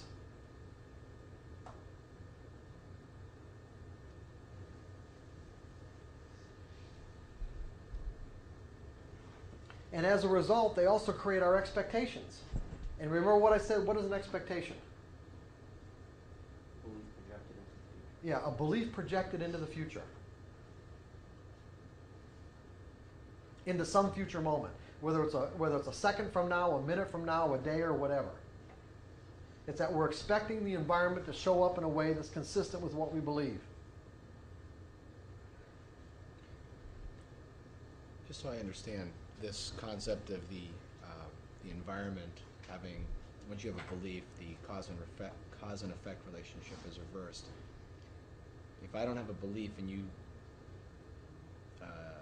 utter a phrase to me, if I have they're just simply words. Once you attach a belief to that, though, I can interpret that in a multitude of ways, as opposed to just simply a phrase that's being projected at me. Is that correct?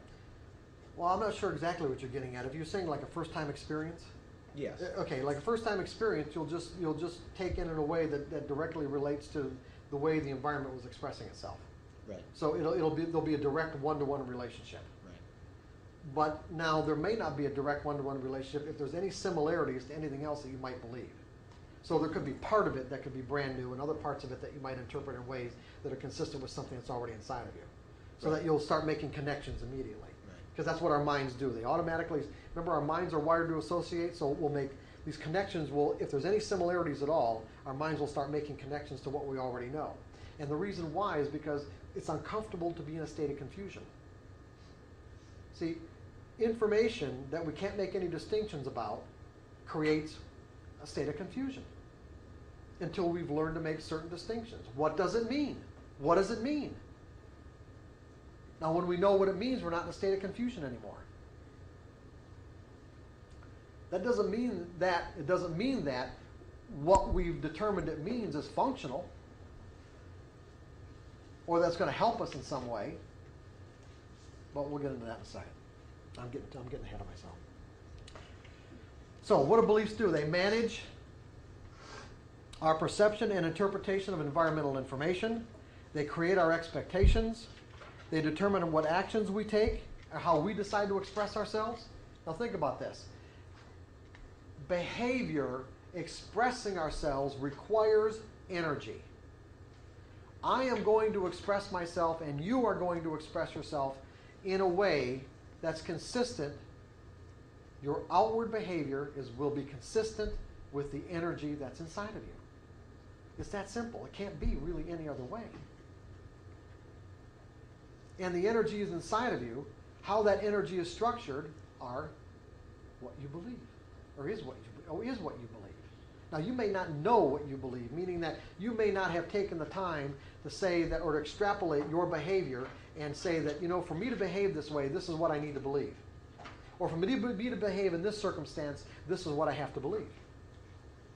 But that's not a very hard thing to do. In other words, in the consulting, coaching business that I've had for many years, that's exactly what I did do. You could just describe to me what you did, under what circumstances you did it, and it got to be very easy to extrapolate it into this is what you would have to believe to behave this way under these circumstances. It takes energy to express yourself. And how we express ourselves is going to be consistent with the energy inside of us. The intensity to which we express ourselves will be consistent with the energy that's inside of us.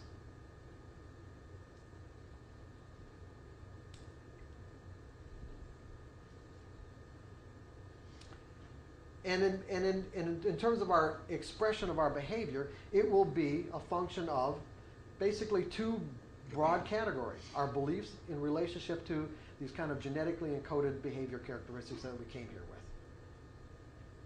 and how they interact together.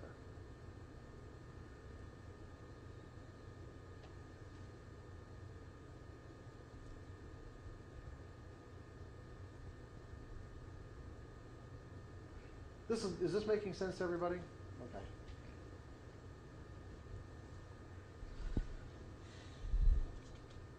So they determine what action we take and how we decide to express ourselves, and also how we feel about the outcome. So if I'm interacting with the environment in some way, you can say that I have a particular reason or purpose for doing so.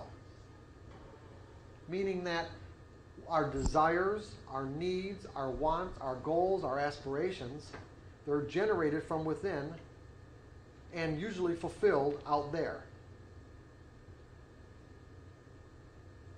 Are you with me on this? No?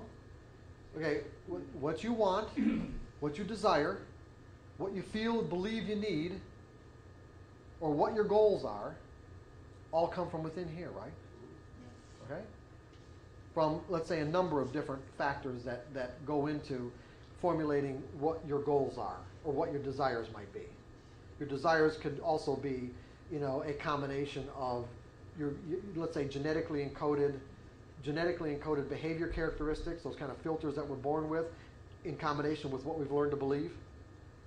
Also, I'm going to add another dimension to this, and that's our inherent capability of being creative. And creativity comes from, instead of going where it comes from at this point, let's just say that creativity is bringing forth something that didn't previously exist. Now, it doesn't mean it didn't exist somewhere else in the world, or someone else's life, or in someone else's mind, but we do have this inherent capability of being creative in that our thoughts are not bounded by what we've learned to believe. In other words, we can think in any direction we choose. And therefore, as a result, we can also be inspired by certain thoughts and feelings that cause us to think of something outside of something we've learned to believe, and therefore generate a desire based on that. All I'm saying is that whatever it is, desire, want, need, goal, aspiration, generate from within and usually fulfilled out there. Meaning I'm going to take a particular set of steps to fulfill my needs. I'm going to have to interact with the external environment to fulfill my needs. I'm going to have to interact with the external environment to fulfill my desires. Your desire is to be, let's say, a consistently successful trader, to accumulate wealth as a trader. That's a desire generated from within. What do you have to do? You have to interact with the market to fulfill that desire, correct? And as a result, you are going to take a particular set of steps to do that, correct? Those set of steps are going to be based on what? What steps you decide to take are going to be based on what? A function of what?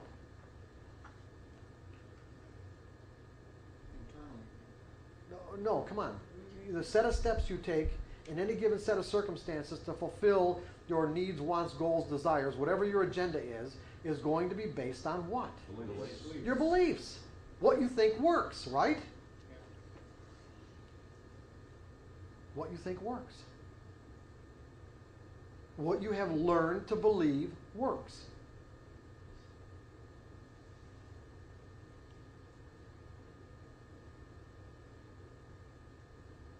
And then how you feel about the outcome of whatever steps you took in interacting with these external forces is also a function of what? What I've learned to believe. So probably, when you look at sports, the dynamics of successful athletes, you've got athletes who you probably all have read about things about, certain athletes have certain styles of self-talk, or, their internal dialogue that goes on between them, okay? So when one athlete makes a mistake, they might criticize themselves and call themselves names, and other athletes, just shake it completely off and think very positive thoughts and get themselves refocused on what they need to do.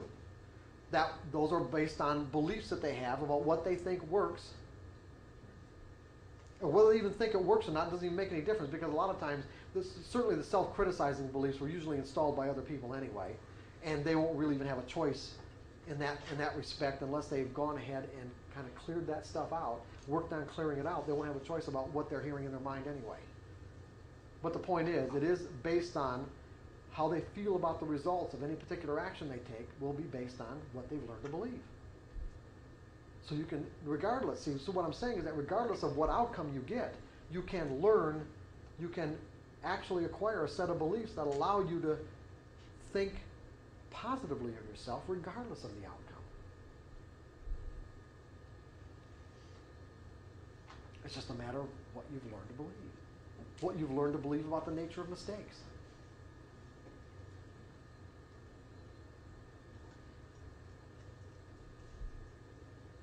Okay?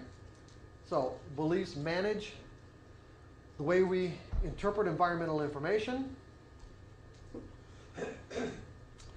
They create our expectations, determine what actions we take, and how we feel about the results.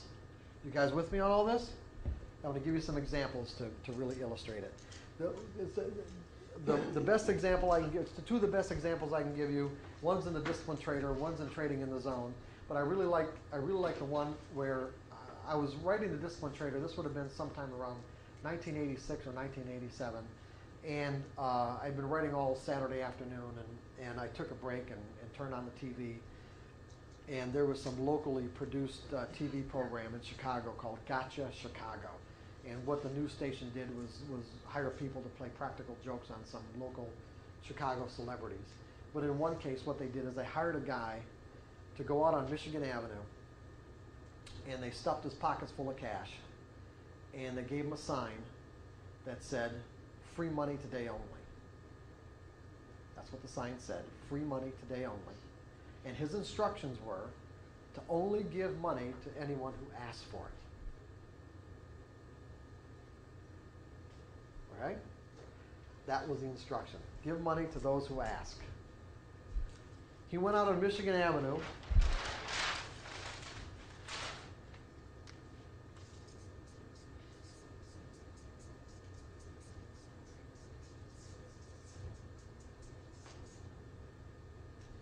Okay, free money. Michigan Avenue is very busy. And how many people do you think asked for the money? You read the book, I know. For those who didn't read it. Streetcar, I guess. And what else? For the buck. Yeah, only one person approached him and asked him for a quarter for a bus transfer. Now, remember I said a moment ago that you can tell what people believe based on how they behave in any particular set of circumstances?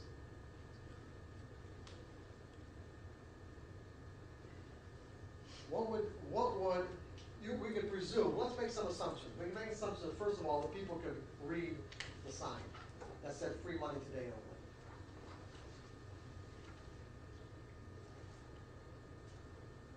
But yet nobody would ask. As a matter of fact, he became really frustrated because he didn't really understand what was going on. He thought that he'd be mocked. And, and really under probably under circumstances in which people did believe that money was free, he was probably putting himself in danger. Because people can really people can act pretty weird when it comes to free money. Really? Yeah.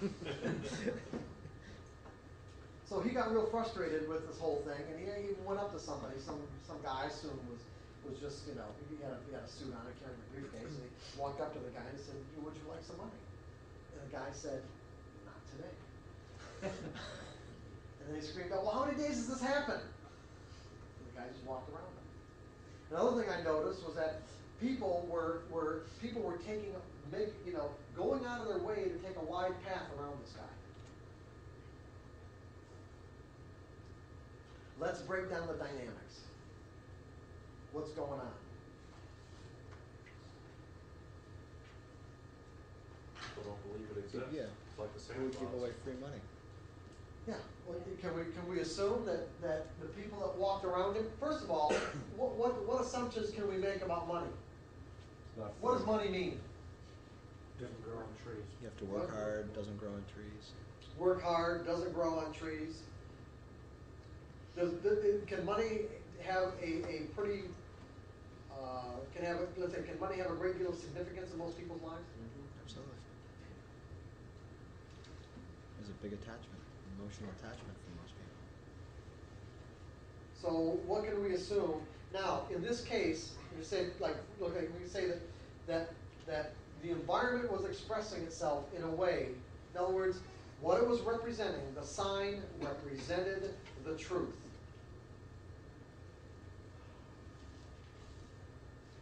The sign represented the truth. The money was free. And yet, this is what I was talking about how opportunities and certain distinctions about the nature of the environment can be invisible. The people that made the decision to walk around this person, to actually take a wide path, what would that tell you about what they believed in that moment based on how their beliefs were causing them to interpret that information? That's crazy. They believe there's no such thing as free money, there has to be a catch. That's right. Probably no such thing as free money, and the guy could be dangerous and crazy. In other words, if the money were really free, he would already be mobbed. Otherwise, this guy must really be a nutcase, and therefore, I should take a wide path around him to avoid the possibility of coming into contact with him. Now let's break down the dynamics. I don't believe that free money exists. Okay, that's basically what they're saying. In other words, the environment can express itself in an infinite combination of ways. Remember that? And even though free money is unlikely, free money is rare, in this case, it was real. It existed. And other than one person, nobody could perceive the existence of what was real from the environment's perspective. So if I'm operating out of a belief that free money doesn't exist, how will that act on my perception of information? Because what I have is a contradiction. I have a contradiction. I'm operating out of a belief that free money doesn't exist, and yet I see a sign that says free money. That is now I'm dealing with information that's in complete conflict with my belief that free money doesn't exist. How do I reconcile the conflict? Change your belief about free money. No, not in this case. No. People are going to on the street and start changing their beliefs. That's for sure. How are they going to reconcile the conflict? Interact with them? Or avoid it? Interact? No. Go and take it. You already said it. You already decided the guy's crazy. Oh, they listen to their own beliefs. They Yeah. don't change. You guys are okay. I'm sorry. I'm not making myself clear. I've got a belief that says free money doesn't exist. That's my reality. I've got information in the environment that's in direct conflict with what I think is real. How do I reconcile this conflict between what's in front of my face? I can read the sign. You gotta ignore one of them. Changing energy? Yeah, I've got to rationalize it away in some way. In order to keep your belief. Not to keep nothing's going to happen to my belief. Believe me, that ain't going to happen. My belief isn't going to change at all. I mean, people's beliefs just don't change unless something very dramatic happens or they consciously do something about it. But I still have to reconcile the conflict. It needs to be You ignore justified. What? You ignore it. I can ignore it, or I can again, like Jeff said, I can decide that the guy must be crazy because he believes free money's big. I just can't walk away from free money. What would happen if they decided to just take a chance that one day and go against their belief and really see if there was? That's right. We're going to get into that in a second, Sean. Okay, that's But right now we're just dealing with the people who saw the sign, could read it. What do they do about it? What do we do about it? See, these shouldn't be hard questions to answer, guys, because this is something we do every day in our lives. Every time we confront conflicting information from our friends, our spouses, or whatever, we find some way to either argue our way out of it, right? Or if we can't do that, what do we say? Well, you're crazy. Rationalize it away Until you're not in a state of conflict anymore. I've got a belief that says free money doesn't exist. I've got conflicting information I'm being confronted with. I didn't ask for this conflict, meaning that I stepped into it inadvertently. I'm walking along the street, and all of a sudden I see this sign that says free money today only. It completely violates what I believe to be true. What do I do about it? I say, well, it's not true. And as a result, this guy must be crazy. So as a result, my belief that free money doesn't exist, manage my perception of the information in a way that's consistent with what I believe. My expectation was one of possible threat or danger. The guy I decided was crazy. My behavior is I take a wide path around this particular person to avoid encountering him. And how do I feel about the results? Good. Good. Yeah, I did good, didn't I? Okay? I avoided a possible conflict with a crazy person. The belief ruled all of your actions. That's right. The belief ruled the whole process. It created an experience that was completely, let's say, out of touch with the reality of the situation.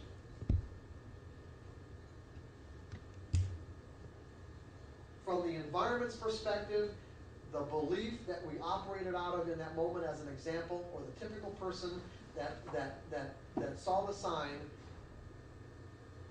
the way the belief, impacted their perception, their expectation, their behavior, and how they felt about the results, created a reality for them, meaning an experience, a reality for them that was 100% or 180 degrees away from what was available from the environment's perspective.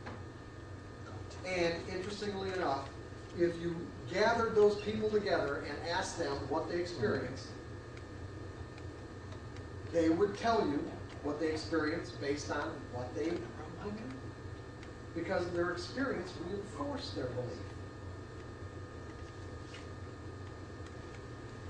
And if encountering the same situation again, what would they do? Same thing. The same thing. Why? Because they didn't learn anything. Nothing changed. And so they'll experience, if they encountered someone with a sign again, they would experience the exact same thing.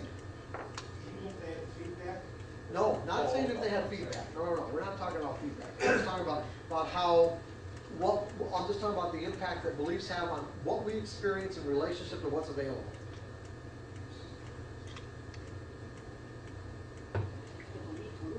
The belief rules, exactly right. So now you can, just as a little side note, now you can start to see when I say that if I believe that I don't need to know what's going to happen next to make money, or I believe that anything can happen,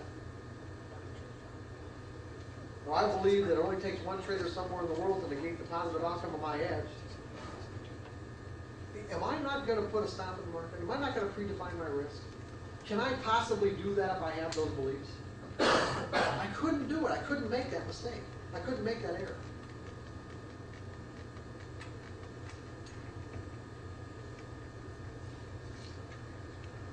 Or that every moment is unique, as long as I understand the real implications of the word unique.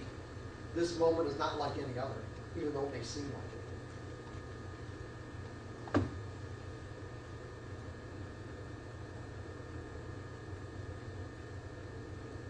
See, this moment is unique won't let me think that I know what's going to happen. It won't let me think that. And since I know I don't have to know, then it doesn't become an issue, does it? Think about that. This moment is unique, won't let me think that I know, and because I believe that I don't need to know, it's not even an issue.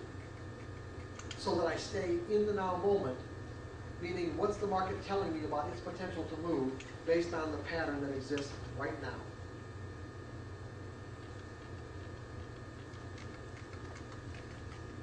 I just wanted to do a little reinforcing there. Is that all right, guys? That's good, right?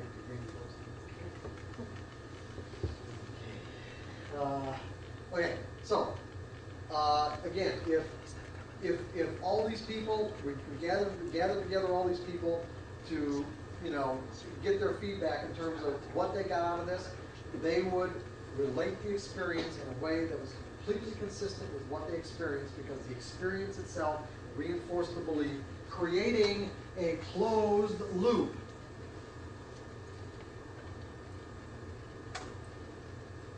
The belief acts as a force on our perception of information in a way that's consistent with the belief. What we expect is consistent with the belief. What we do and what we do is going to be consistent with the belief. Therefore, the experience that we have will be consistent with the belief, and therefore everything gets reinforced, and nothing that might exist outside that circle even has the possibility of entering into to break the circle.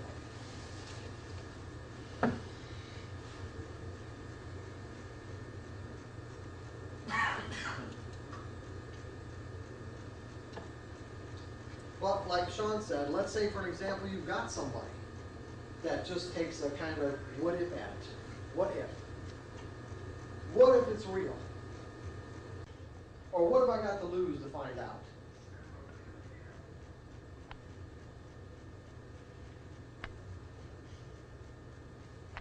And so this person just goes up and says, okay, give me $10.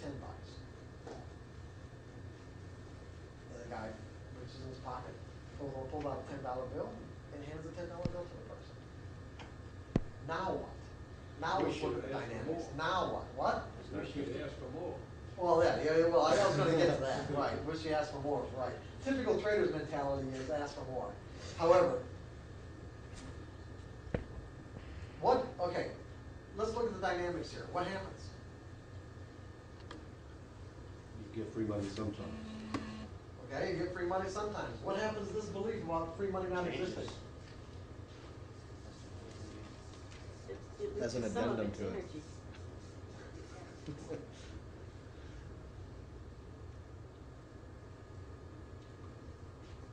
Weakened, so. Yeah, we pulled some energy out of it, didn't we? In fact, when you look at the nature of this particular concept and how definitive it is, we could say that what we've really done is pretty much neutralize it. Because you can't say it doesn't exist, because it does exist. It's not black and white. It might not be common, but it does exist.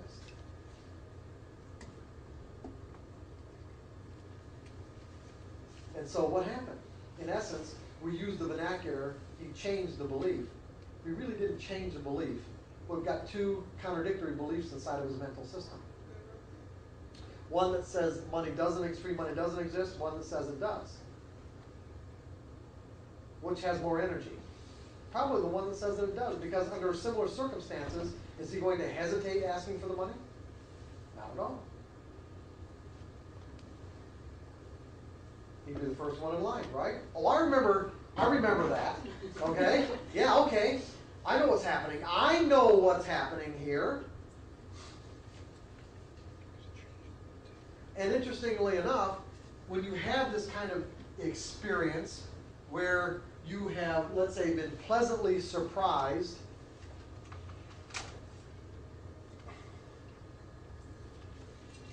with an experience that contradicts a limitation, you might say, because this is a limitation, and pleasantly surprised, what are you going to do?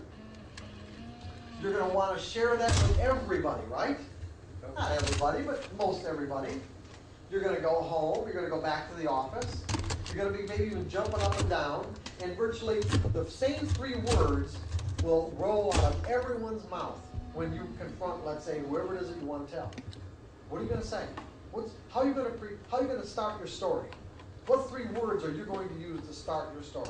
You won't believe it. Yeah. You won't believe. Right. You won't believe. You're saying, hey, you won't believe this, and you're what? You're right. They won't. You want them to believe it.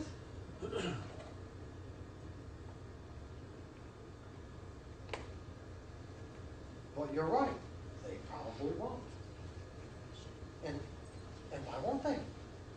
Goes against their belief. It too, goes perhaps. against their belief that free money exists.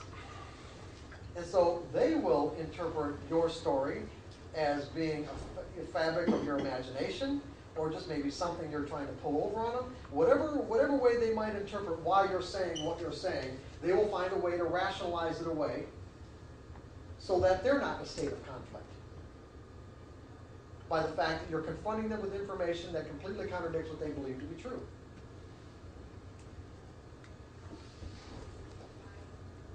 You guys with me on this?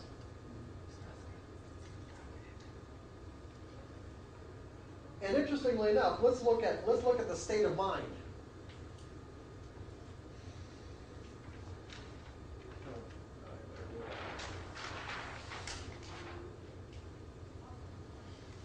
This is the critical factor here. State of mind. The relative degree of positiveness or negative energy that's rolling through our brain and body. Okay? Because essentially, or let's say eventually, by tomorrow afternoon, what we're going to learn about the nature of consistency is that it's really a function of your state of mind. Not a function, or how much money you accumulate as a trader is not a function of how much time you expose yourself to the opportunities. Not at all. It is a function of your state of mind. That's a big one. That's a tough one to learn too. You say that again? That the amount of money you accumulate as a trader is not a function of how much time you spend exposing yourself to the opportunities, as most people think that it is. Now, the more opportunities I expose myself to, it would make sense that the more money I should be able to accumulate. And I'm saying that is expressly not the case. The amount of money you accumulate is a function of your state of mind while you're trading. if you're in the most conducive state of mind to be making money, you will make and keep more money whether you traded 5 minutes a day or 5 hours a day, if you can stay focused in the most appropriate state of mind. And so the whole idea is that if you're not in the most appropriate state of mind, then again, don't trade. It's like putting money in the bank. And that's basically what I meant yesterday. But let's look at the state of mind. What time is it, by the way? 10:40. 10:40? Okay, but let's look at the state of mind that each one of these beliefs produce. The people who believe that free money didn't exist and walked around that particular person, you could say that there are varying degrees of discomfort based on how crazy they thought the person was. The crazier they thought the person was, the greater the degree of discomfort. So you could take someone who really thought the person was crazy, and instead of just taking 5 or 6 feet, there's a one-to-one correlation. You can even measure it, basically. How far away they would go out of their way and alter their path would be in direct relationship to the degree of discomfort, meaning the degree of negative energy that was in their belief about how crazy this person was. To the point where somebody might even just cross the street just to stay on the other side of the street. And so their experience of the situation was, let's say, close to, if this was terror, okay, and this is confidence, you could say that someone could actually create for themselves an experience of fear or terror. When that's not what existed at all. Go ahead, Michelle. Mark, there's a little problem with the microphone, so can you just take it? Now, what we were talking about before we went on break, was that we were talking about various states of mind. And how whatever beliefs we're operating out of in any given moment will basically control or determine what state of mind that we're in.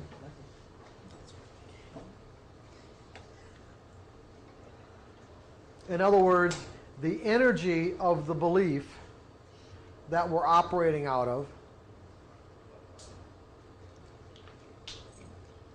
will correspond with the state of mind that we experience. So, for an example, the people that decided, based on their belief that free money didn't exist, that the person had to be crazy. And what does it mean to interact with a crazy person? Well, who knows? But if anything, at the very least, it could be threatening or dangerous. And therefore, once it was decided, based on that kind of thought pattern that I just went through, that it was threatening or dangerous, they experienced a state of mind that corresponded exactly with what they believed. Because when you think about it, just for a moment, what we're experiencing in any given moment is a state of mind.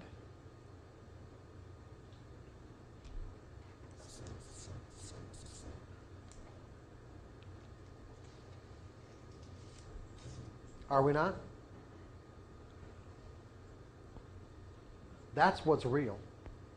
What's real in any given moment is our state of mind. What we're going to find is that the beliefs that may have tapped us into any particular state of mind may not have any relevancy whatsoever to the actual conditions that existed in that moment from the environment's perspective.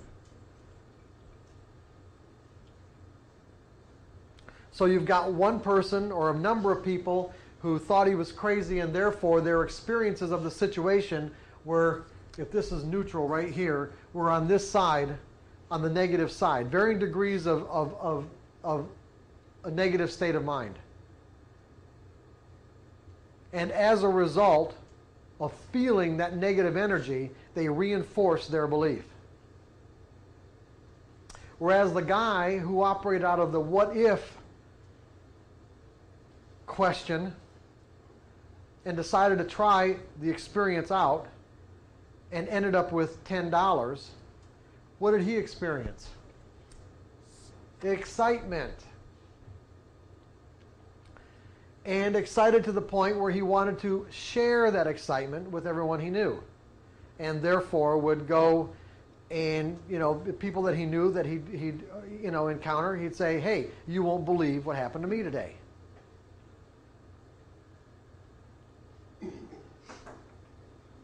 But as Louis pointed out, the moment that he encountered somebody who said, well, if that's the case, then why didn't he ask for $100?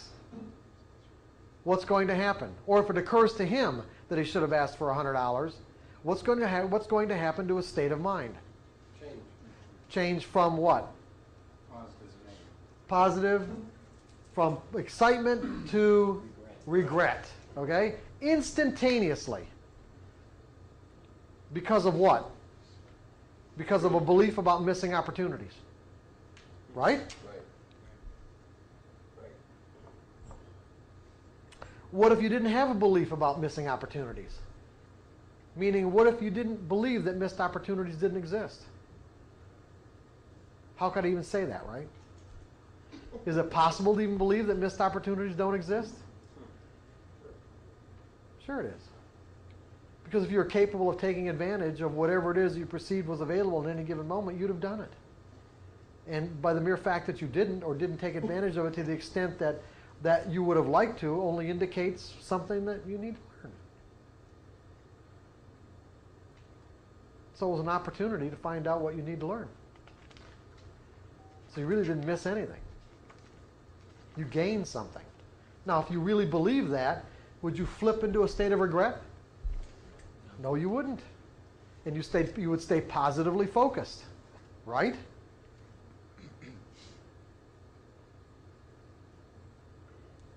And then ready for the next opportunity. And ready for the next opportunity. And ready to do better. What was that thought that you should have? Get it on the tape. Try to write it down right now. Go ahead. Try to write it down as best you can.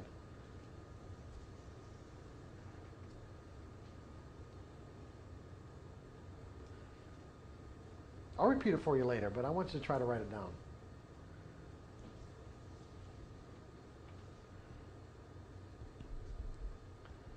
Just start out with, what if missed opportunities didn't exist? Start out with that and see what you come up with.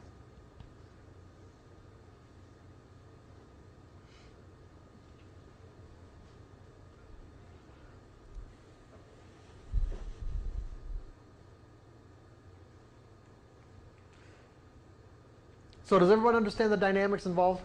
Are we getting there about the nature of beliefs? And see, when you think about it, I'll go back to the very beginning when we started this. This whole idea, free money exists, free money doesn't exist, it's an abstract concept when you think about it.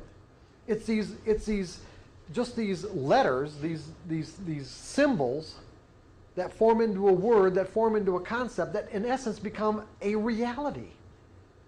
Whether it corresponds with what's actually available from the environment's perspective may or may not correspond at all is what I'm saying. But the point is that just that concept, this energized structure inside of our minds caused them to experience something that was completely 180 degrees contradictory or 180 degrees different than what was available. And yet we would walk away from the experience thoroughly believing that what we experienced was the true reality of the situation. And would argue that.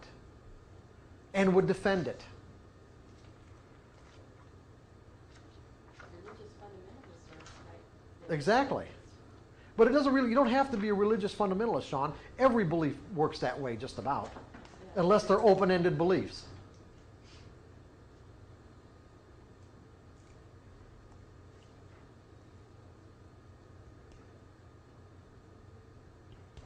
So I'm going to give you another example that ties all this together by also bringing how fear causes us to narrow our focus of attention on the object of our fear.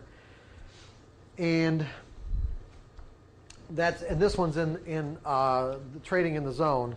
The example I like to use is a first time experience that a child has with a dog. Now, when you think about this, I want you to think about it in terms of dogs have a range of expression. I'm just going to do it down here. Can you guys see this on the video? Dogs have a range of expression. And it's not infinite, is it? Do dogs have an infinite range of expression, ways they can express themselves? No, it's finite. So we can say that this line could represent all the different characteristics and properties of the way dogs can behave. And we can even divide this up into positively charged ways and negatively charged ways. Meaning dogs can be friendly, dogs can be loyal, dogs can be loving, dogs can be playful, but dogs can be mean and nasty and dangerous, right? All these things from the positive end to the negative end and back again. This line now represents all the distinctions that we can make about the nature and characteristics of dogs. Before a child has this first time experience with a dog, dogs don't exist. Are you with me? How could they exist? You can't know about something you haven't experienced yet. Okay? So in the child's mind, let's say this is a little toddler. In the child's mind, dogs don't exist, and the child now has a first-time encounter with a dog. In other words, remember, the environment can express itself in an infinite combination of ways. The child encounters a dog for the first time. It just so happens this particular dog is having a bad day, mean and nasty, whatever, but the child gets bit and gets bit pretty bad. It turned out to be a really bad situation. Now, does the child have to understand the nature of language to be afraid of dogs? In other words, does he have to associate this particular experience or memory that he has now with words? He will eventually, even if when he has this experience, if he hasn't learned to talk, eventually he will relate this experience to certain words that describe the reality or the nature of dogs based on his internal experience of them. Okay, we'll get to that in a second. What I want to get to, however, is that he has a first-time experience, and that first-time experience is transformed into a negatively charged energy, or transformed into a negatively charged memory, negatively charged memory. So that the next time he encounters a dog in the environment, what is going to happen and why?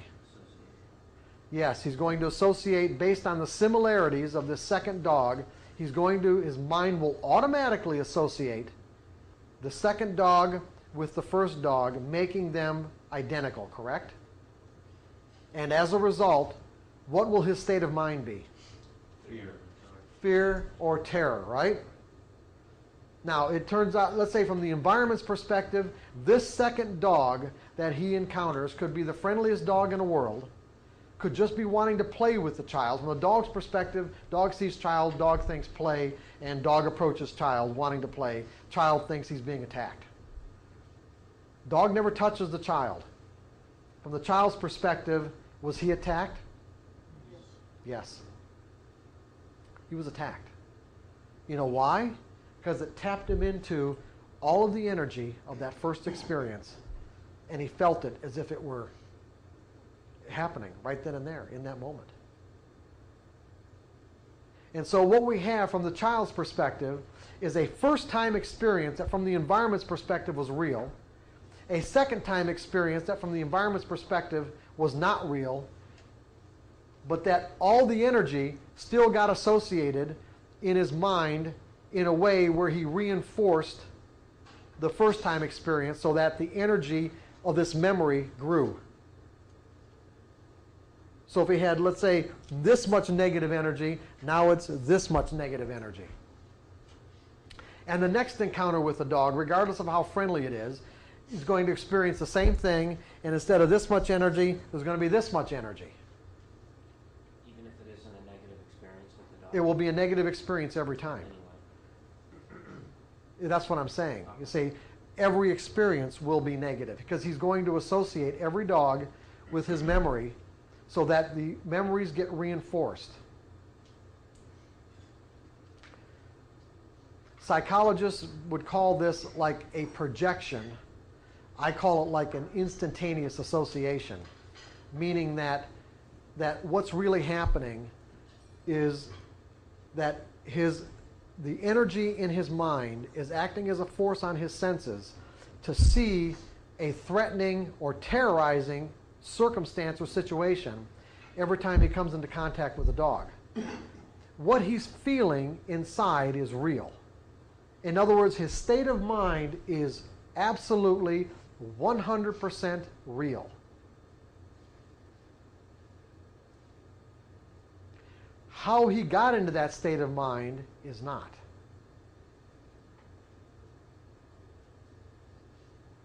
In other words, how he got into that state of mind is basically dysfunctional. Because what happens is that he is making an instantaneous, like I said, psychologists would call this projection. He's projecting his internal energy onto that dog. Let's say this is the 5th or 6th encounter of him seeing a dog. And they've all been friendly except for the first one. And what happens is that his own terror gets reflected back to him.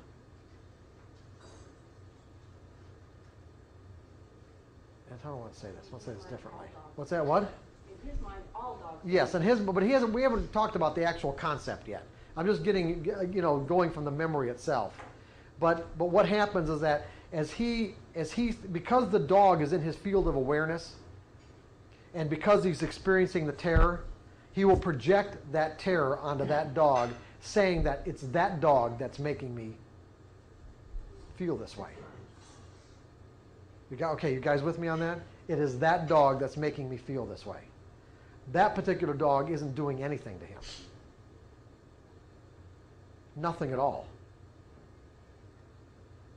There was no possible way you could convince the child otherwise. As a matter of fact, trying to convince the child otherwise only does what? Enforces it and really frustrates them, right? Because what you're really doing is in essence, you would be, from the child's perspective, not honoring his fear, not supporting it, and trying to invalidate it in a way where he just wouldn't be able to even remotely understand. Because the state of mind he's in is real.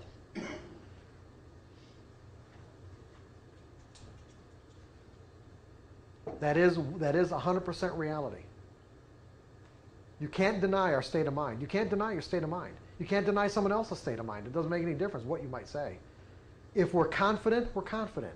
If we're fearful, we're fearful. That is the truth. How we got into that state of mind, meaning whatever belief or memory that flipped us into that state of mind, may not be the truth at all relative to what the environment was offering. After the first incident that created that. Right, after the first incident, right? Yes, exactly.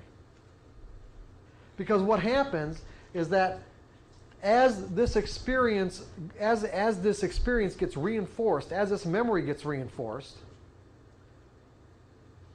his senses become particularly attuned to picking up the sights and sounds of dogs that otherwise wouldn't even exist in his field of awareness. So you can imagine a situation where he walks on his front porch, there's kids in the park playing across the street, his friends, that's an opportunity. He desires to be with his friends and to play with them and to have fun, right? He walks out on the porch and off in the distance he hears a dog bark. What's he going to do? React. And go back in the house, right? This is something that he would have been oblivious to if it weren't for the fact that fear causes us to narrow our focus of attention onto the object of our fear so that we create the very experience we're trying to avoid. So in this case, he's trying to avoid dogs because he believes that they're inherently dangerous.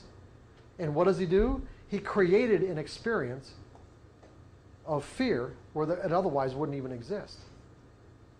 The dog could have been 2 blocks away, 3 blocks away. It wouldn't have made any difference. And yet, from his perspective, this is a real experience.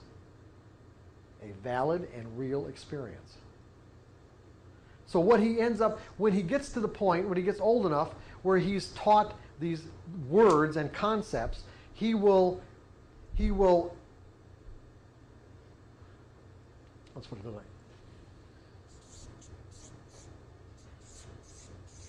Now let me do it this way. He could very well create a belief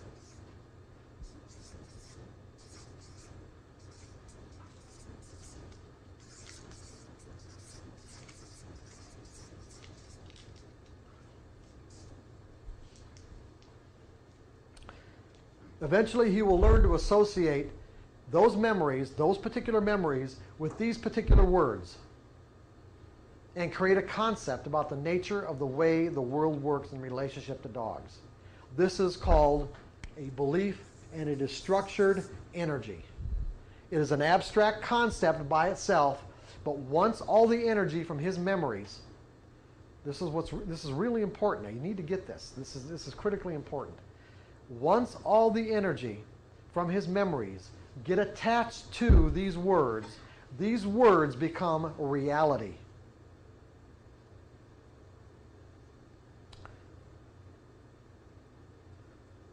That will cause him to experience the world in a way that's completely consistent with these words. So that every time a dog comes into his field of awareness, he will experience the energy, the extreme negative energy that's in this concept. That's the state of mind he will flip into instantaneously. Now, in relationship to the environment, or what we know about the nature of dogs and the ways that they can express, all the different ways that they can express themselves, we know that this particular characteristic exists over here on the extreme end. And every other characteristic about the nature of dogs, this child is oblivious to. Remember, friendly, loving, loyal, playful. Remember those characteristics? Does this child have any capacity to perceive these characteristics? No, none, no capacity whatsoever. They do not exist in this child's mind anyway. In the environment they exist, in the child's mind they do not. In fact, it's impossible. Wouldn't even be considered.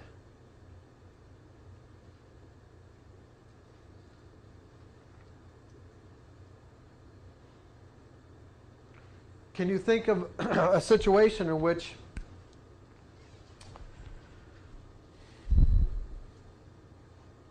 well, let's put it this way. How does a child, does he live his whole life like this? What? It's possible. He may. It's possible, right? It's very possible. What's likely to happen at some point? It gets changed? I don't know about how likely it is. There's something else that can happen that would be more likely. What? Gets tempered? Gets tempered, yes, okay. Maybe he has a positive experience. Maybe he has a positive experience. It depends on what you mean by that, because there are degrees of positive experience, because his experience is his ability to experience anything positive will be extremely limited. And why? Because remember, every time a dog comes into his field of awareness, it instantaneously taps him into this belief. Right? So how is he going to get out of this closed loop? He doesn't even know it's a closed loop. Remember that. He doesn't know it's a closed loop. You can tell him that all dogs aren't dangerous, and he will not believe you.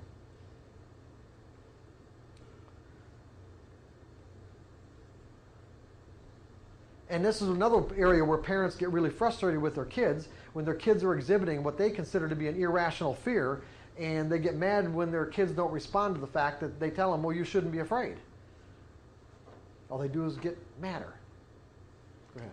Would it be likely if a child ran into a dog who wasn't dangerous, they would do something to invoke the dog to become dangerous to prove they were right? Well, unlikely only because they wouldn't be able to interact with the dog. They wouldn't even be able to interact with it. Take it out of a child in an adult situation. Maybe if the adult felt powerful enough. Well, not even a dog. You I know. mean, if you have a certain belief that causes you harm, Oh yeah. and you Oh find sure. an environment that doesn't, where you Absolutely. sort of back to self-sabotage. Sure. To prove that you're right. Exactly. Right. Absolutely. So, can we think of any circumstances in which, first of all, as John said, the belief might get tempered a bit?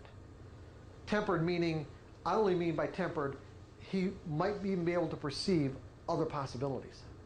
Because we're getting to a real critical concept here that you guys need to have for your trading. Remember, he's going to avoid dogs at all costs. There's no other possibilities that exist for him other than terror. You see somebody else with a dog having a different experience?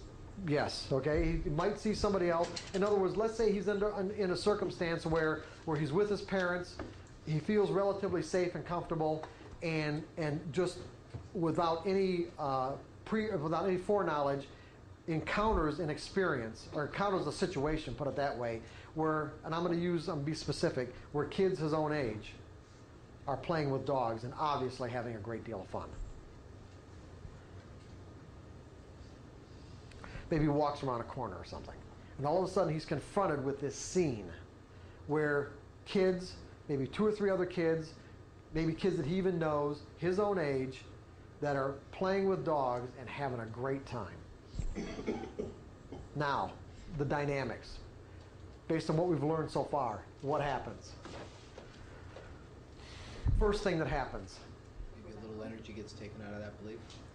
That's not the first thing that happens. Association. What? Association. That's still not the first thing that happens. You guys really, now just think of your, no. He doubts his belief at that point. Well, that's still not the first thing that He happens. wants to go home? He wants to go Come on. Yeah, well, come on, just don't think of this kid. Think of your own experiences. What happens when you encounter information unanticipated from the environment that completely contradicts what you believe to be true? What happens? Confusion. Confusion. That is a natural state. Confusion is a natural state. That's what happens when we encounter information that conflicts what we believe to be true. We are confused. I don't get it. It doesn't make sense.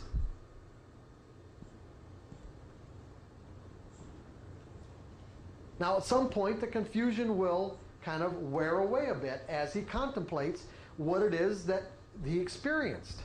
And he, at that point, realizes that other possibilities exist beyond the limitations of his belief.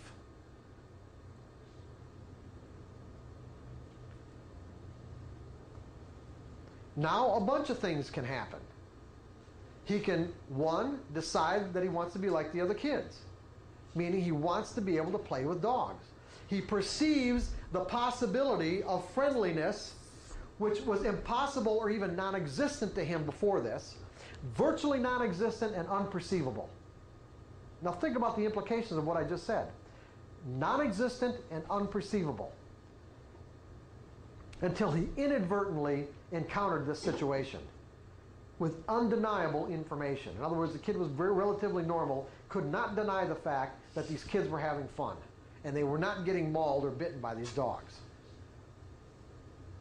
Whenever we encounter information that conflicts what we believe to be true, that we find virtually undeniable, we go into a state of confusion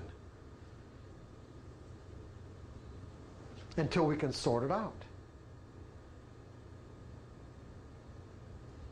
So he realizes that other possibilities exist. Now what? What do I do? I want to be like the other kids. I want to be able to play with dogs. Okay, he makes up his mind in a sense, not to the extent like we talked about with the kind of conviction about what we talked about earlier, but he decides, let's say, I want to be able to play with dogs. Is he able to do it?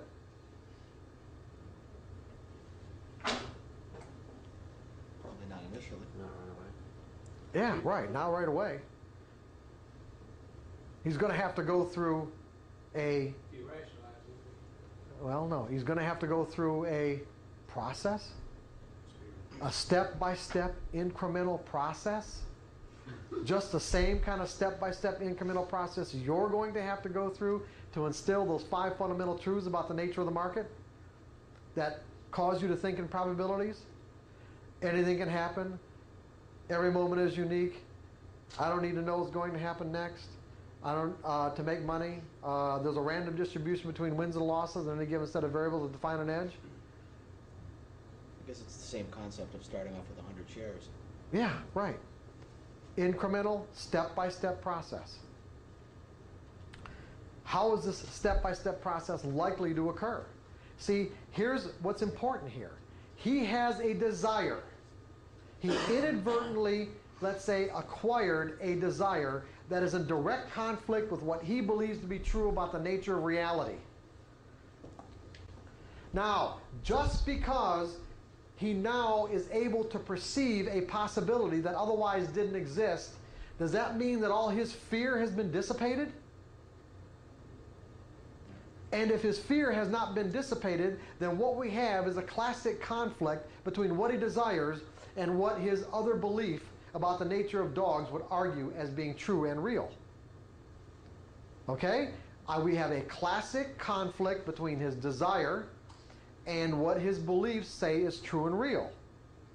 So he could say, I want to play with dogs, but when he encounters another dog the next time, he might find the closest he could get to one might be 10 or 15 feet. That would be, in a sense, a positive encounter because nothing happened. Right? In other words, what we have are two contradictory beliefs. One that has an enormous amount of energy. All dogs are dangerous. And another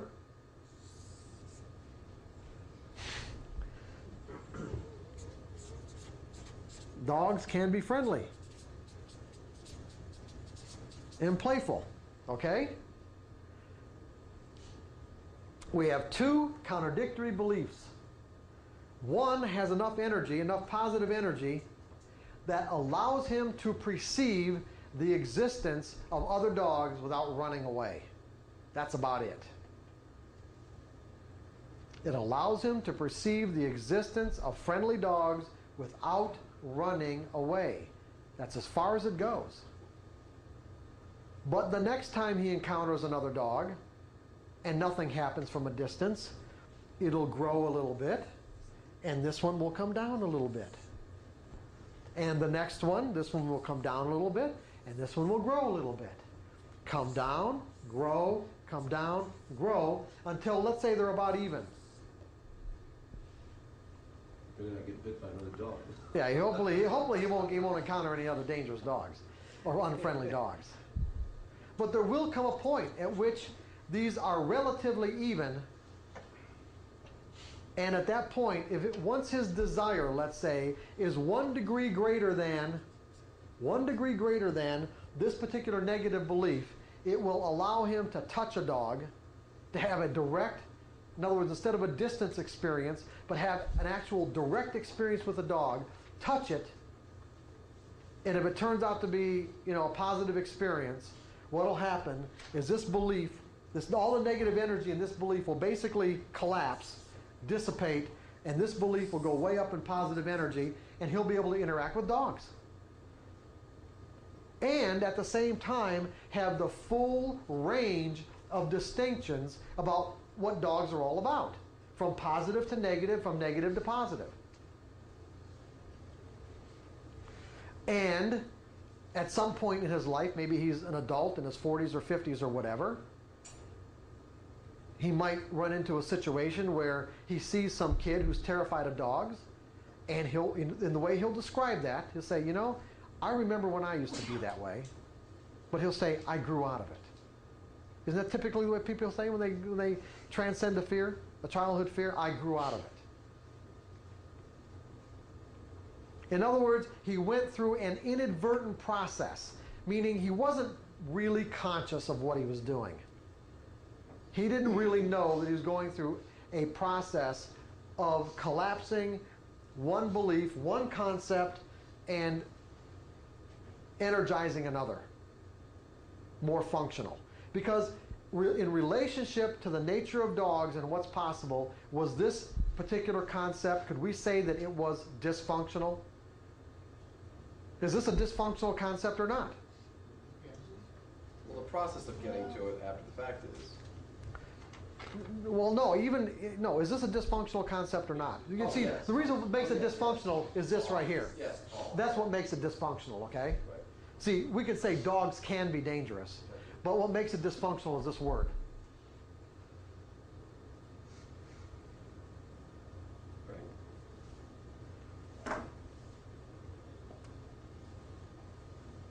Which brings up another issue. It's like, well, what's the truth?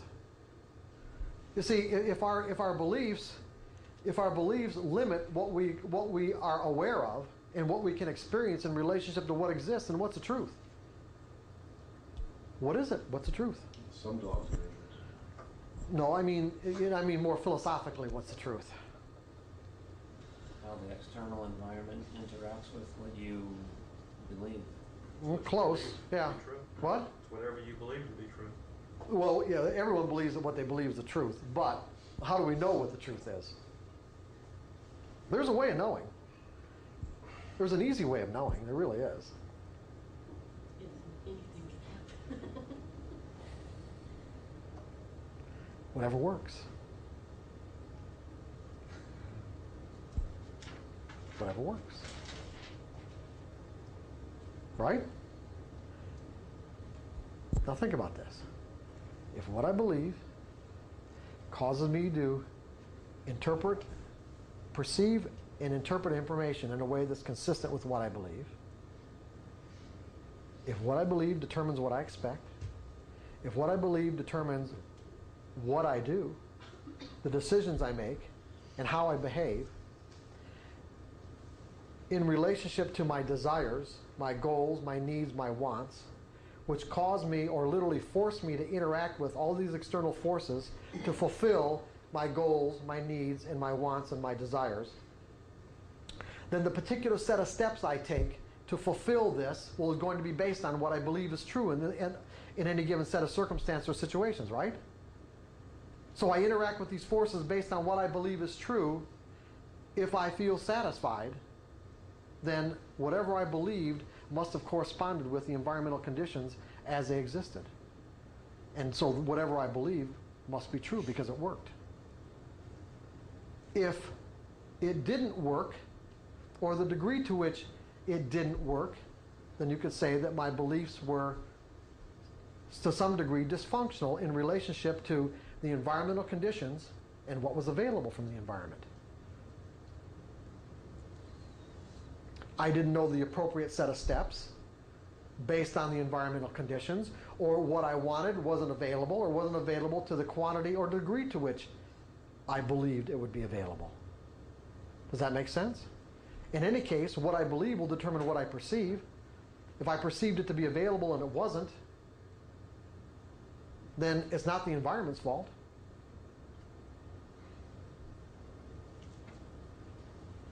You guys with me on this? It's a vicious circle. That's right, exactly.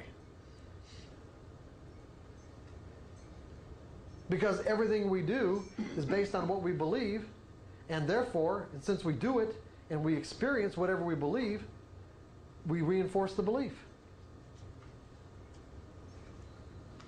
That's why a trader's very first 2 or 3 trades is going to dictate what he does for the next.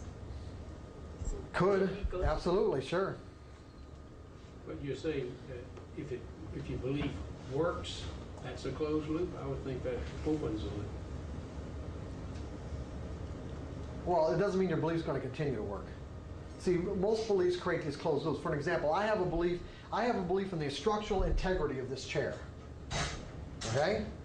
And as a result of my belief in the structural integrity of this chair, I will sit down. And not have any problem, not even think about it, right? But what's interesting is that because the environment or because the universe is constantly expanding, and because everything that's made of atoms and molecules is in motion, my beliefs can remain static in relationship, or will remain static unless I do something to change that energy or change the concepts. My beliefs will remain static in relationship to a constantly changing environment, meaning that this chair is deteriorating over time. It doesn't seem like it now. I cannot perceive it being actually deteriorating. But if we could come back, this chair would stay here for the next 1,000 years or 2,000 years, especially if it's made out of wood. We would come back, and it still might be standing just the way it is, but if I were to go sit on it based on my belief in its structural integrity, I would sit and fall to the floor, would I not? And you're saying it's only then when you open up that closed loop before it... See, the belief worked. The belief works now. It won't work over time.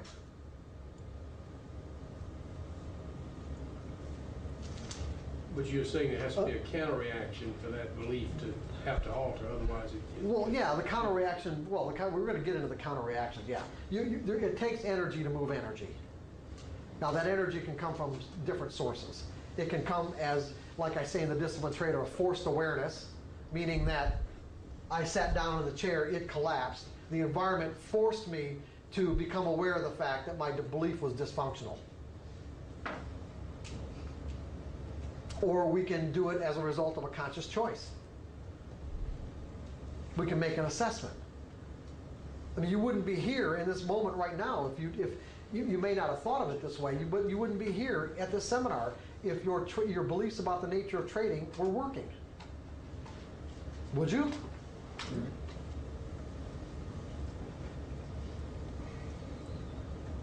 They might be working to some degree, but not be working to the degree to which you are satisfied with.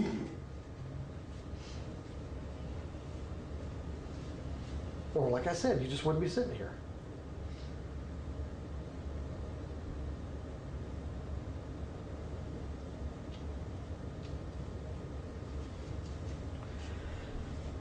Now, this is the important concept that I wanted you to get out of this, however. Well, there are many, but right now I want you to really pay particular attention to the fact that he had a desire that was in conflict with what he believed to be true. What won out in terms of his ability to express himself? At least in the initial stages, until the energy started balancing out. What wins out? The belief. The belief. Whatever has the most energy. Put it that way. Whatever has the most energy is what wins. We will express ourselves in a way that's consistent with whatever has the most energy, regardless of what the conflict, in other words, regardless of what you may want. Meaning that it is possible to acquire a desire that is in conflict with what we believe to be true. And we may not even be aware of the belief that's in conflict with our desire. We may not even be aware of it. It may have been something we learned in our childhood. But what we're going to learn in a moment is that it doesn't matter when we learned it. If there's energy in it, it will have the potential to act on our perception and on our behavior, regardless of what our desire is.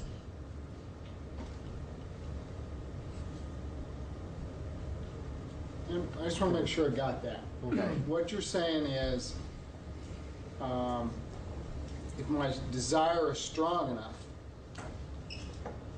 it can cause me to look at my belief or take some of the energy out of my belief.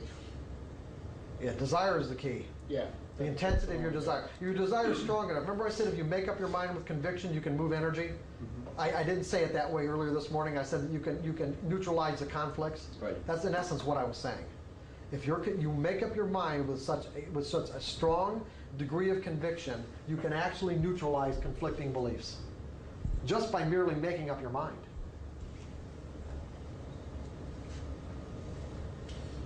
In some cases, that'll happen. It really will. There are things that, you will look at in relationship to, your sense of dissatisfaction and say, you know what? I get it now. And this is it. This is not who I am anymore. This is not who I am.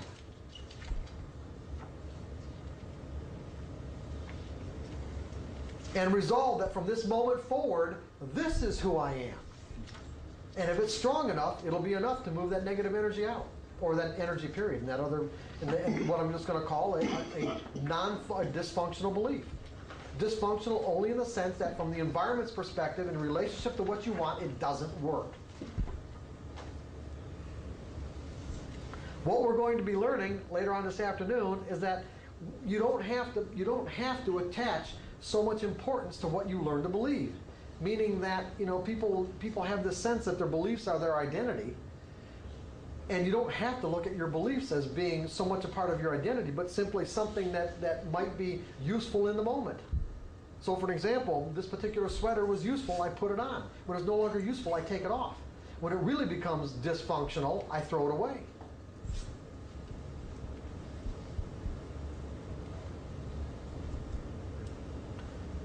And believe it or not, you can look at your beliefs the same way. You weren't born with any of them. You've inadvertently changed some of them throughout your life.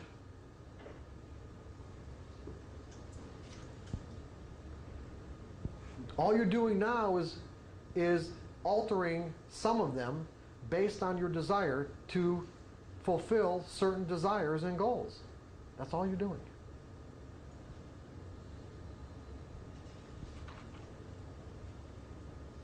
And if you believe it's all right, the process will go a lot easier. If you don't believe it's all right, that's one of the first beliefs you're going to have to work on, is why it isn't all right to change a belief.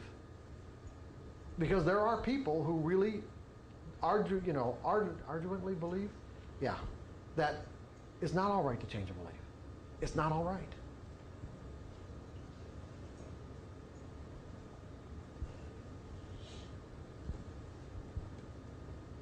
So therefore, that would be the first thing they'd have to work on, is making it all right.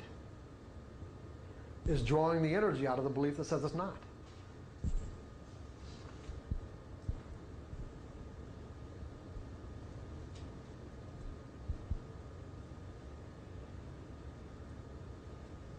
And if this makes any sense, which it should, is that the stronger you believe that it is all right to just alter your beliefs when it suits your purposes, the faster it goes, and the easier the process is.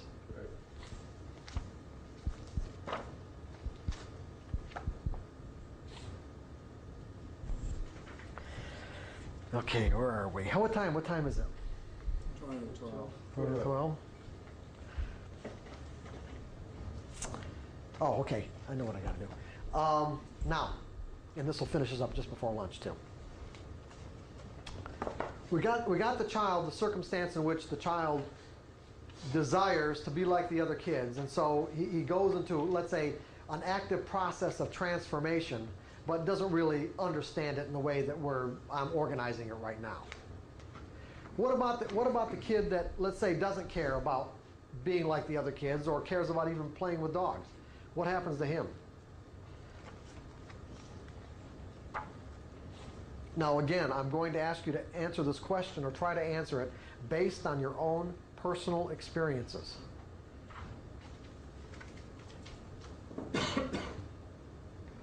Try to put it within the context of your own personal experiences. You've got a situation. He has a negatively charged belief about the nature of the way dogs exist. He confronts, inadvertently is confronted with information that contradicts this belief, making it, in essence, not true. Meaning not true in the sense all dogs are not dangerous. The all is the critical active word here. But also at the same time has no desire to interact with dogs. Now, his experience allows him to now perceive the possibility of interacting with dogs on a friendly basis, but he has no desire to do so. So what we have in this person's mental environment is an active contradiction that will probably remain that way for his whole life. He will be able to perceive the possibility of interacting with dogs, but the way he'll rationalize his inability to do so, and I say his inability because what will determine his ability to interact with dogs? What has the most energy? That's right. What has the most energy? So he will rationalize his inability to interact with dogs with, I know they're not dangerous, but I don't want to touch them anyway. Okay? I don't want to touch them anyway. I don't like dogs. The example I use in trading in the zone was a trader that I worked with from Brazil that terrified of snakes, doesn't remember why, doesn't remember any particular experience, just always knows, or always just, as far as his recollection goes back, he's always been afraid of snakes. His wife went to New York to visit some relatives. He was left taking care of, I think at the time she was maybe 2.5-year-old daughter, 3, I don't remember exactly how old. Went over to a friend's house and he didn't know, who also has a 2.5 or 3-year-old daughter, but didn't know that the friend had a snake. The 2 kids go into the room, and I guess, I don't know if there was supervision or not, but came out of the room and his daughter had the snake wrapped around her. And he saw this and literally jumped across the room. I mean, he just flew. And his first reaction, other than being terrified of the fact that he was confronted with a snake, was the fact that it was wrapped around his daughter and the fact that she wasn't afraid. That perplexed him, deeply perplexed him, thinking that that's his daughter, that somehow or another she should also be afraid of the snake too, right? But because she's had no personal experience with snakes that's negative, it was just pure fascination to her. Now, how would he explain his behavior? Does he know that there are obviously dangerous and non-dangerous snakes? Well, yeah, one was wrapped around his 3-year-old kid. So he knows that snakes aren't dangerous. Could he touch that snake? No. The way he'll explain that is that, I don't want to. That's just an active contradiction. In other words, there's enough energy inside his mental environment to be able to perceive the existence of non-dangerous snakes, no desire to change it, and so he'll just live with this active contradiction for the rest of his life.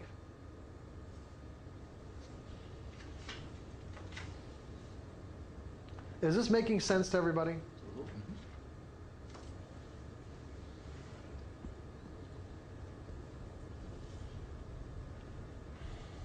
Now, the next example I want to give is, let's take a kid who's never had a negative experience with a dog.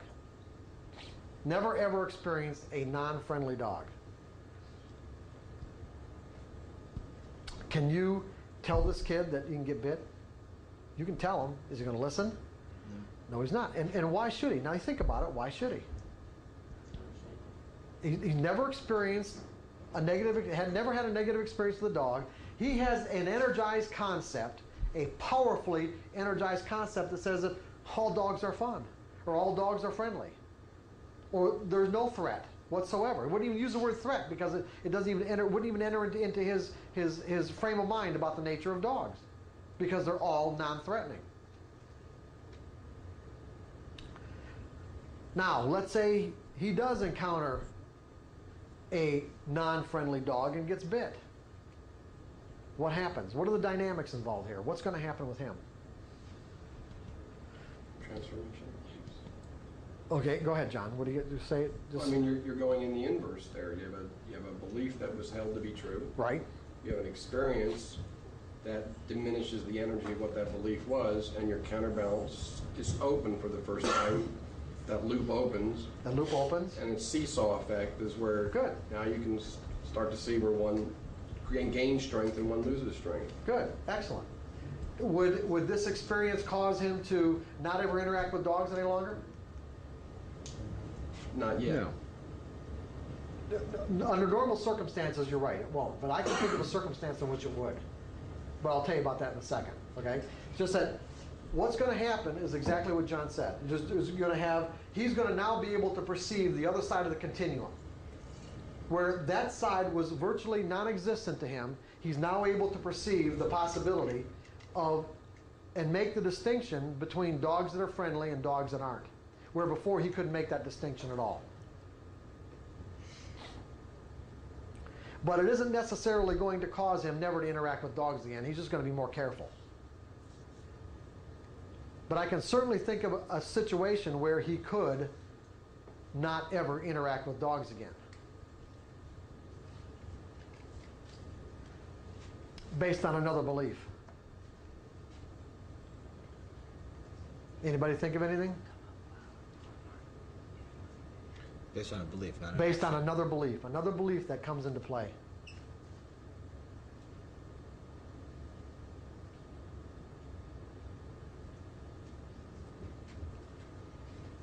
What if he has a highly evolved belief in betrayal?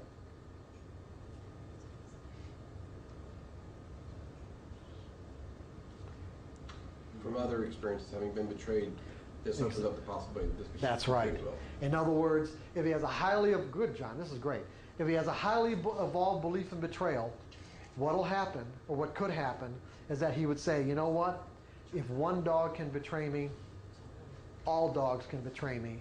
And all that positive energy that he had about the nature of dogs will now get switched into a belief that is completely negative. And he will no longer interact with dogs.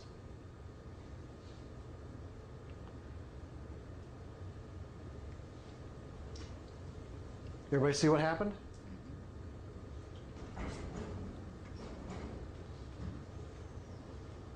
And it can only take one experience. That's all, just one.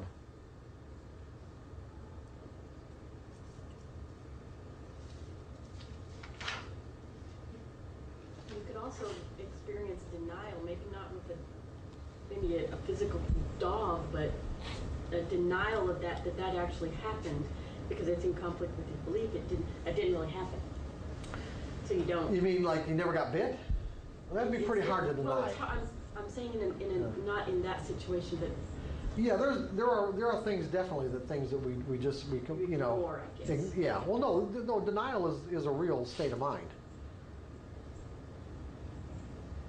The implications of what we're experiencing are too difficult to deal with in the moment.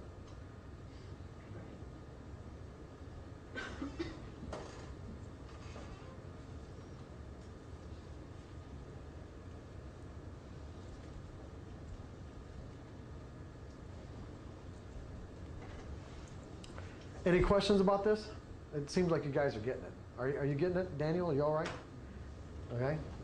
Jeff? Because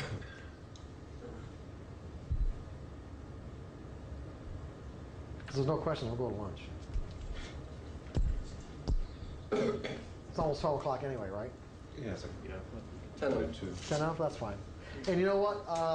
We should probably make sure you're back by at the latest by, let's say, 20 after 1 or something like that. One of the things that I want you to contemplate just for a moment, in terms of when you look at the kind of nature and characteristics of beliefs, that doesn't really matter what the belief is. But think for a moment that if you were born into a culture or a social structure that was, let's say, vastly different than the one you were born into, there's very little in common with what you have with the beliefs that you have right now about the nature of the way the world works. Do you think that it's that you would hold those beliefs any less strongly than the ones that you have right now? No, really. Just it would be probably. I mean, it's hard to gauge how much energy might be in those beliefs, but the point is that those beliefs would be as real to you as the ones that you're holding right now. So, what does that suggest about the nature of beliefs? What would be a characteristic that you could infer as a result of this kind of observation about the nature of beliefs? They're environment bound. They're environment bound. Okay. Anything else?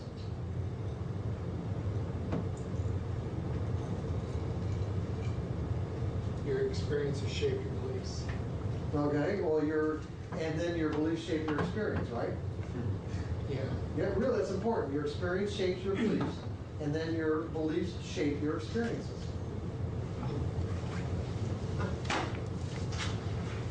you like to sit up at night and think of these? Go with that tomorrow, that'll wow them. You good after 5 minutes? How does heritage and beliefs? How does heritage? Yeah. I'm not sure. I don't see how it does. I thought you referred to that earlier as being Heritage acquired, meaning your descendants or? genes. Since it's I think certain cultures or cultural heritage can have an effect on the kind of beliefs that, kind of maybe characteristics or beliefs that people have. It's hard to really, well, I don't know, I really want to take that back. I don't want to get into that. I'm sorry, because there are certain ideas that I have about that you know, people born of certain cultural heritage can have certain tendencies that seemingly are genetically encoded. But basically, what we can get into is a lot of kind of cultural, racial jokes that, you know, that may have some validity or truth to them. but in the end, it's the experiences that one grows up. We're not going to go there. No, we're not going to go there. Probably might have to edit that out of the video. Anyway, I'm sorry. Go ahead. Well, in the end, it's still even influences from your childhood are acquired. They don't come that way. As you said earlier, the child's born with no beliefs. Right. Yeah, there's no way a child could be born with a belief, because we're defining a belief as basically based on the definition that we have of a belief that we're working with. Based on that definition, there's no possible way a child could be born with one, because a belief is simply a concept about the nature of the way the world works. It's an energized concept. Okay? It's a group of abstract words that form into a concept that is energized. What do you mean? That's it.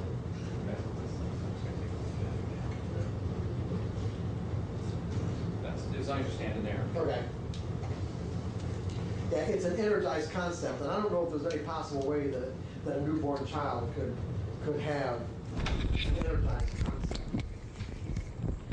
You know, there might be a way. Maybe the mother talking to the child in the womb or something like that, or I don't know. I mean, I wouldn't rule it out. So what were you getting at? I'm sorry. I was just thinking of other ways. And this is a bit of work done, for instance, a child recognizes his mother's voice, and that's generally soothing to him when he's born. So that, you know, there are some experiences in utero. Oh yeah, sure, yeah, absolutely. And what they, you know, to me, what they become are like these undifferentiated memories. That just seem like probably floating around, unattached to any particular mental structure. We start organizing the memories. How we're taught to organize memories. There might be other ways of organizing it. I don't know. But because we speak in a language, it seems like we structure everything based on that language. And so all these experiences, all these memories of experiences, and all the energy then get put into this context of words and concepts. And so we're defining a belief as simply an energized concept about the nature of the way the world works that will then impact the way we perceive information and how we behave. And so what we're basically saying is that since the environment can express itself in an infinite combination of ways, in other words, there's those external forces that we have to interact with to fulfill our needs, wants, and desires. In other words, we have to step into an experience. We actually have to initiate and step into an experience to be able to fulfill ourselves.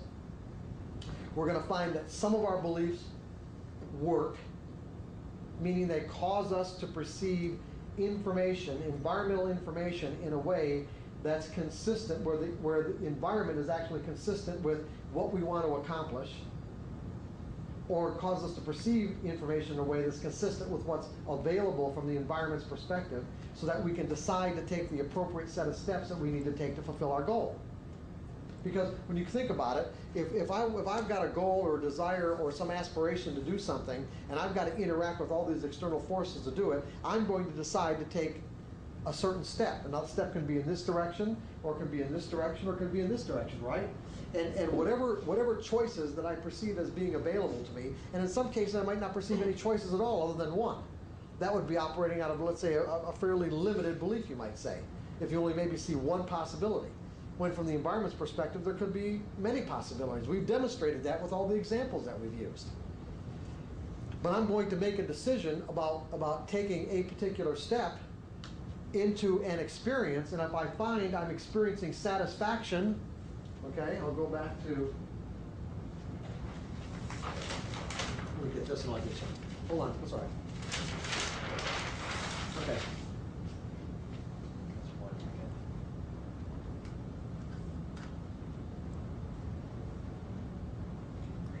Okay, if I'm experiencing satisfaction, that's my reality in this moment, let's say. Okay, I've made a decision, I've taken a step, I got an outcome. Okay? And that's one thing that's nice about trading, is that what we do is we get immediate outcomes. It's very hard. It's very difficult to shift the responsibility. Although we may try, it's very difficult to shift the responsibility of that outcome to something or someone else, because we're the ones that made the decision to get into the trade or get out of the trade when we did. So we know it's us. And the market has no, really, when you think about it, the market has no power to cause us to perceive its information in any particular way. So if I'm experiencing satisfaction, that's my state of mind in this moment. That's a nice state of mind to be in, right? Satisfaction, joy, happiness, excitement. What would that tell me about the nature of my beliefs in relationship to the environmental forces that existed in that moment? In harmony. What? You're in harmony. You're in harmony, yeah, exactly. You're in harmony. There's no conflict to deflect you in another direction. Yeah, there's no conflict. There's no conflict either internally. Now think about this. There's no conflict either internally or externally. And that could be described in some cases, in some ways, as the zone. Because you're operating in perfect harmony, not only within yourself, where you're completely reconciled about what you're doing and why you're doing it. You're completely reconciled. That's our definition of acceptance.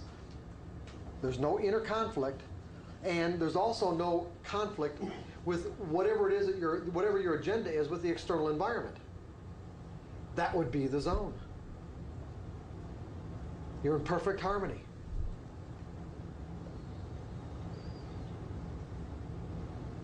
Does that make sense to everybody?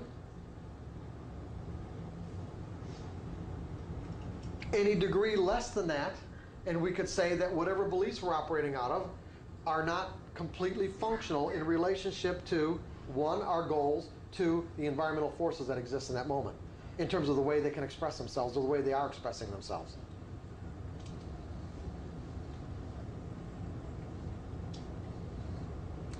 So if you recognize the dynamics within this context as I just explained it, then and if you're not satisfied with your outcomes, what are you going to do? I'm going to change my beliefs. Normally, what we learn how to do is to try to change the external circumstances. If I'm not getting what I want, if I'm feeling disappointed, things aren't working out the way that I want them to, what we try to do is control the external forces that are in conflict with our beliefs, desires, or expectations. Now, if the environmental situation has to be controlled, meaning that you have to exert some sort of force on the environment to shift it in a way that it conforms with your expectation, and normally what we're talking about is other people, then you're naturally going to get a consequence that's going to reflect the fact that nobody likes having to behave in a way that's inconsistent with what they believe to be true. Because if you're operating out of a place of superior power or expertise, and people feel like they're being used or they're being forced to do something, they always find a way to retaliate. And we know this just based on our own experiences and feelings. People don't, if there's harmony between two people, nothing need to be done when you get right down to it. If two people's belief system are in harmony, then there's no point to manipulate it. There's no point in manipulating them. There's no point in exerting any kind of power or control over them at all. And if they're not, and you're exercising some sort of power over somebody, they're going to find a way to retaliate. That's a consequence that we're going to experience if we're in the position of power. And you're going to find eventually that it doesn't work. It works for a while, but eventually it won't. Does everybody disagree with that?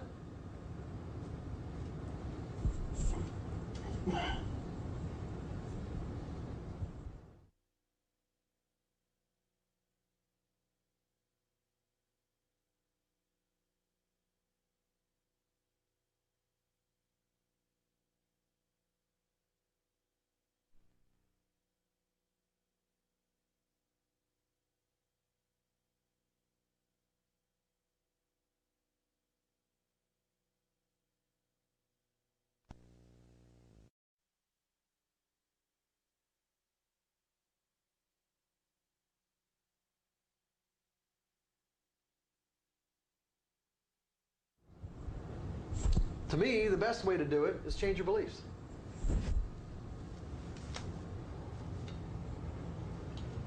Not that technically beliefs can't be changed, I don't think, but we're going to talk about that in just a second. I use those words because I don't know any of the words to use, but you know, just as long as you understand the context in which I'm using it.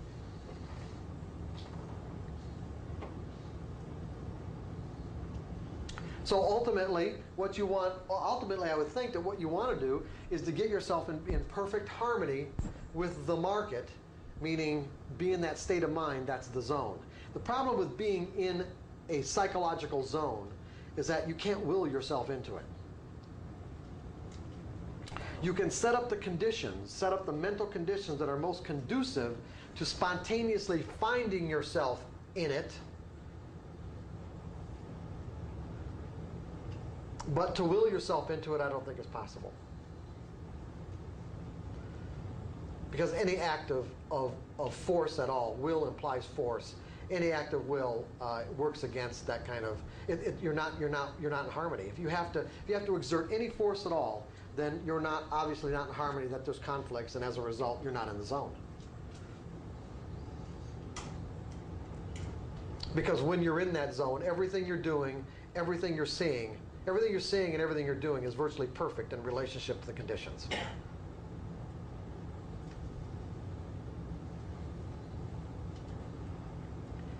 And often, many of the things that people find themselves doing are things they've never done before. Like, so you can take great athletes, for an example, that make these really terrific moves. They're in the zone in the moment. And it's not like something they contemplated beforehand. It's something they look back on after they did it and said, wow, whew, man, that's really something. And then everybody else, if it happens to be on tape or something, everybody else looks at it, they dissect it, they break it down to the smallest incremental steps into a learning process, and then try to teach other people how to do it. But the first time it was done by the athlete, it was spontaneous, meaning it was creative. It didn't come from the intellect. It didn't come from an intellectual thought process.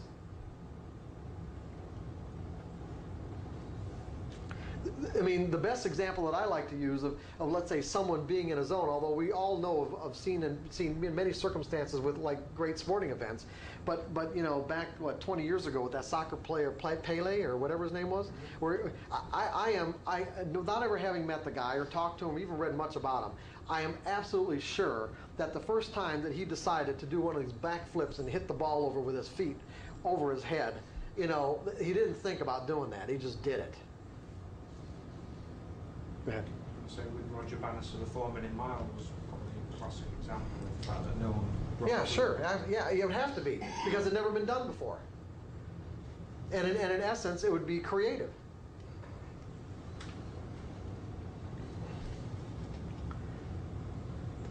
So what's interesting, what's nice about trading is that, see, what you have is with great athletes, these are people who virtually devote their lives to something. And even though there are many people and athletes who devoted their lives to their profession, there's still only a small percentage that get into that zone or consistently get into that zone. And I think one of the primary characteristics that's necessary to, let's say, consistently get into the zone is that you eventually have to develop a pretty firm belief that mistakes don't exist. that mistakes are just experiences that point the way. Because see, if you're afraid of making a mistake, that's going to keep you from getting into the zone.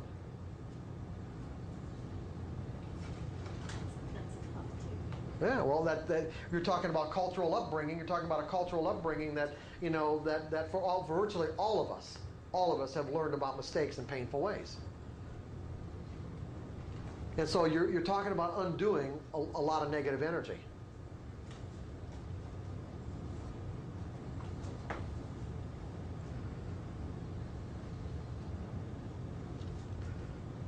See, so you take like a guy like a Michael Jordan who gets to a point, and see a lot of this can happen inadvertently. Now, I'm not saying that Michael Jordan didn't grow up with the same kind of beliefs about what it meant to make a mistake as everyone else.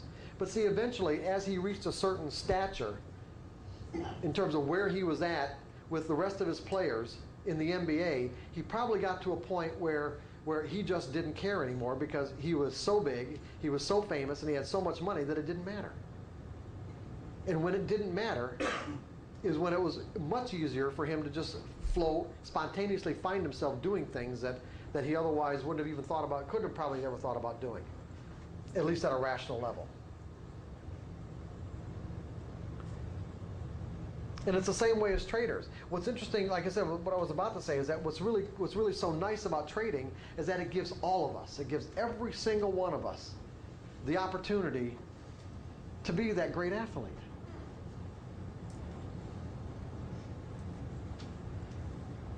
And we don't have to get picked in the draft by the NFL or the NBA or the NHL. All we have to do is open up an account. And we have the opportunity to experience states of mind, or let's say states of development that, you know, in many cases, only some of the most accomplished people in the world have attained. It's available to all of us.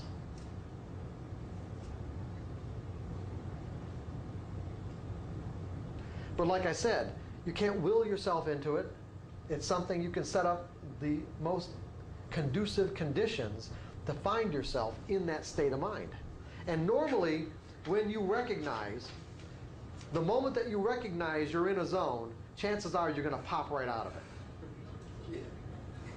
In other words, the moment that you recognize at a rational level that you're in that state of mind, you will probably pop right out of it.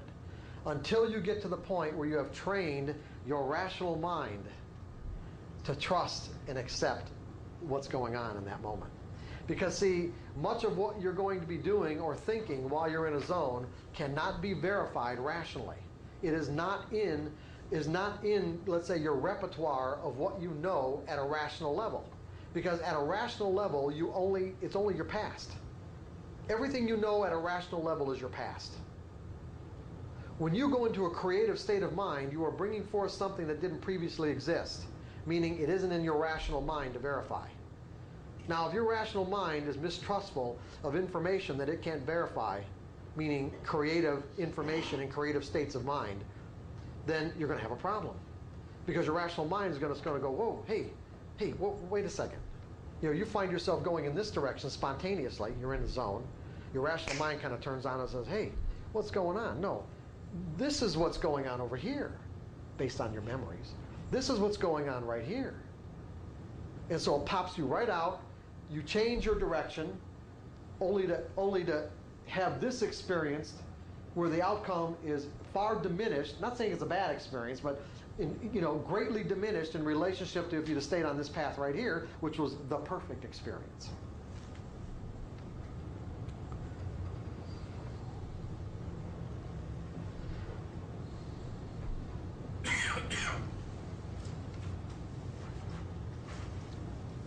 That's normally referred to, at least with trading, would be trading intuitively, where you get an intuitive impulse, an intuitive hunch, and everyone has the capability of being intuitive.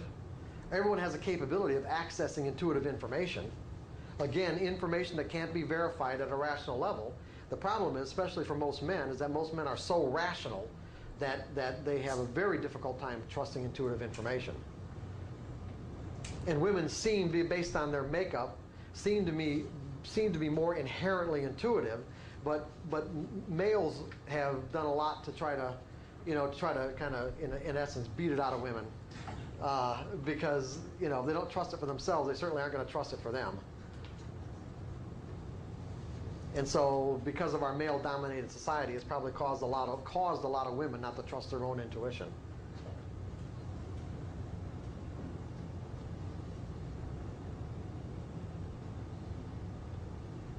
So that's a whole process that if you want to trade intuitively, which we're going to get into more tomorrow, trade intuitively, then you're going to have to train your rational mind to accept creative information, creative-based information.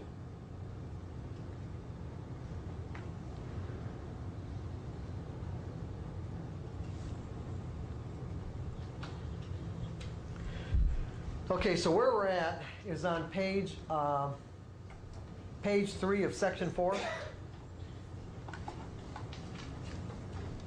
And we're going to get into the specific characteristics of a belief. First of all, it is my contention, I have a notion about this, that, what's that? It is that beliefs have to be, that the energy that beliefs are composed of have to be conscious in some way. Now, I want you to think about that for a second. They have to have some degree of conscious awareness, because beliefs seem to take on a life of their own. And how else could beliefs cause us to recognize in the environment something that's similar to, or in many cases seemingly identical to, something that we already believe? It's like there has to be some sort of conscious awareness there. And the only reason why there has to be some sort of degree of conscious awareness, I'm not saying a great degree of conscious awareness, but at least some degree of it, is that how would our beliefs know that we're being confronted with information that is in conflict with what we believe? And at the same time, why would they compel us to instantaneously reject any information that's in conflict with what we already believe to be true? So there seems to be like a degree of consciousness there. And the other thing too is that when you look at the common characteristics of beliefs, like you could say there's universal, there's some universal properties there. It's like, is there anyone in this room that does not like to be believed? Do you like to be believed? Does it feel uncomfortable to be disbelieved? You see, this is universal. Uncomfortable to be disbelieved. Regardless of what the belief is, it doesn't feel good. Do we feel more comfortable being around people who share our beliefs? Just naturally feel more comfortable with people who share our beliefs. And uncomfortable around people who what? Don't.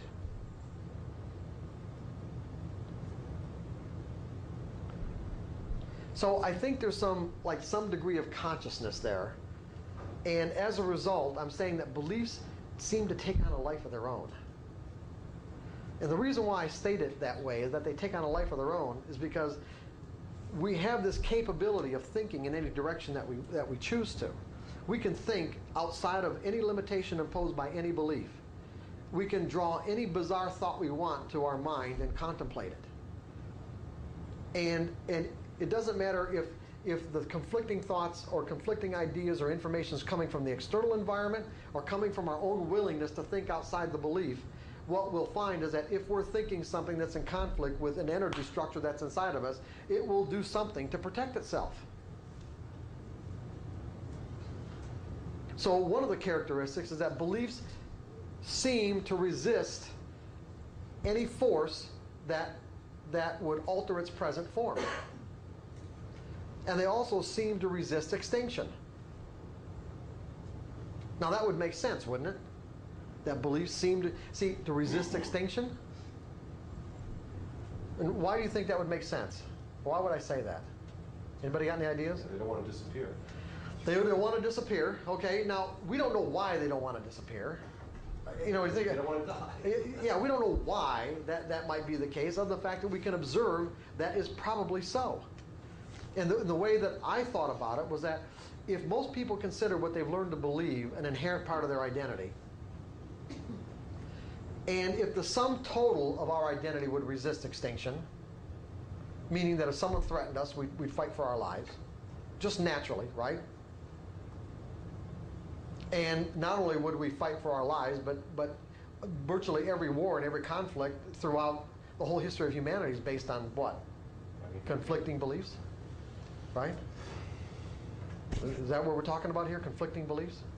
Every conflict, every war, every argument is based on simply conflicting beliefs. So if the sum total of who we are would resist extinction and fight to stay alive, it just seemed to me that it was okay to infer that the individual parts would too. If the sum total will, so will the individual parts. Meaning that, this is really important, when you're working with your beliefs, fighting your beliefs doesn't work. Okay? No matter what you may find in terms of in your mental environment as a belief, and no matter how distasteful you might think having that belief might be, or how dysfunctional, or how it might have messed up your life in some ways that are not very pleasing to you, directing any negative energy whatsoever towards your beliefs will only cause them to become usually more powerful at the very worst, and at the very least, fight you back.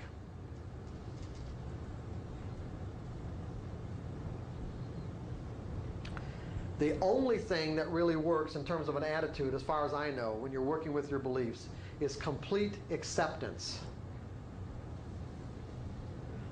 I accept what's there. I understand it. I accept it. And as a result of my acceptance, it allows me to render that belief non-functional. In other words, it makes it easy for me to draw the energy out of it. I can retire it. But if I do something to fight it, it'll fight back. How would you fight a belief? I mean, give me an example. Direct negative energy toward it? Yeah, just direct negative energy toward it. I mean, people... Would you give me an example that's kind of abstract? Fear of snakes. What's that? Trying to convince someone about the fear of a snake. Well, let's see. Well, that's, you're talking about an internal process. And I'll give you a good, here. And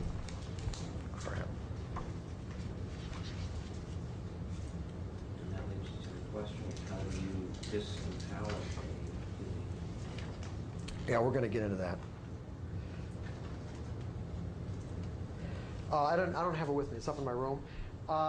There's what I was gonna do for an example is give you or read to you an exercise that of a trader that I worked with a while back, and one of the things that we did, he had a particularly difficult childhood where his father was really abusive, and as a result, he ended up acquiring some really troublesome beliefs. About power and about lying and about not believing he deserved things. Now, the way, if for example, if he approached trying to change those beliefs from the perspective of like, I hate this, I don't want this inside of me any longer, I don't accept this as being me, what you're going to find is that those beliefs won't be de-energized as a result of taking that kind of an approach. Does that make sense? In other words, in essence, what you're really doing when you fight your beliefs or approach them from a negative perspective, in essence, almost what you're doing is you're denying that they're a part of your identity. And see, once a belief exists, it will always exist. In other words, it will always be a part of who we are. It's just the determining factor is just how much energy is there. And so when you're using the techniques that I'm going to give you later on about how to draw the energy out, all I want to do is preface all this with that you have to be vigilant and careful over the fact that you're doing this from a more accepting and loving perspective as opposed to one where, you know, it would have been nice if this didn't exist, and I, you know, or I don't understand it, or you know, I just really want to deny that it's even there, and as a result, just, you know, just kind of like what people have a technique of kind of shoving things into the back of their minds, and they can create some sort of separation between their consciousness and what they're trying to get rid of, and in some ways maybe get some temporary relief, but ultimately it's just like putting a kind of an infected Band-Aid on a wound. It doesn't work. And another characteristic is that I don't beliefs don't have the power to dismantle themselves. See, once an experience is etched in our memory, it's gonna, whether we remember the pathways to that memory or not, it's there. The difference is between whether we can or we can't remember something is just a matter of, you know, just a matter of how many times we've reinforced the memory and our desire to even remember it in the first place. Because I found that there are many things that, you know, I just don't pay attention to, and as a result, it completely escaped my, in some cases, seemingly escaped my awareness. But when I need the information, it pops into my brain.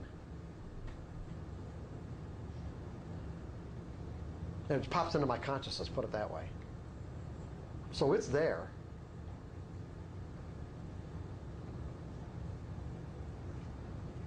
It's the same way with the belief. Once it sort of gets etched into our mental environment, it'll be there forever. But it doesn't have to affect us forever. That's the difference. So did I answer your question, John? Okay.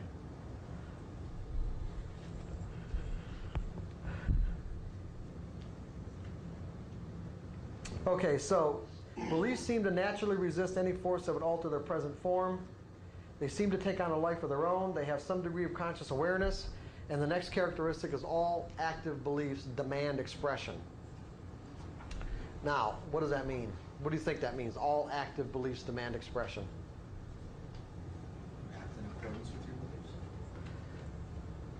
Yeah, you will act in accordance with your beliefs, but don't think of it in terms of the total you. Think of it in terms of the individual beliefs. If I said all active beliefs or any individual belief will demand expression.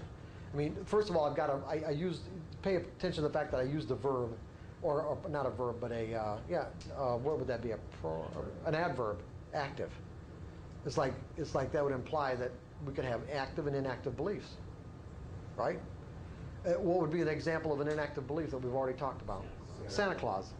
That's an inactive belief. It exists in my mind or in yours, but it doesn't have any energy, or it doesn't have enough energy to have any impact whatsoever on our perception of information and our behavior. That's an inactive belief. If it's an active belief, it implies that it has energy. And as such, what I'm saying is that it will demand expression. Now, by saying that, am I implying that all of our active beliefs are swirling around in our brain at any given moment? Just the ones the environment triggers at the time. Yeah, exactly. Just the ones that get triggered. But once they get triggered, if there's energy there, what happens? Our consciousness is flooded with whatever that belief and whatever energy is in that belief, not only in our mind, but in our whole body. Then we experience whatever state of mind corresponds with that belief. And as a result, think that or assume that what we are experiencing is the true reality of the situation. Because keep in mind that our state of mind is always the absolute truth. Joy is the absolute truth. Satisfaction is the absolute truth. Happiness is the absolute truth.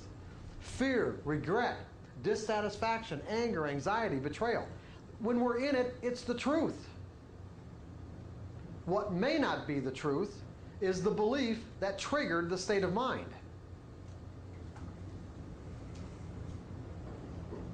Okay? There's a profound distinction here that I'm making. The state of mind we end up in is the absolute truth. The belief that triggered the state of mind could be completely dysfunctional.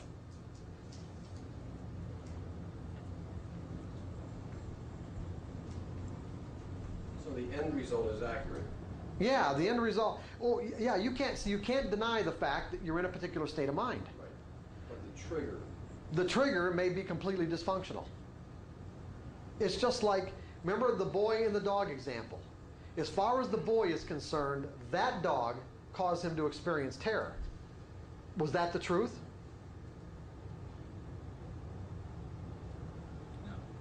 No.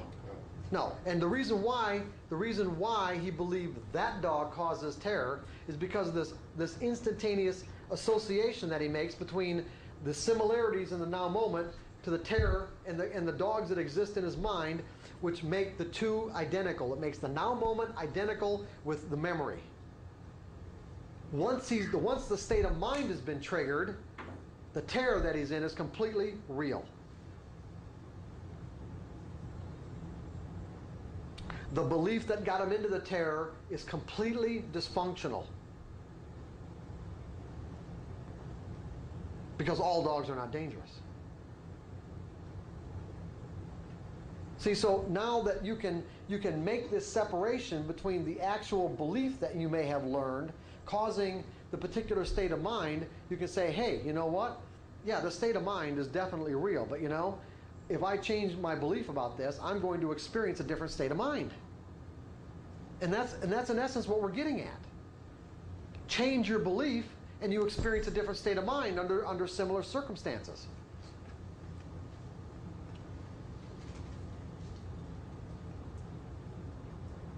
Do you have the same kind of emotional response? You know, if I said, hey, let's all get out a coin and predict the flip of a coin, if you the same kind of emotional response you might have as doing the same thing when you put on trade?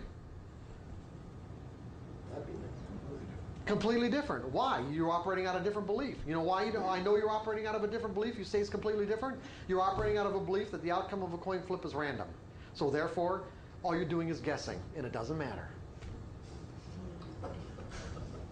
Right? Now, because you do analysis, because your intellect is involved with the way you analyze the market, you have associated the fact that you're using your intellect with having to be right, when trading doesn't have anything to do with having to be right.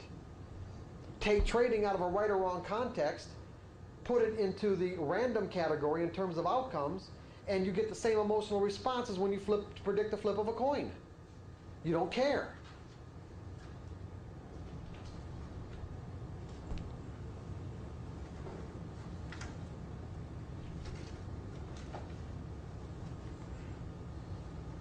Change your belief, your state of mind changes.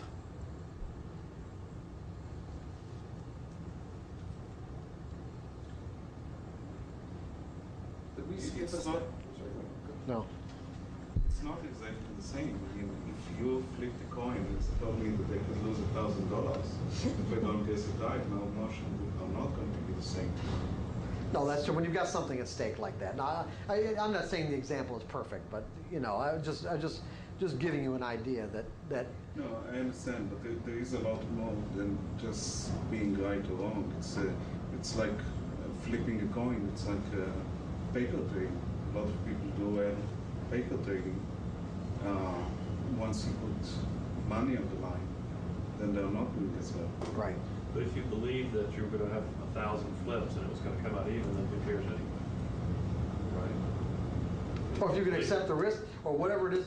See, the whole idea, Daniel, is to be able to get yourself to the point where you accept the risk and the cost of trading. I understand that. Okay.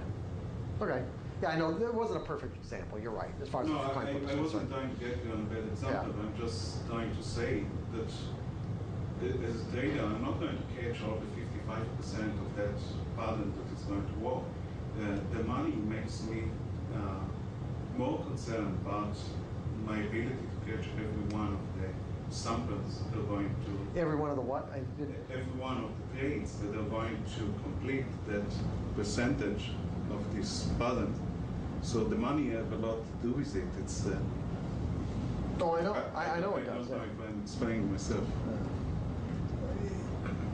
Yeah, I understand. You've got to get to the point where the money takes on less significance, where whatever money that you're expending is you're expending as a result of the cost of doing business.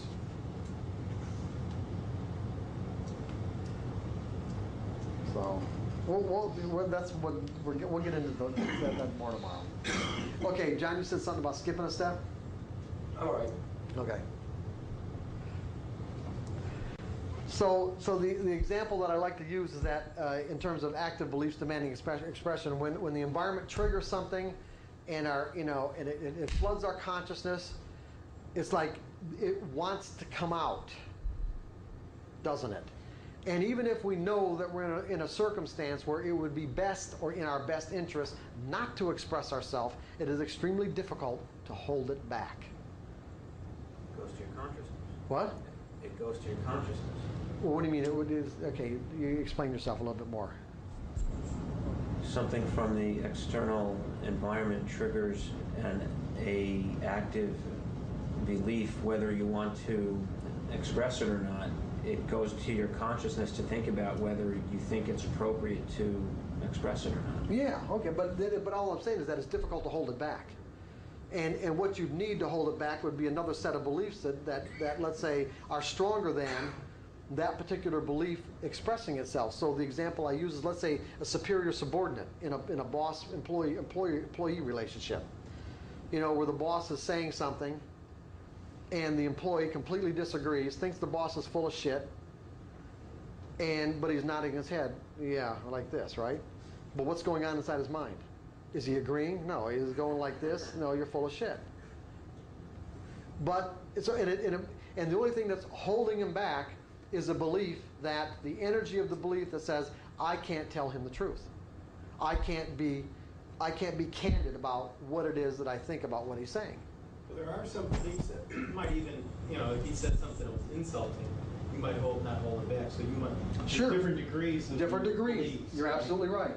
Strength might, right. If he says something that smeared me, maybe I would. Sure. And there are employees who would tell him he's full of shit no matter what. Because that's just what they believe. It's like, I'm going to be candid, and if I think the guy's got his head up his butt, I'm going to say so. But interestingly enough, if we hold back, and this is what I really wanted to get to, is if we hold back, what's going to happen? Let's say we did the nod, okay? Hold back. We held back expressing it. What's going to happen? It's going to build up. It's going to build up, and we will find somebody else to unload on. Right?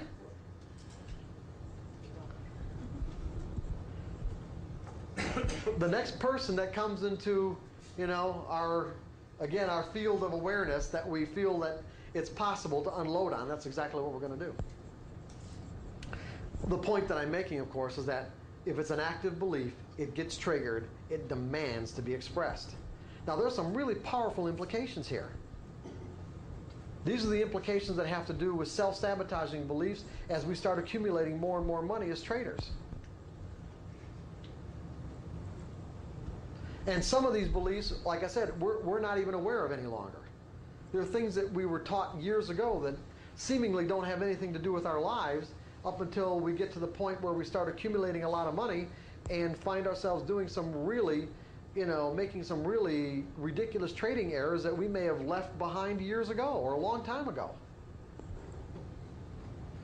Because the more money that we're making causes those beliefs about our sense of self-valuation to start demanding to be expressed. Because here's the problem. I don't think anybody really grows up with, and maybe Bill Gates might be an exception, but grows up with what it means to have an unlimited sense of self-valuation. In other words, we seem to be taught inherent limits about what we think we're worth. And whatever those limits are, once we hit them as traders, because it can come real fast, it will cause those beliefs about what we're worth to demand to be expressed. And see, the problem is they don't have to be specific beliefs. What I mean by that is that what I found is that can be any number of beliefs that fall into a category, a generalized category of I simply don't deserve. And it kind of works like this.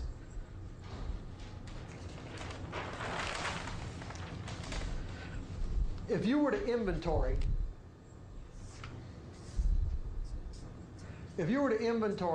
every experience in your life that was positive, and let's say contributed to a positive sense of self-valuation, where you feel worthy, where it made you feel worthy, and all the experiences in your life that contributed to a negative sense of self-valuation, what you would end up with is a net sense of self-valuation, meaning if you balanced all the positive energy against all the negative energy, you would come up, let's say, net positive, net negative, or neutral. The problem is that if you're net negative, of course, it's going to be very difficult to accumulate money. And the other problem is a lot of these experiences may not specifically have been, let's say, directed toward a sense of self-valuation, but if they were painful experiences, either both physically or emotionally, many times what ends up happening is that, especially as children, these experiences get put into this broad, generalized category where, let's say, a parent might say, oh, you hurt yourself, you fell, you skinned your knee, or your elbow, or whatever, and your mother just told you not to do that. And she says, look, see, God punished you. And so then what happens is that what you do is start associating as a child every time that something like that happens with, oh, God punished me, and then the next step is, if God's punishing me, then I must not be a worthy person. So then every negative experience can get categorized, I'm not saying it does, but every negative experience has the potential to get categorized into a broad, let's say, category of, I must be an undeserving person, or this wouldn't have happened to me.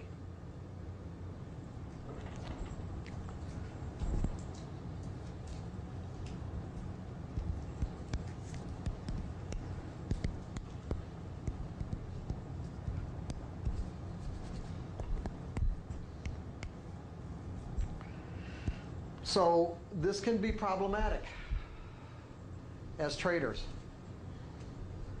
And other than the, let's say, inability to not think in probabilities causing trading errors, this is the thing that is most responsible for these kind of, doing all the hard work and doing really good and following your rules and being disciplined and everything you need to do, and all of a sudden you just whack yourself. And you start the process over again and whack yourself again. Sense of self-valuation coming in saying, you don't deserve this. Remember, all beliefs demand expression. All beliefs seem to take on a life of their own. And regardless of whether or not your desire is to keep on going up like this indefinitely, if your total sense of self-valuation doesn't correspond with any particular level, wherever it is, then it will find a way to express itself on your consciousness, meaning how you see the market and what you do in that moment to make sure that you lose the money. Scary. Just is. Doesn't have to be scary. Is there a way to figure out what you... Oh yeah, sure. Oh no, you're going to leave, and I'm not going to. Yeah, absolutely, sure there is, Jeff. The upsell tapes up. Yeah, yeah, exactly. Yeah, that's the next workshop.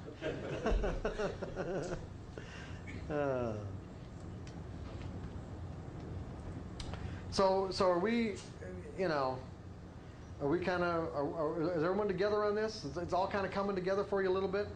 Okay?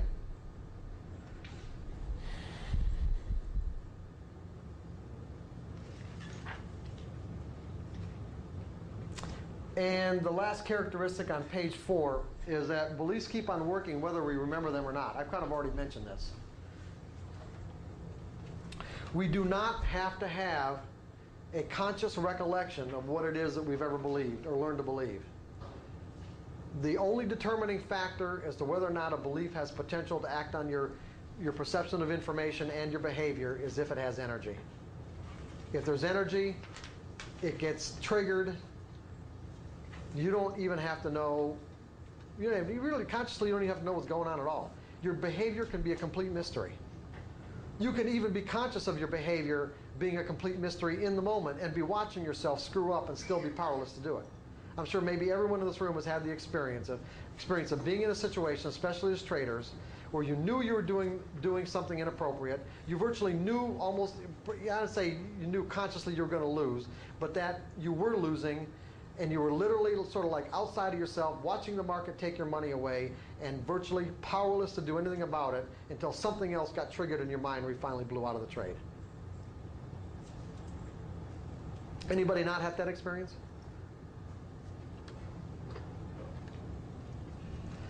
You don't have to know where that behavior is coming from for it to happen.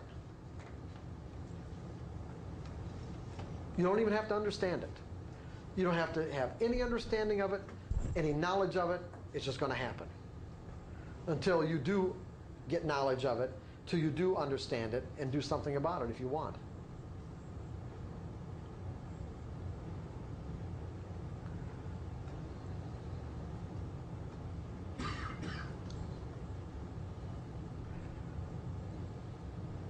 There was a guy I worked with at Merrill Lynch back in the early 80s that went out and left Merrill Lynch and went on to be a floor trader at the Chicago Mercantile Exchange in the S&P pit.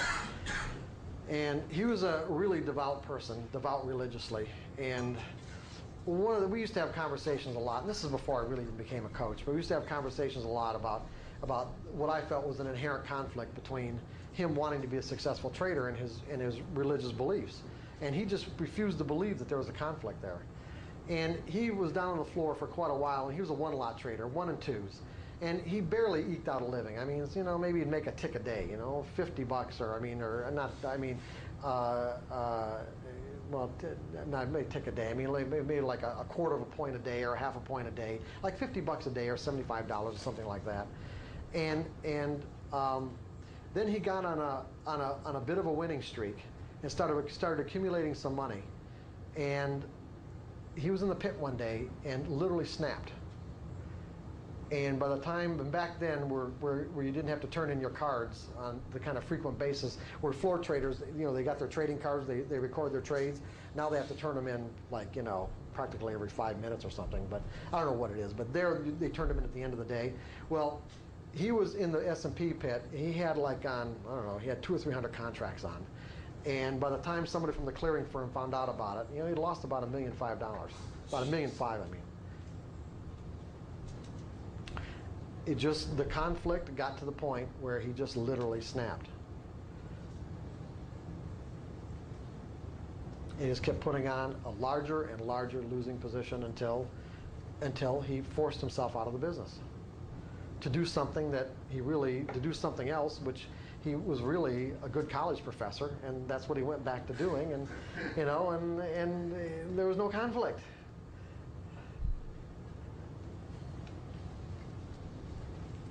Mark, would you clarify something? Sure. I think you suggested that as you de-energize the old beliefs, they drop into subconsciousness. No, I didn't say that. No, and that's not what I'm saying there either. What I'm saying is that beliefs can exist at 2 different levels. You can be consciously aware of your beliefs, okay, and they can drop down to a subconscious level of operation. And the best way that I have of explaining that is using driving as an example. Things that we learn typically do drop down to a subconscious level of operation, which basically frees our consciousness up to do other things, to pay attention to other things, what's going on in the environment, to learn something else, as a matter of fact.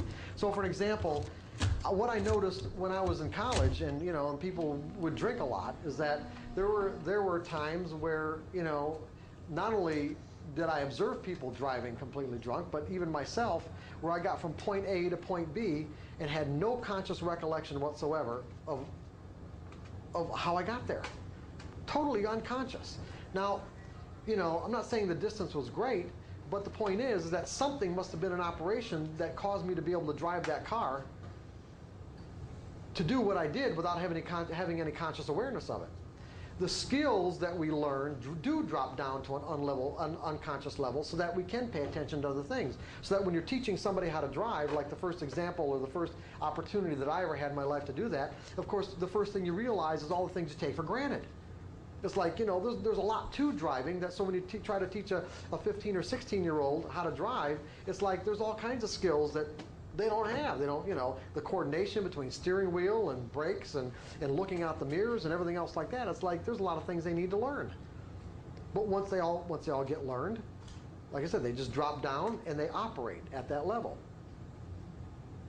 Now, what I think that for as many people as probably drive drunk at any given moment in our society or any society, the reason why there aren't even more accidents than what there are is because our skills do operate, whether we're conscious of them or not. But what ends up happening is that if the circumstances require a conscious decision, that's when, other than someone falling asleep, that's when someone's going to get into an accident. Is because they don't have the decision-making capacity to react fast enough or even make the appropriate decision. But if the circumstances are relatively normal, then, you know, you can virtually drive unconscious. That's even scarier. That's right. So then what we hope to get is new tricks, new type beliefs that are so energized that even in our subconscious, they automatically come. Yeah, they automatically work. It doesn't matter where they reside. It doesn't matter if they reside consciously or subconsciously. It just doesn't matter. As far as I'm concerned, this dichotomy between conscious and subconscious is pretty much sort of man-made anyway. I don't really believe there has to be any kind of separation between conscious and subconscious. If you want access to this information, you can have it. There are any number of techniques available to get access to whatever information, you know, exists in what psychologists or psychiatrists call your subconscious mind. It's really just a function of desire and a willingness to ask questions. That's all it really is. And you can do this to the extent that you virtually erase this boundary. I think it's, like I said, an artificial boundary between conscious and subconscious.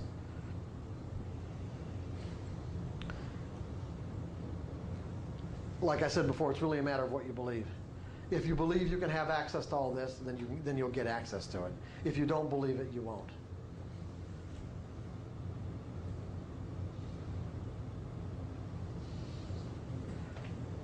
Whether you believe it or not believe it, you're right.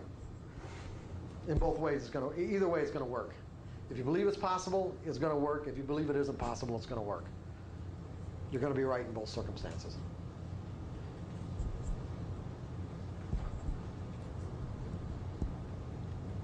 So some of the techniques that we're going to go over have to do with learning how to get access to some of this information, if you feel it's warranted and necessary.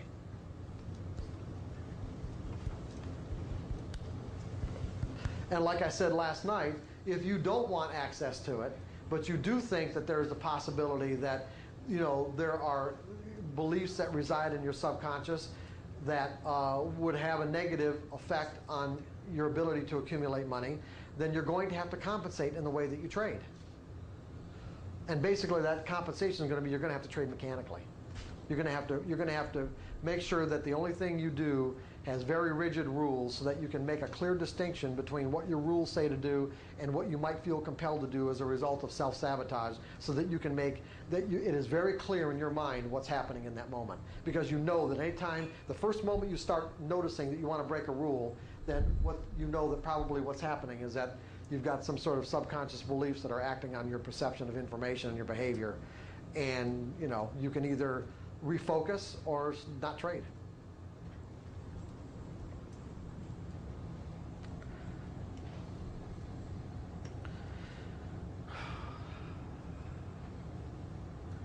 You guys, you're not getting overwhelmed, are you? Oh, okay, good. How do you find out which, the subconscious beliefs? Well, I'm gonna tell you. I'm gonna tell you. Let's get on with the No, that's the next one. Again, that's also the next seminar. Okay.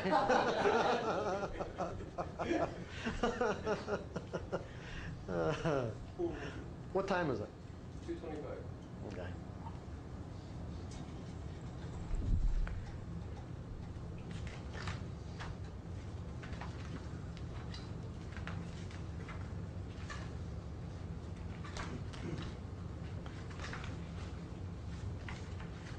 So let's see where we're at right here.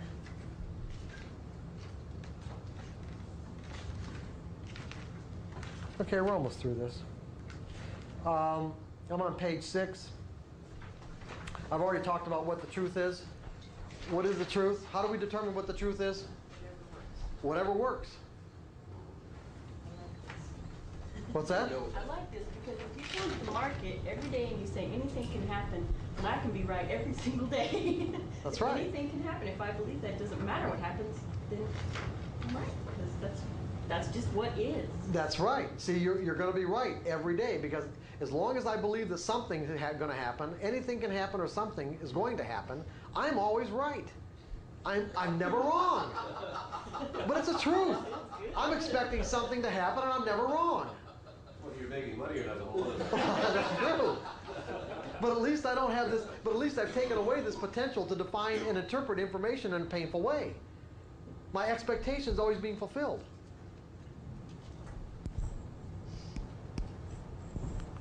And that's exactly what you want to do. You want your expectations, you want your expectations to correspond with the realities from the market's perspective, from the characteristics of the market from the market's perspective. The market can do anything. And regardless of what pattern it may be presenting at any given moment, the outcome could be anything, right? So therefore, it can do anything. I expect it to do something. The only thing where I'd be disappointed is if it just dead stopped. Okay? That would not conform to my expectation. Other than that, unless it just stops, I'm right.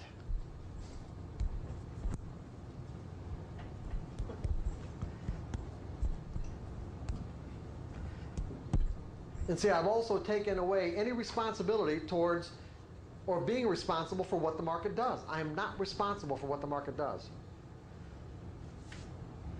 The market can do anything. All I need to do is be responsible for what I do, how I perceive things. Am I in an objective state of mind? Am I executing my trades without hesitation or internal conflict? Am I making errors? Am I following my plans? Do I have a plan? Why am I here? That's right. Why am I here? I'm not worthy.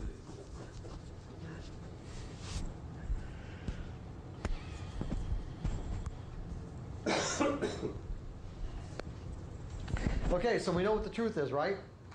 The environment can express itself in an infinite combination of ways, but beliefs limit our ability to perceive the environment from let's say from the perspective of it being able to express itself in an infinite combination of ways. Then the only way we can really measure the truth is within the context of what we're trying to accomplish in any given moment. Now keep in mind, we're determining what the truth is based on what am I trying to accomplish in this moment. What am I trying to accomplish? Well, yeah, ultimately, but that's good to make money, but keep in mind something, John, okay? You want to keep money as a byproduct. What you're trying to accomplish are acquiring skills. Okay? Acquiring skills will make money a byproduct of whatever skills you've acquired, as opposed to focusing on the money. So the truth is relative to what am I trying to accomplish, and do my beliefs correspond with the characteristics and properties of the environment that I'm operating in at any given moment. What were you going to say, Louis? Mark said that making money wasn't our goal. Our goal is to be in the zone, and then money will come if we're in the zone. Right, that's for sure. Shouldn't use money as the objective. Ultimately, it can be an objective. No, that's not really true because we can set money goals. We absolutely, As yeah. an occupation, you have to have some. It's like Tony Robbins says, if you sit there and meditate all day, they'll soon take you out on your sofa because you haven't paid your bills. That's right. So there has to be a certain level of financial stability to the occupation. Right. Otherwise, acquiring the skills and scratching every trade. Well, you're acquiring skills. I'm assuming you're not scratching every trade. No, I'm saying, but at the very end of the day. Yeah, I agree. Right? You're right. Because you can't. That's the way I keep score. I love keeping score. Right. I do. I just, I really do. So you're focusing on the money in the long run, but not necessarily at that Yeah, moment. you're absolutely right. In other words, you can set money goals for yourself. You can set even daily goals or weekly goals as long as you have these goals. How do I put it? What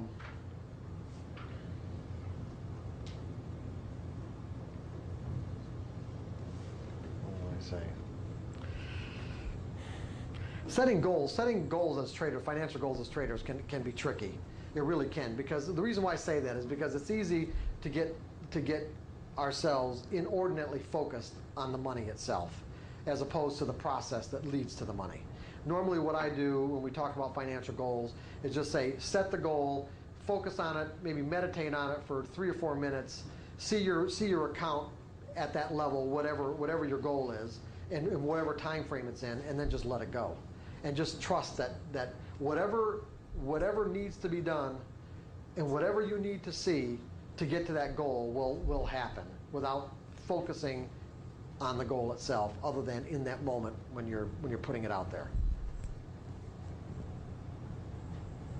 Did that make sense to everybody?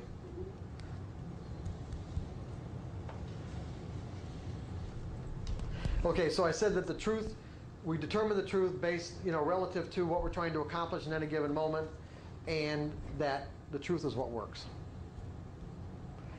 If we experience satisfaction, it works.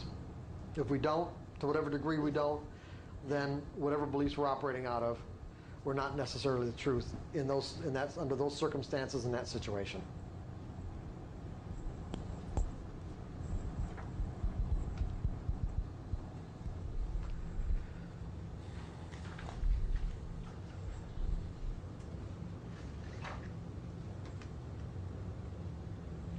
I talked about objectivity, I think, a little this morning or last night, I'm not really sure. I'm on page 7. Is it possible to be truly objective?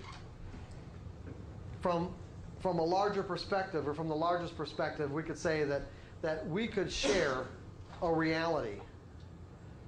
In other words, where you and I would be perceiving exactly the same things, the same information, and the same possibilities inherent within that information, if we had simultaneous awareness of everything going on at once. So in other words, if I could represent all possibilities as a finite line, and I can't, but because it's infinite, but let's say I could represent all possibilities that exist in this line that has finite boundaries between here and here. The only possible way that we could share an objective reality is if all of us had the capability of perceiving every possibility and every distinction in any given moment, because we'd be experiencing exactly the same thing. Are you with me on this? We'd be experiencing exactly the same thing because all the information that was available, we would be perceiving in the same way. We'd be perceiving all of it. Remember, beliefs limit what we perceive. Beliefs limit what we perceive. So if you and I are operating out of different beliefs, which we are, it means that although we assume that everyone's sharing our reality in any given moment, because each of us think that our reality is self-evident. Now think about this. In any given moment, each of us think that our reality is self-evident and everyone else has to be sharing it, right? Why wouldn't we? Which of course is not the case. And the only way that it could be is if, again, we could have the capability of having simultaneous awareness of everything going on at once. If we have not evolved to that state of that place where we can have simultaneous awareness of everything going on at once, it means that we are perceiving something less than what's being made available. What we perceive in relationship to what's available is based on what we've learned to believe. If you and I have learned to believe different things, then we can assume that in any given moment, we are not going to be perceiving reality in the same way. It's that simple. And so, from a macro perspective, we really can't be objective. However, from the individual's perspective, the micro perspective, we are the micro or the macro, okay? From the individual's perspective, whatever it is that we have learned to perceive out of what's available we can be objective in the sense that, are we in a state of mind where we have access to everything we've learned? Is there anything about what's going on in this moment that's being blocked by some mechanism inside of our mental environment? If there isn't, then we are being objective.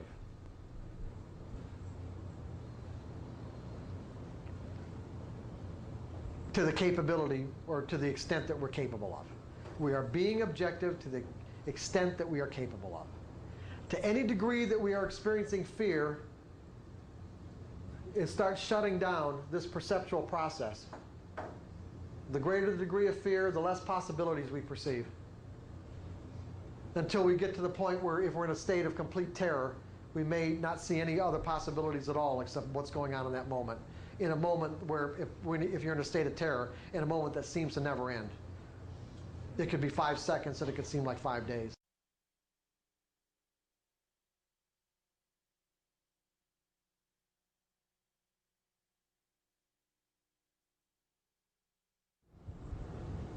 To me, the best way to do it is change your beliefs.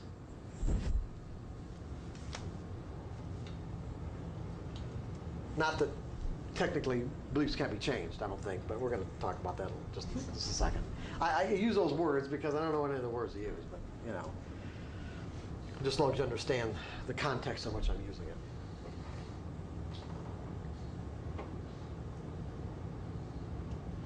So ultimately, ultimately I would think that what you want to do is to get yourself in perfect harmony with the market, meaning be in that state of mind, that's the zone. The problem with being in a psychological zone is that you can't will yourself into it. You can set up the conditions, set up the mental conditions that are most conducive to spontaneously finding yourself in it. But to will yourself into it, I don't think is possible. Because any act of force at all, will implies force. Any act of will works against that kind of. You're not in harmony. If you have to exert any force at all, then you're obviously not in harmony. That there's conflicts, and as a result, you're not in the zone.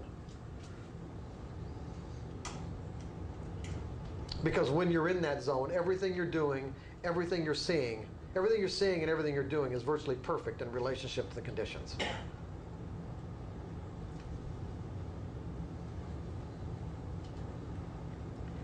And often, many of the things that people find themselves doing are things they've never done before. Like, so you can take great athletes, for an example, that make these really terrific moves. They're in the zone in the moment. And it's not like something they contemplated beforehand. It's something they look back on after they did it and said, wow, whew, man, it's really something. And then everybody else, if it happens to be on tape or something, everybody else looks at it, they dissect it, they break it down to the smallest incremental steps into a learning process, and then try to teach other people how to do it. But the first time it was done by the athlete, it was spontaneous, meaning it was creative. It didn't come from the intellect.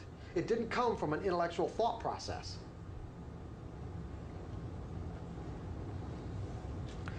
I mean, the best example that I like to use of let's say someone being in a zone, although we all know of seen in many circumstances with like great sporting events, but you know, back 20 years ago with that soccer player Pele or whatever his name was, where not ever having met the guy or talked to him, even read much about him, I am absolutely sure that the first time that he decided to do one of these backflips and hit the ball over with his feet over his head, you know, he didn't think about doing that. He just did it. Go ahead. So with Roger Bannister, the 4-minute mile was probably a classic example of the fact that no one. Yeah, sure. Yeah, it would have to be because it never been done before. And in essence, it would be creative.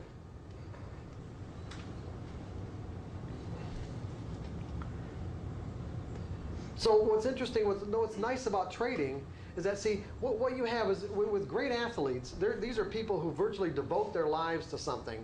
And even though there are many people and athletes who devoted their lives to their profession, there's still only a small percentage that get into that zone or consistently get into that zone. And I think one of the primary characteristics that's necessary to, let's say, consistently get into the zone is that you eventually have to develop a pretty firm belief that mistakes don't exist. That mistakes are just experiences that point the way. Because see, if you're afraid of making a mistake, that's going to keep you from getting into the zone.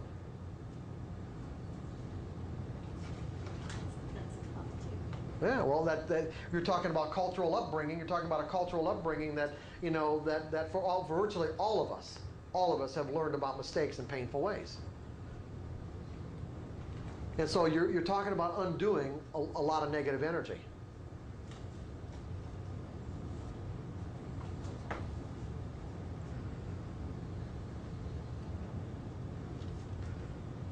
See, so you take like a guy like a Michael Jordan who gets to a point, and see a lot of this can happen inadvertently. Now, I'm not saying that Michael Jordan didn't grow up with the same kind of beliefs about what it meant to make a mistake as everyone else. But see, eventually, as he reached a certain stature in terms of where he was at with the rest of his players in the NBA, he probably got to a point where he just didn't care anymore because he was so big, he was so famous, and he had so much money that it didn't matter. And when it didn't matter is when it was much easier for him to just spontaneously find himself doing things that he otherwise wouldn't have even thought about, couldn't have probably ever thought about doing, at least at a rational level. And it's the same way as traders. What's interesting, like I said, what I was about to say is that what's really so nice about trading is that it gives all of us, it gives every single one of us the opportunity to be that great athlete.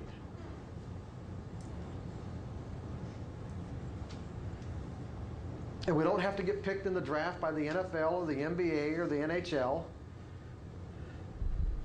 All we have to do is open up an account.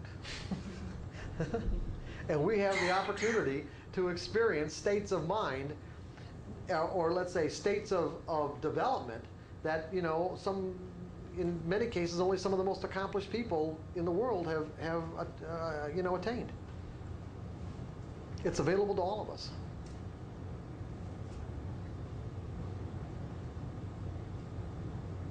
But like I said, you can't will yourself into it. It's something you can set up the most conducive conditions to find yourself in that state of mind. And normally, when you recognize, the moment that you recognize you're in a zone, chances are you're going to pop right out of it. In other words, the moment that you recognize at a rational level that you're in that state of mind, you will probably pop right out of it. Until you get to the point where you have trained your rational mind to trust and accept what's going on in that moment. Because see, much of what you're going to be doing or thinking while you're in a zone cannot be verified rationally. It is not in, let's say, your repertoire of what you know at a rational level. Because at a rational level, it's only your past. Everything you know at a rational level is your past. When you go into a creative state of mind, you are bringing forth something that didn't previously exist, meaning it isn't in your rational mind to verify. Now, if your rational mind is mistrustful of information that it can't verify, meaning creative information and creative states of mind, then you're going to have a problem. Because your rational mind is going to go, whoa, hey, whoa, wait a second. You know, you find yourself going in this direction spontaneously, you're in the zone. Your rational mind kind of turns on and says, hey, what's going on? No, this is what's going on over here, based on your memories. This is what's going on right here. And so it pops you right out. You change your direction only to have this experience where the outcome is far diminished. Not saying it's a bad experience, but greatly diminished in relationship to if you'd have stayed on this path right here, which was the perfect experience.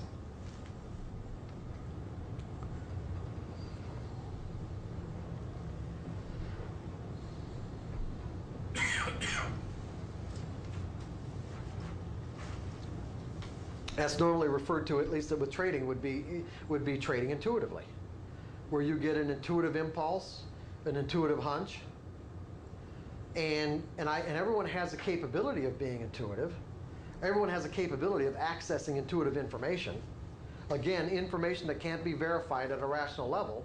The problem is, especially for most men, is that most men are so rational that they have a very difficult time trusting intuitive information.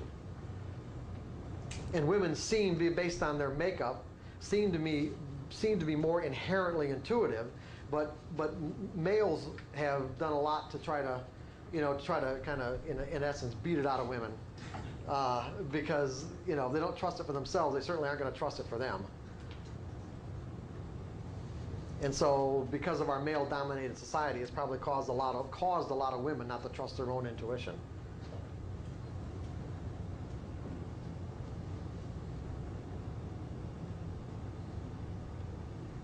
So that's a whole process that if you want to trade intuitively, which we're going to get into more tomorrow, trade intuitively, then you're going to have to train your rational mind to accept creative information, creative-based information.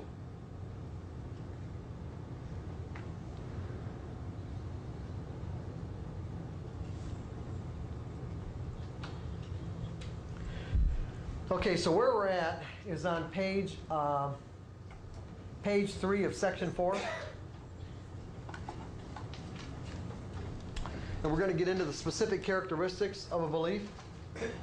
First of all, it is my contention, I have a notion about this, that, what's that? It is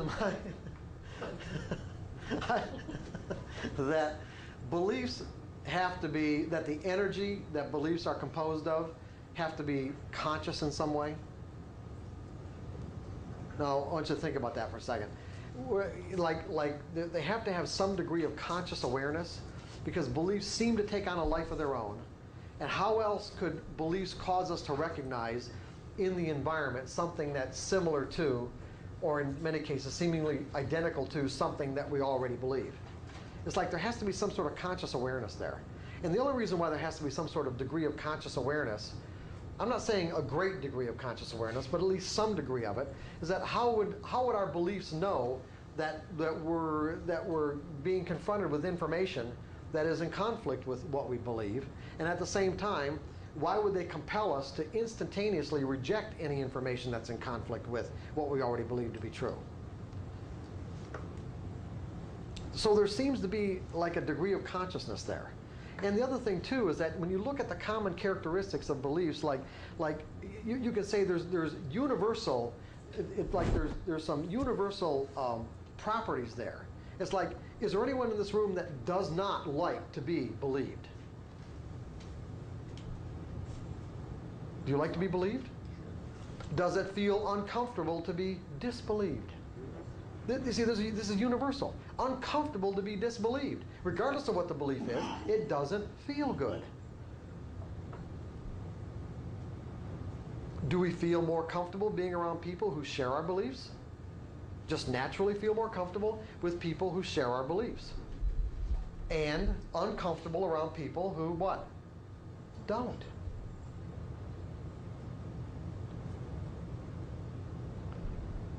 So I think there's some degree of consciousness there. And as a result, I'm saying that beliefs seem to take on a life of their own. And the reason why I state it that way, is that they take on a life of their own, is because we have this capability of thinking in any direction that we choose to. We can think outside of any limitation imposed by any belief. We can draw any bizarre thought we want to our mind and contemplate it. And it doesn't matter if the conflicting thoughts or conflicting ideas or information is coming from the external environment or coming from our own willingness to think outside the belief. What we'll find is that if we're thinking something that's in conflict with an energy structure that's inside of us, it will do something to protect itself. So one of the characteristics is that beliefs seem to resist any force that would alter its present form. And they also seem to resist extinction. Now that would make sense, wouldn't it? That beliefs seem to resist extinction? And why do you think that would make sense? Why would I say that? Anybody got any ideas? They don't want to disappear. They want to disappear. Okay, now we don't know why they don't want to disappear. You know, you think they don't want to die. Yeah, we don't know why that might be the case, other than the fact that we can observe that is probably so.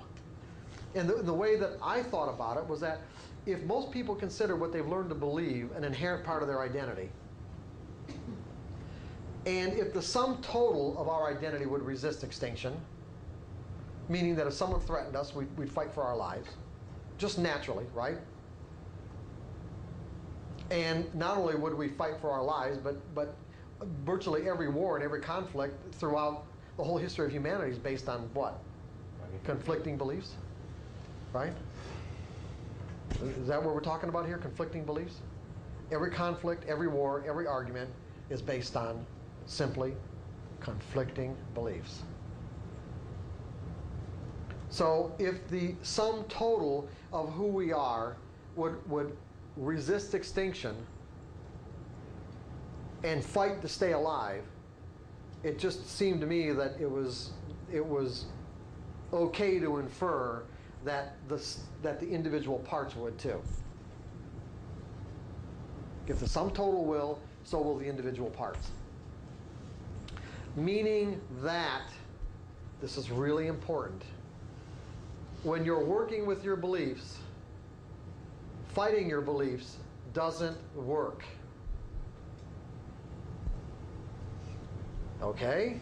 No matter what you may find in terms of in your mental environment as a belief, and no matter how distasteful you might think having that belief might be, or how dysfunctional, or how it might have messed up your life in some ways that are not very pleasing to you,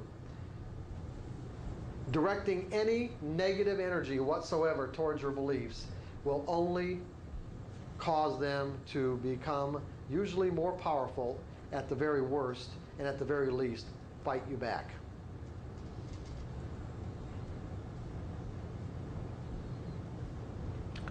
The only thing that really works in terms of an attitude, as far as I know, when you're working with your beliefs, is complete acceptance. I accept what's there. I understand it. I accept it. And as a result of my acceptance, it allows me to render that belief non-functional. In other words, it makes it easy for me to draw the energy out of it. I can retire it. But if I do something to fight it, it'll fight back. How would you fight a belief? I mean, give me an example. Direct negative energy toward it? Yeah, just direct negative energy toward it. I mean, people... Could you give me an example that's kind of abstract? Fear of snakes. What's that? Trying to convince someone about the fear of a snake. Well, let's see. Well, that's, you're talking about an internal process. And I'll give you a good, here.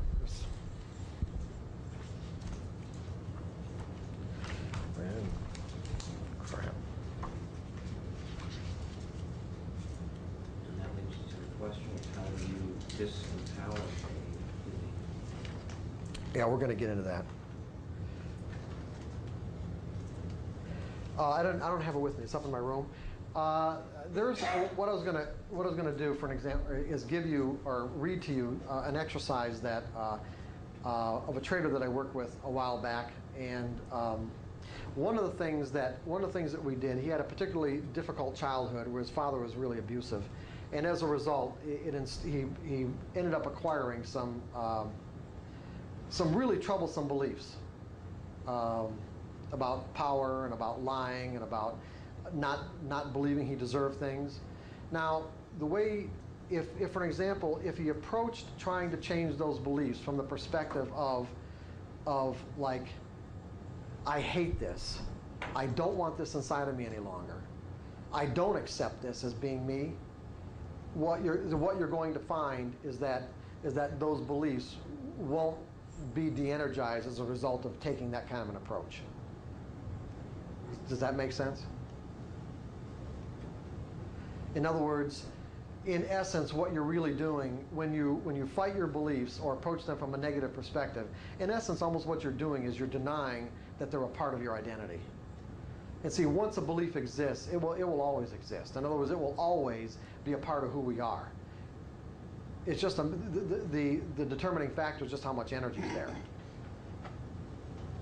And so when you're using the techniques that I'm going to give you later on about how to draw the energy out, all I want to do is preface all this with that you have to be vigilant and careful over the fact that you're doing this from a more accepting and loving perspective, as opposed to one where, you know, sure would have been nice if this didn't exist, and I, you know, or I don't understand it, or you know, I just really want to deny that it's even there, and as a result, just, you know, just kind of like what people have a technique of kind of shoving things into the back of their minds, and they can create some sort of separation between their consciousness and what they're trying to get rid of, and in some ways maybe get some temporary relief, but ultimately it's just like putting a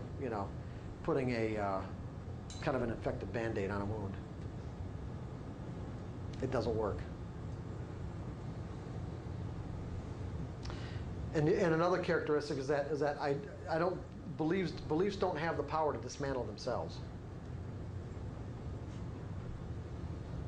See, once an experience is etched in our memory, it's gonna, whether we remember the pathways to that memory or not, it's there. The difference is between whether we can or we can't remember something is just a matter of, you know, just a matter of how many times we've reinforced the memory and our desire to even remember it in the first place. Because I've found that there are many things that, you know, I just don't pay attention to, and as a result, it completely escaped in some cases, seemingly escaped my awareness. But when I need the information, it pops into my brain. And it pops into my consciousness, put it that way. So it's there.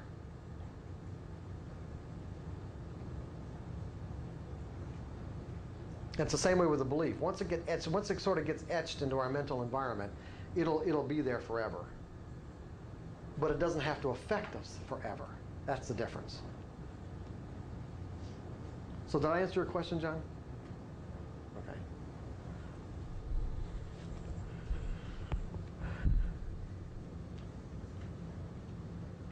Okay. Okay, so beliefs seem to naturally resist any force that would alter their present form.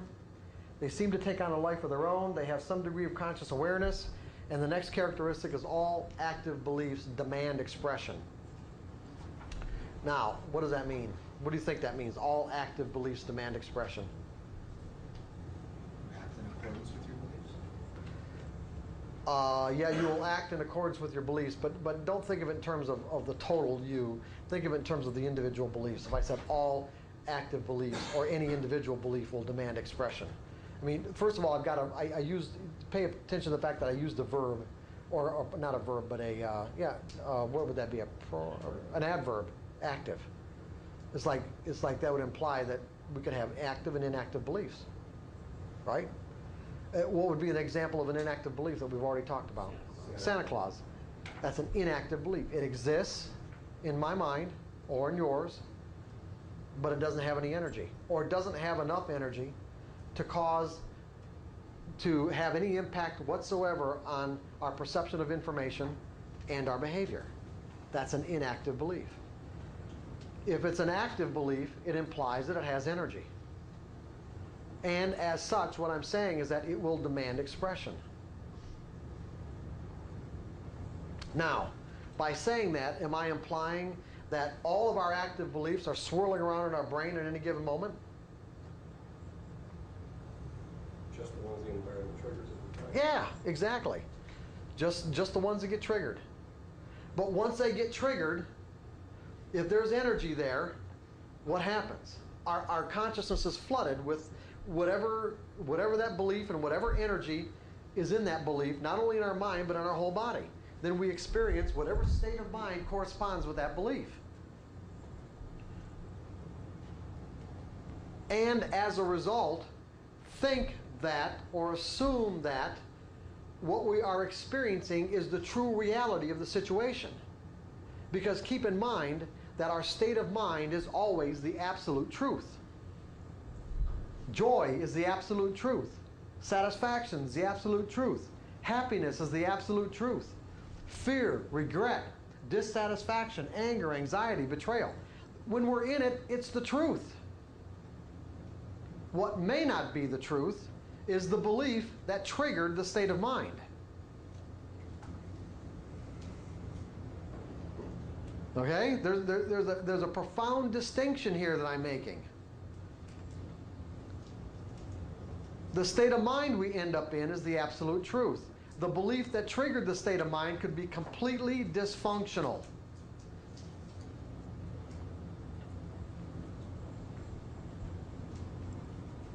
So the end result is accurate. Yeah, the end result. Oh, yeah, you can't deny the fact that you're in a particular state of mind. Right. But the trigger. The trigger may be completely dysfunctional. It's just like, remember the boy and the dog example. As far as the boy is concerned, that dog caused him to experience terror. Was that the truth?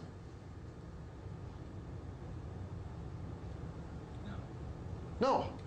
No. And the reason why he believed that dog causes terror is because of this instantaneous association that he makes between the similarities in the now moment to the terror and the dogs that exist in his mind, which make the two identical. It makes the now moment identical with the memory. Once the state of mind has been triggered, the terror that he's in is completely real. The belief that got him into the terror is completely dysfunctional. Because all dogs are not dangerous. See, so now that you can make this separation between the actual belief that you may have learned causing the particular state of mind, you can say, hey, you know what? Yeah, the state of mind is definitely real, but you know, if I change my belief about this, I'm going to experience a different state of mind.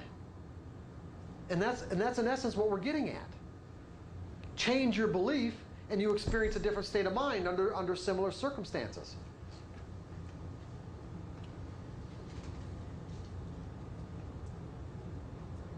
Do you have the same kind of emotional response? You know, if I said, hey, let's all get out a coin and predict the flip of a coin, if the same kind of emotional response you might have is doing the same thing when you put on trade? Completely different. Why? You're operating out of a different belief. You know why? I know you're operating out of a different belief. You say it's completely different. You're operating out of a belief that the outcome of a coin flip is random. So therefore, all you're doing is guessing, and it doesn't matter. Right? Now, because you do analysis, because your intellect is involved with the way you analyze the market, you have associated the fact that you're using your intellect with having to be right, when trading doesn't have anything to do with having to be right. Take trading out of a right or wrong context, put it into the random category in terms of outcomes, and you get the same emotional responses when you predict the flip of a coin. You don't care.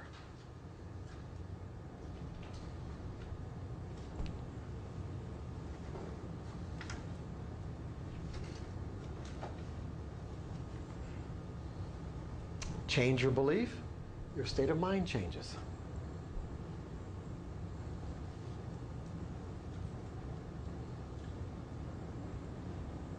Did we skip a step? No. It's not exactly the same. I mean, if you flip the coin, it's probably that they could lose $1,000. If I don't guess it right, my emotion are not going to be the same. No, that's true. When you've got something at stake like that. Now, I'm not saying the example is perfect, but you know, I just giving you an idea that. No, I understand, but there is a lot more than just being right or wrong. It's like flipping a coin. It's like paper trading. A lot of people do paper trading. Once you put money on the line, then they're not doing as well. Right. But if you believe that you're going to have 1,000 flips and it was going to come out even, then who cares anyway? Right? Or if you can accept the risk, or whatever it is. See, the whole idea, Daniel, is to be able to get yourself to the point where you accept the risk and the cost of trading. I understand that. Okay. Okay. Yeah, I know that wasn't a perfect example. You're right, as far as no, the coin flip is I wasn't concerned. trying to get you on a bad example. Yeah. I'm just trying to say that as a trader, I'm not going to catch all the 55% of that pattern that is going to work.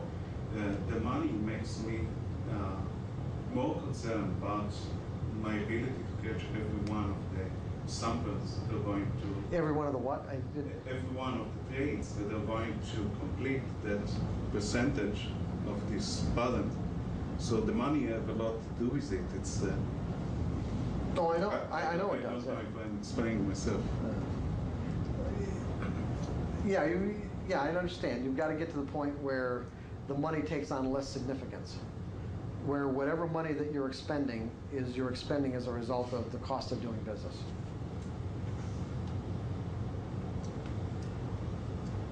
So, that's what we'll get into that more tomorrow. Okay, John, you said something about skipping a step. All right. Okay. So the example that I like to use is that in terms of active beliefs demanding expression, when the environment triggers something, and it floods our consciousness, it's like it wants to come out, doesn't it? And even if we know that we're in a circumstance where it would be best or in our best interest not to express ourselves, it is extremely difficult to hold it back. It goes to your consciousness. What? It goes to your consciousness. Well, what do you mean? Okay, you explain yourself a little bit more. Something from the external environment triggers a active belief, whether you want to express it or not. It goes to your consciousness to think about whether you think it's appropriate to express it or not. Yeah, okay, but all I'm saying is that it's difficult to hold it back. And what you'd need to hold it back would be another set of beliefs that let's say, are stronger than that particular belief expressing itself. So the example I use is, let's say, a superior subordinate in a boss-employee relationship. You know, where the boss is saying something and the employee completely disagrees, thinks the boss is full of shit, but he's nodding his head, yeah, like this, right? But what's going on inside his mind? Is he agreeing? No. He's going like this? No, you're full of shit. But and the only thing that's holding him back is a belief, that the energy of the belief that says, I can't tell him the truth. I can't be candid about what it is that I think about what he's saying. Well, there are some beliefs that might even, if he said something that was insulting, you might not hold it back. So you might, sure, different degrees. Different degrees. Beliefs, You're right? Absolutely right. The strength might, right. If he said something that smeared me, maybe I would. Sure. And there are employees who would tell him he's full of shit no matter what. Because that's just what they believe. It's like, I'm going to be candid, and I think the guy's got his head up his butt, I'm going to say so. But interestingly enough, if we hold back, and this is what I really wanted to get to, is if we hold back, what's going to happen? Let's say we did the nod, okay? Hold back. We held back expressing it. What's going to happen? It'll build up. It's going to build up, and we will find somebody else to unload on, right?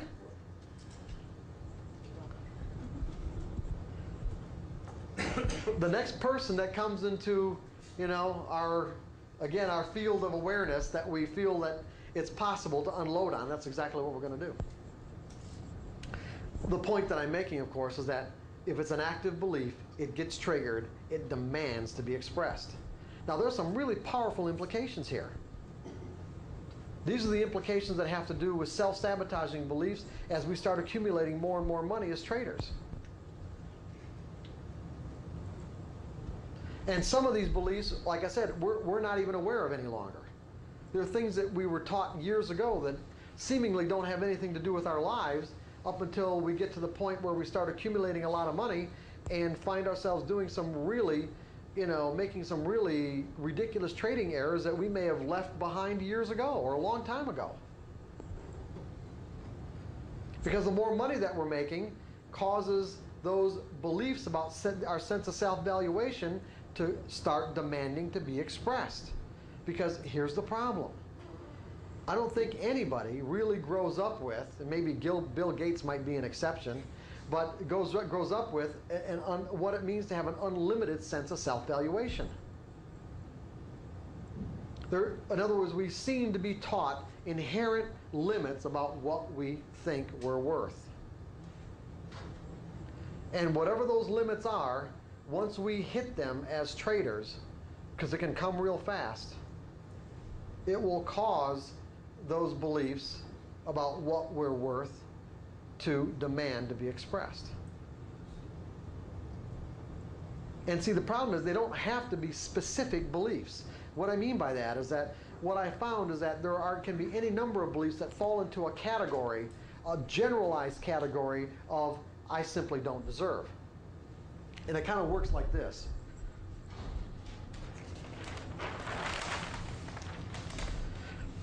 If you were to inventory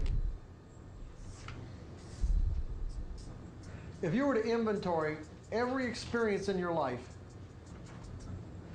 that was positive, and let's say contributed to a positive sense of self-valuation, where you feel worthy, where it made you feel worthy, and all the experiences in your life that contributed to a negative sense of self-valuation, what you would end up with is a net sense of self-valuation, meaning if you balanced all the positive energy against all the negative energy, you would come up, let's say, net positive, net negative, or neutral. The problem is that if you're net negative, of course, it's going to be very difficult to accumulate money. And the other problem is a lot of these experiences may not specifically have been, let's say, directed toward a sense of self-valuation, but if they were painful experiences, either both physically or emotionally, many times what ends up happening is that, especially as children, these experiences get put into this broad, generalized category where, let's say, a parent might say, oh, you hurt yourself, you fell, you skinned your knee, or your elbow, or whatever, and your mother just told you not to do that. And she says, look, see, God punished you. And so then what happens is that what you do is start associating as a child every time that something like that happens with, oh, God punished me, and then the next step is, if God's punishing me, then I must not be a worthy person. So then every negative experience can get categorized, I'm not saying it does, but every negative experience has the potential to get categorized into a broad, let's say, category of, I must be an undeserving person, or this wouldn't have happened to me.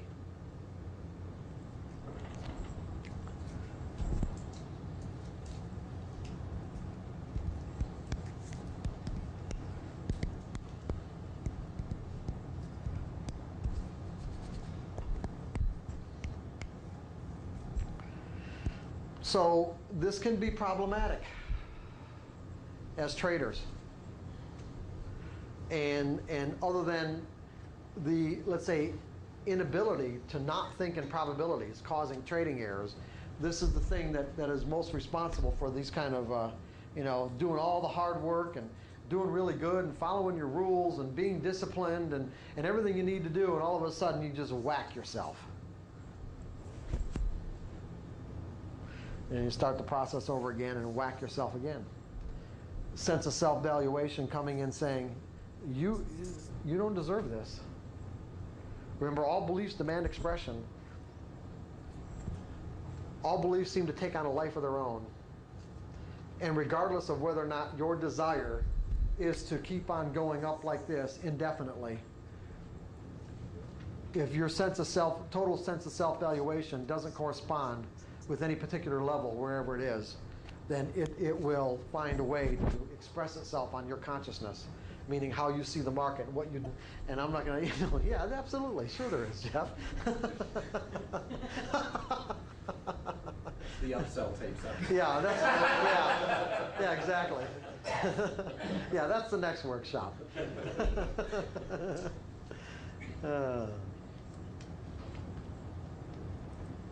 So are we, are we kind of, is everyone together on this? It's all kind of coming together for you a little bit? Okay?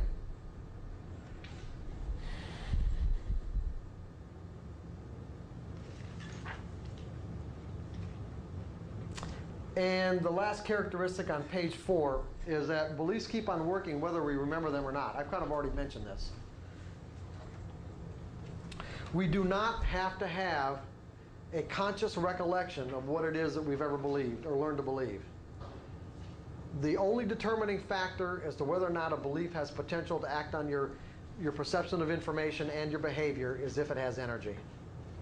If there's energy, it gets triggered. You don't even have to know, you really consciously you don't even have to know what's going on at all. your behavior can be a complete mystery.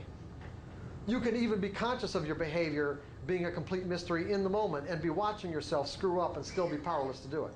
I'm sure maybe everyone in this room has had the experience of being in a situation, especially as traders, where you knew you were doing something inappropriate. You virtually knew almost, I'd say you knew consciously you were going to lose, but that you were losing, and you were literally sort of like outside of yourself, watching the market take your money away, and virtually powerless to do anything about it until something else got triggered in your mind where you finally blew out of the trade. Anybody not have that experience?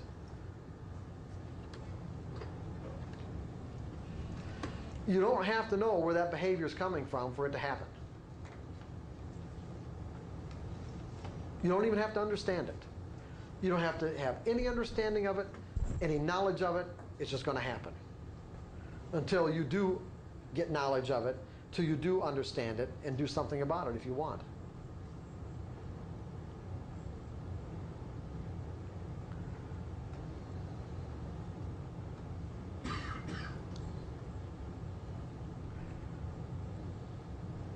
There was a guy I worked with at Merrill Lynch back in the early 80s that went out and left Merrill Lynch and went on to be a floor trader at the Chicago Mercantile Exchange in the S&P pit.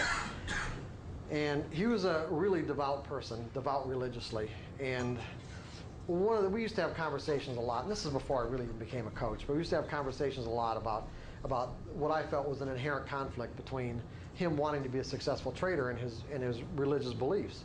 And he just refused to believe that there was a conflict there. And he was down on the floor for quite a while, and he was a one-lot trader, 1 and 2s. And he barely eked out a living. I mean, it's, maybe he'd make a tick a day, $50 not maybe tick a day. I mean, maybe like a quarter of a point a day or a half a point a day, like $50 a day or $75 or something like that. And then he got on a bit of a winning streak and started accumulating some money. And he was in the pit one day and literally snapped. And by the time, and back then where you didn't have to turn in your cards on the kind of frequent basis, where floor traders, they got their trading cards, they record their trades. Now they have to turn them in practically every 5 minutes or something, but I don't know what it is. But they turned them in at the end of the day. Well, he was in the S&P pit. He had he had 200 or 300 contracts on. And by the time somebody from the clearing firm found out about it, he'd lost about $1.5 million. About $1.5 million, I mean. The conflict got to the point where he just literally snapped. He just kept putting on a larger and larger losing position until he forced himself out of the business. To do something else, which he was really a good college professor, and that's what he went back to doing, and there was no conflict.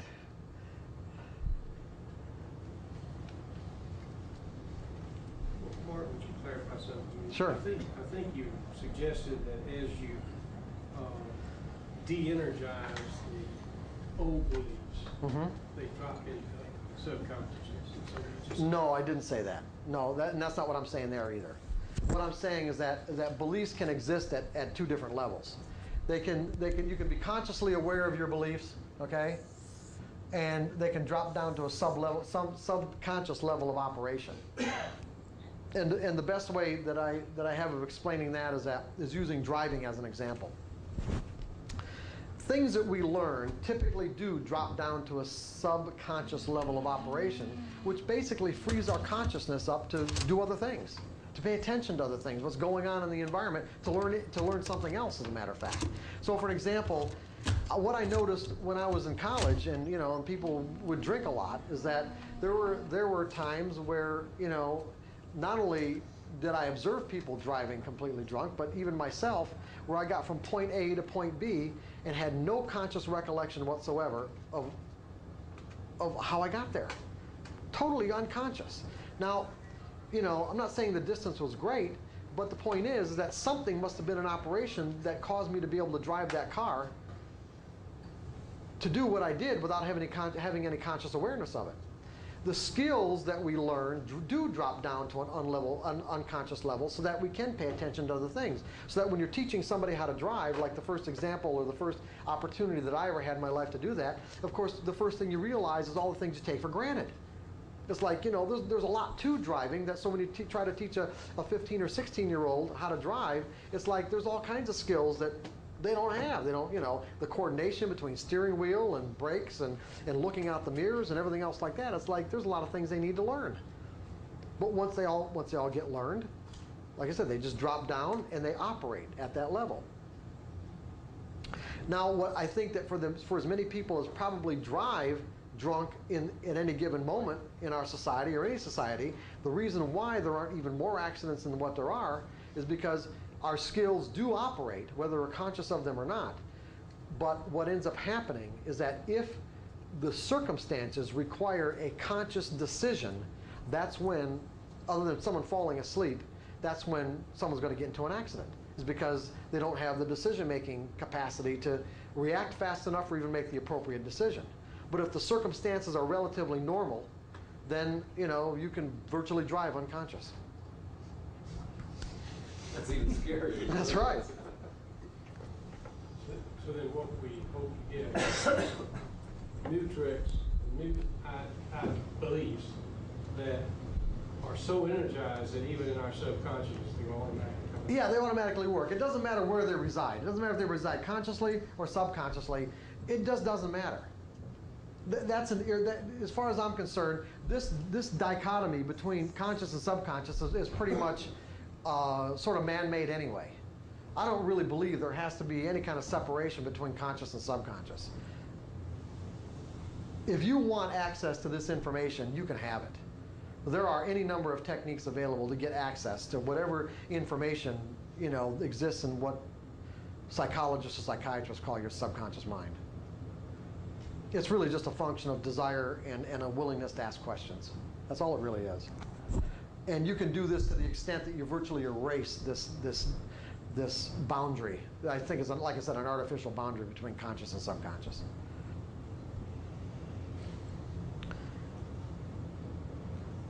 Like I said before, it's really a matter of what you believe. If you believe you can have access to all this, then you'll get access to it. If you don't believe it, you won't.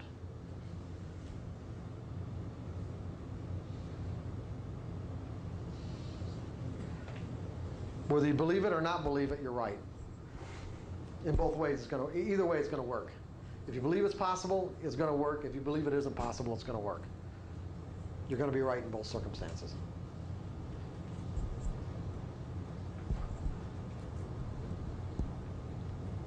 So some of the techniques that we're going to go over have to do with learning how to get access to some of this information, if you feel it's warranted and necessary.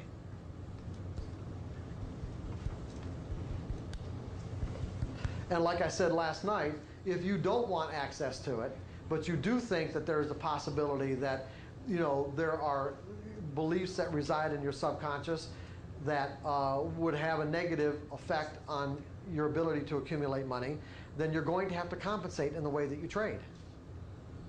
And basically that compensation is going to be, you're going to have to trade mechanically. You're going to have to make sure that the only thing you do has very rigid rules so that you can make a clear distinction between what your rules say to do and what you might feel compelled to do as a result of self-sabotage, so that you can make it is very clear in your mind what's happening in that moment. Because you know that anytime, the first moment you start noticing that you want to break a rule, then that probably what's happening is that you've got some sort of subconscious beliefs that are acting on your perception of information and your behavior. And, you know, you can either refocus or not trade.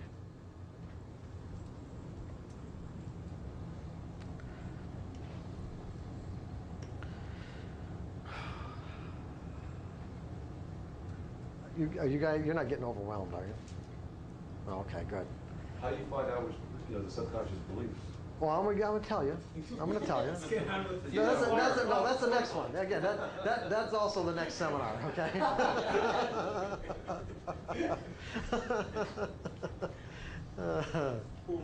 What time is it? 2:25. Okay.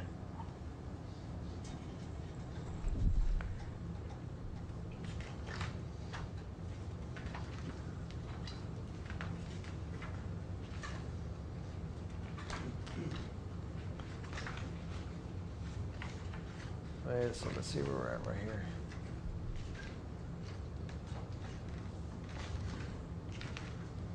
Okay, we're almost through this. I'm on page 6. I've already talked about what the truth is. What is the truth? How do we determine what the truth is? Whatever works. What's that? I like this because if you go to the market every day and you say anything can happen, then I can be right every single day. That's If right. Anything can happen. If I believe that doesn't matter what happens, then I'm right because that's just what is. That's right. See, you're going to be right every day because as long as I believe that something is going to happen, anything can happen or something is going to happen, I'm always right. I'm never wrong. But it's the truth. I'm expecting something to happen and I'm never wrong. Whether you're making money or not, the whole other. That's true.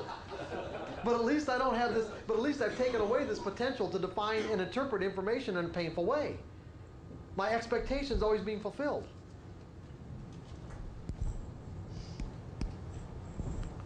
And that's exactly what you want to do. You want to, your expectations, you want your expectations to correspond with the realities from the market's perspective, from the characteristics of the market from the market's perspective. The market can do anything. And regardless of what pattern it may be presenting at any given moment, the outcome could be anything, right? So therefore, it can do anything. I expect it to do something. The only thing where I'd be disappointed is if it just dead stopped. Okay? That would not conform to my expectation. Other than that, unless it just stops, I'm right.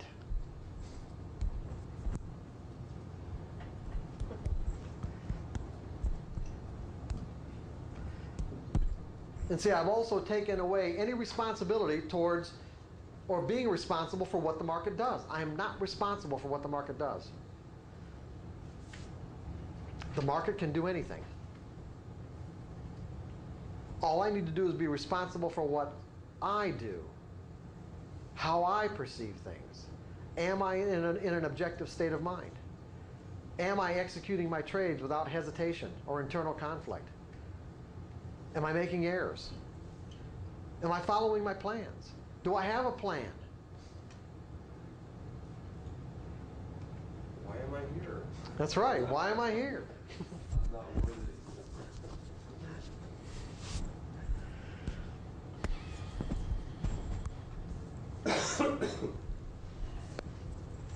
Okay, so we know what the truth is, right? The environment can express itself in an infinite combination of ways, but beliefs limit our ability to perceive the environment from let's say from the perspective of it being able to express itself in an infinite combination of ways. Then the only way we can really measure the truth is within the context of what we're trying to accomplish in any given moment. Now keep in mind, we're determining what the truth is based on what am I trying to accomplish in this moment.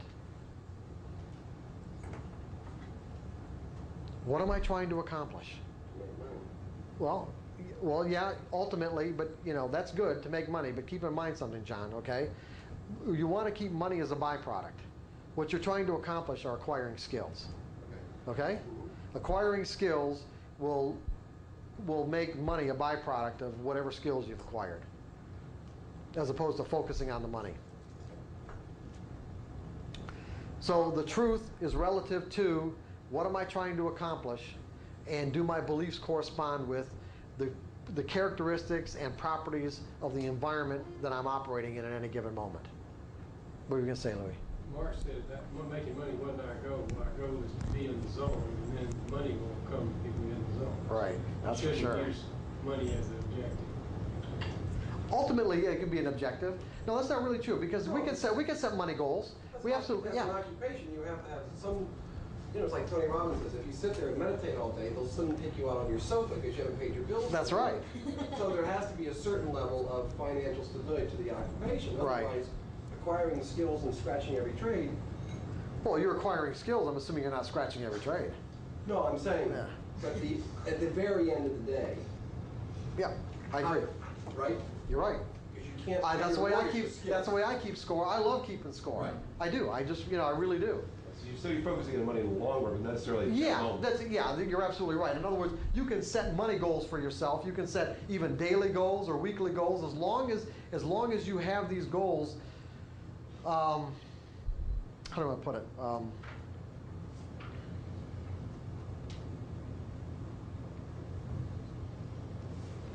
do I say?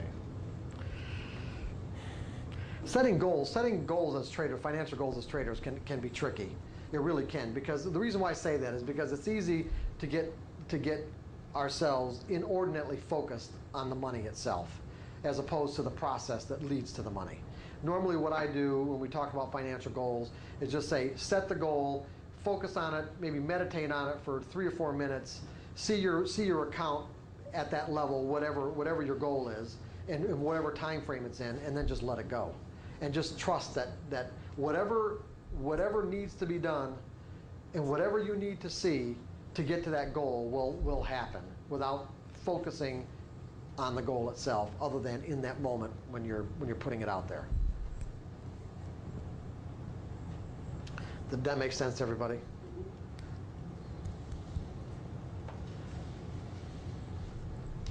Okay, so I said that the truth, we determine the truth based, relative to what we're trying to accomplish in any given moment, and that the truth is what works. If we experience satisfaction, it works. If we don't, to whatever degree we don't, then whatever beliefs we're operating out of, we're not necessarily the truth under those circumstances in that situation.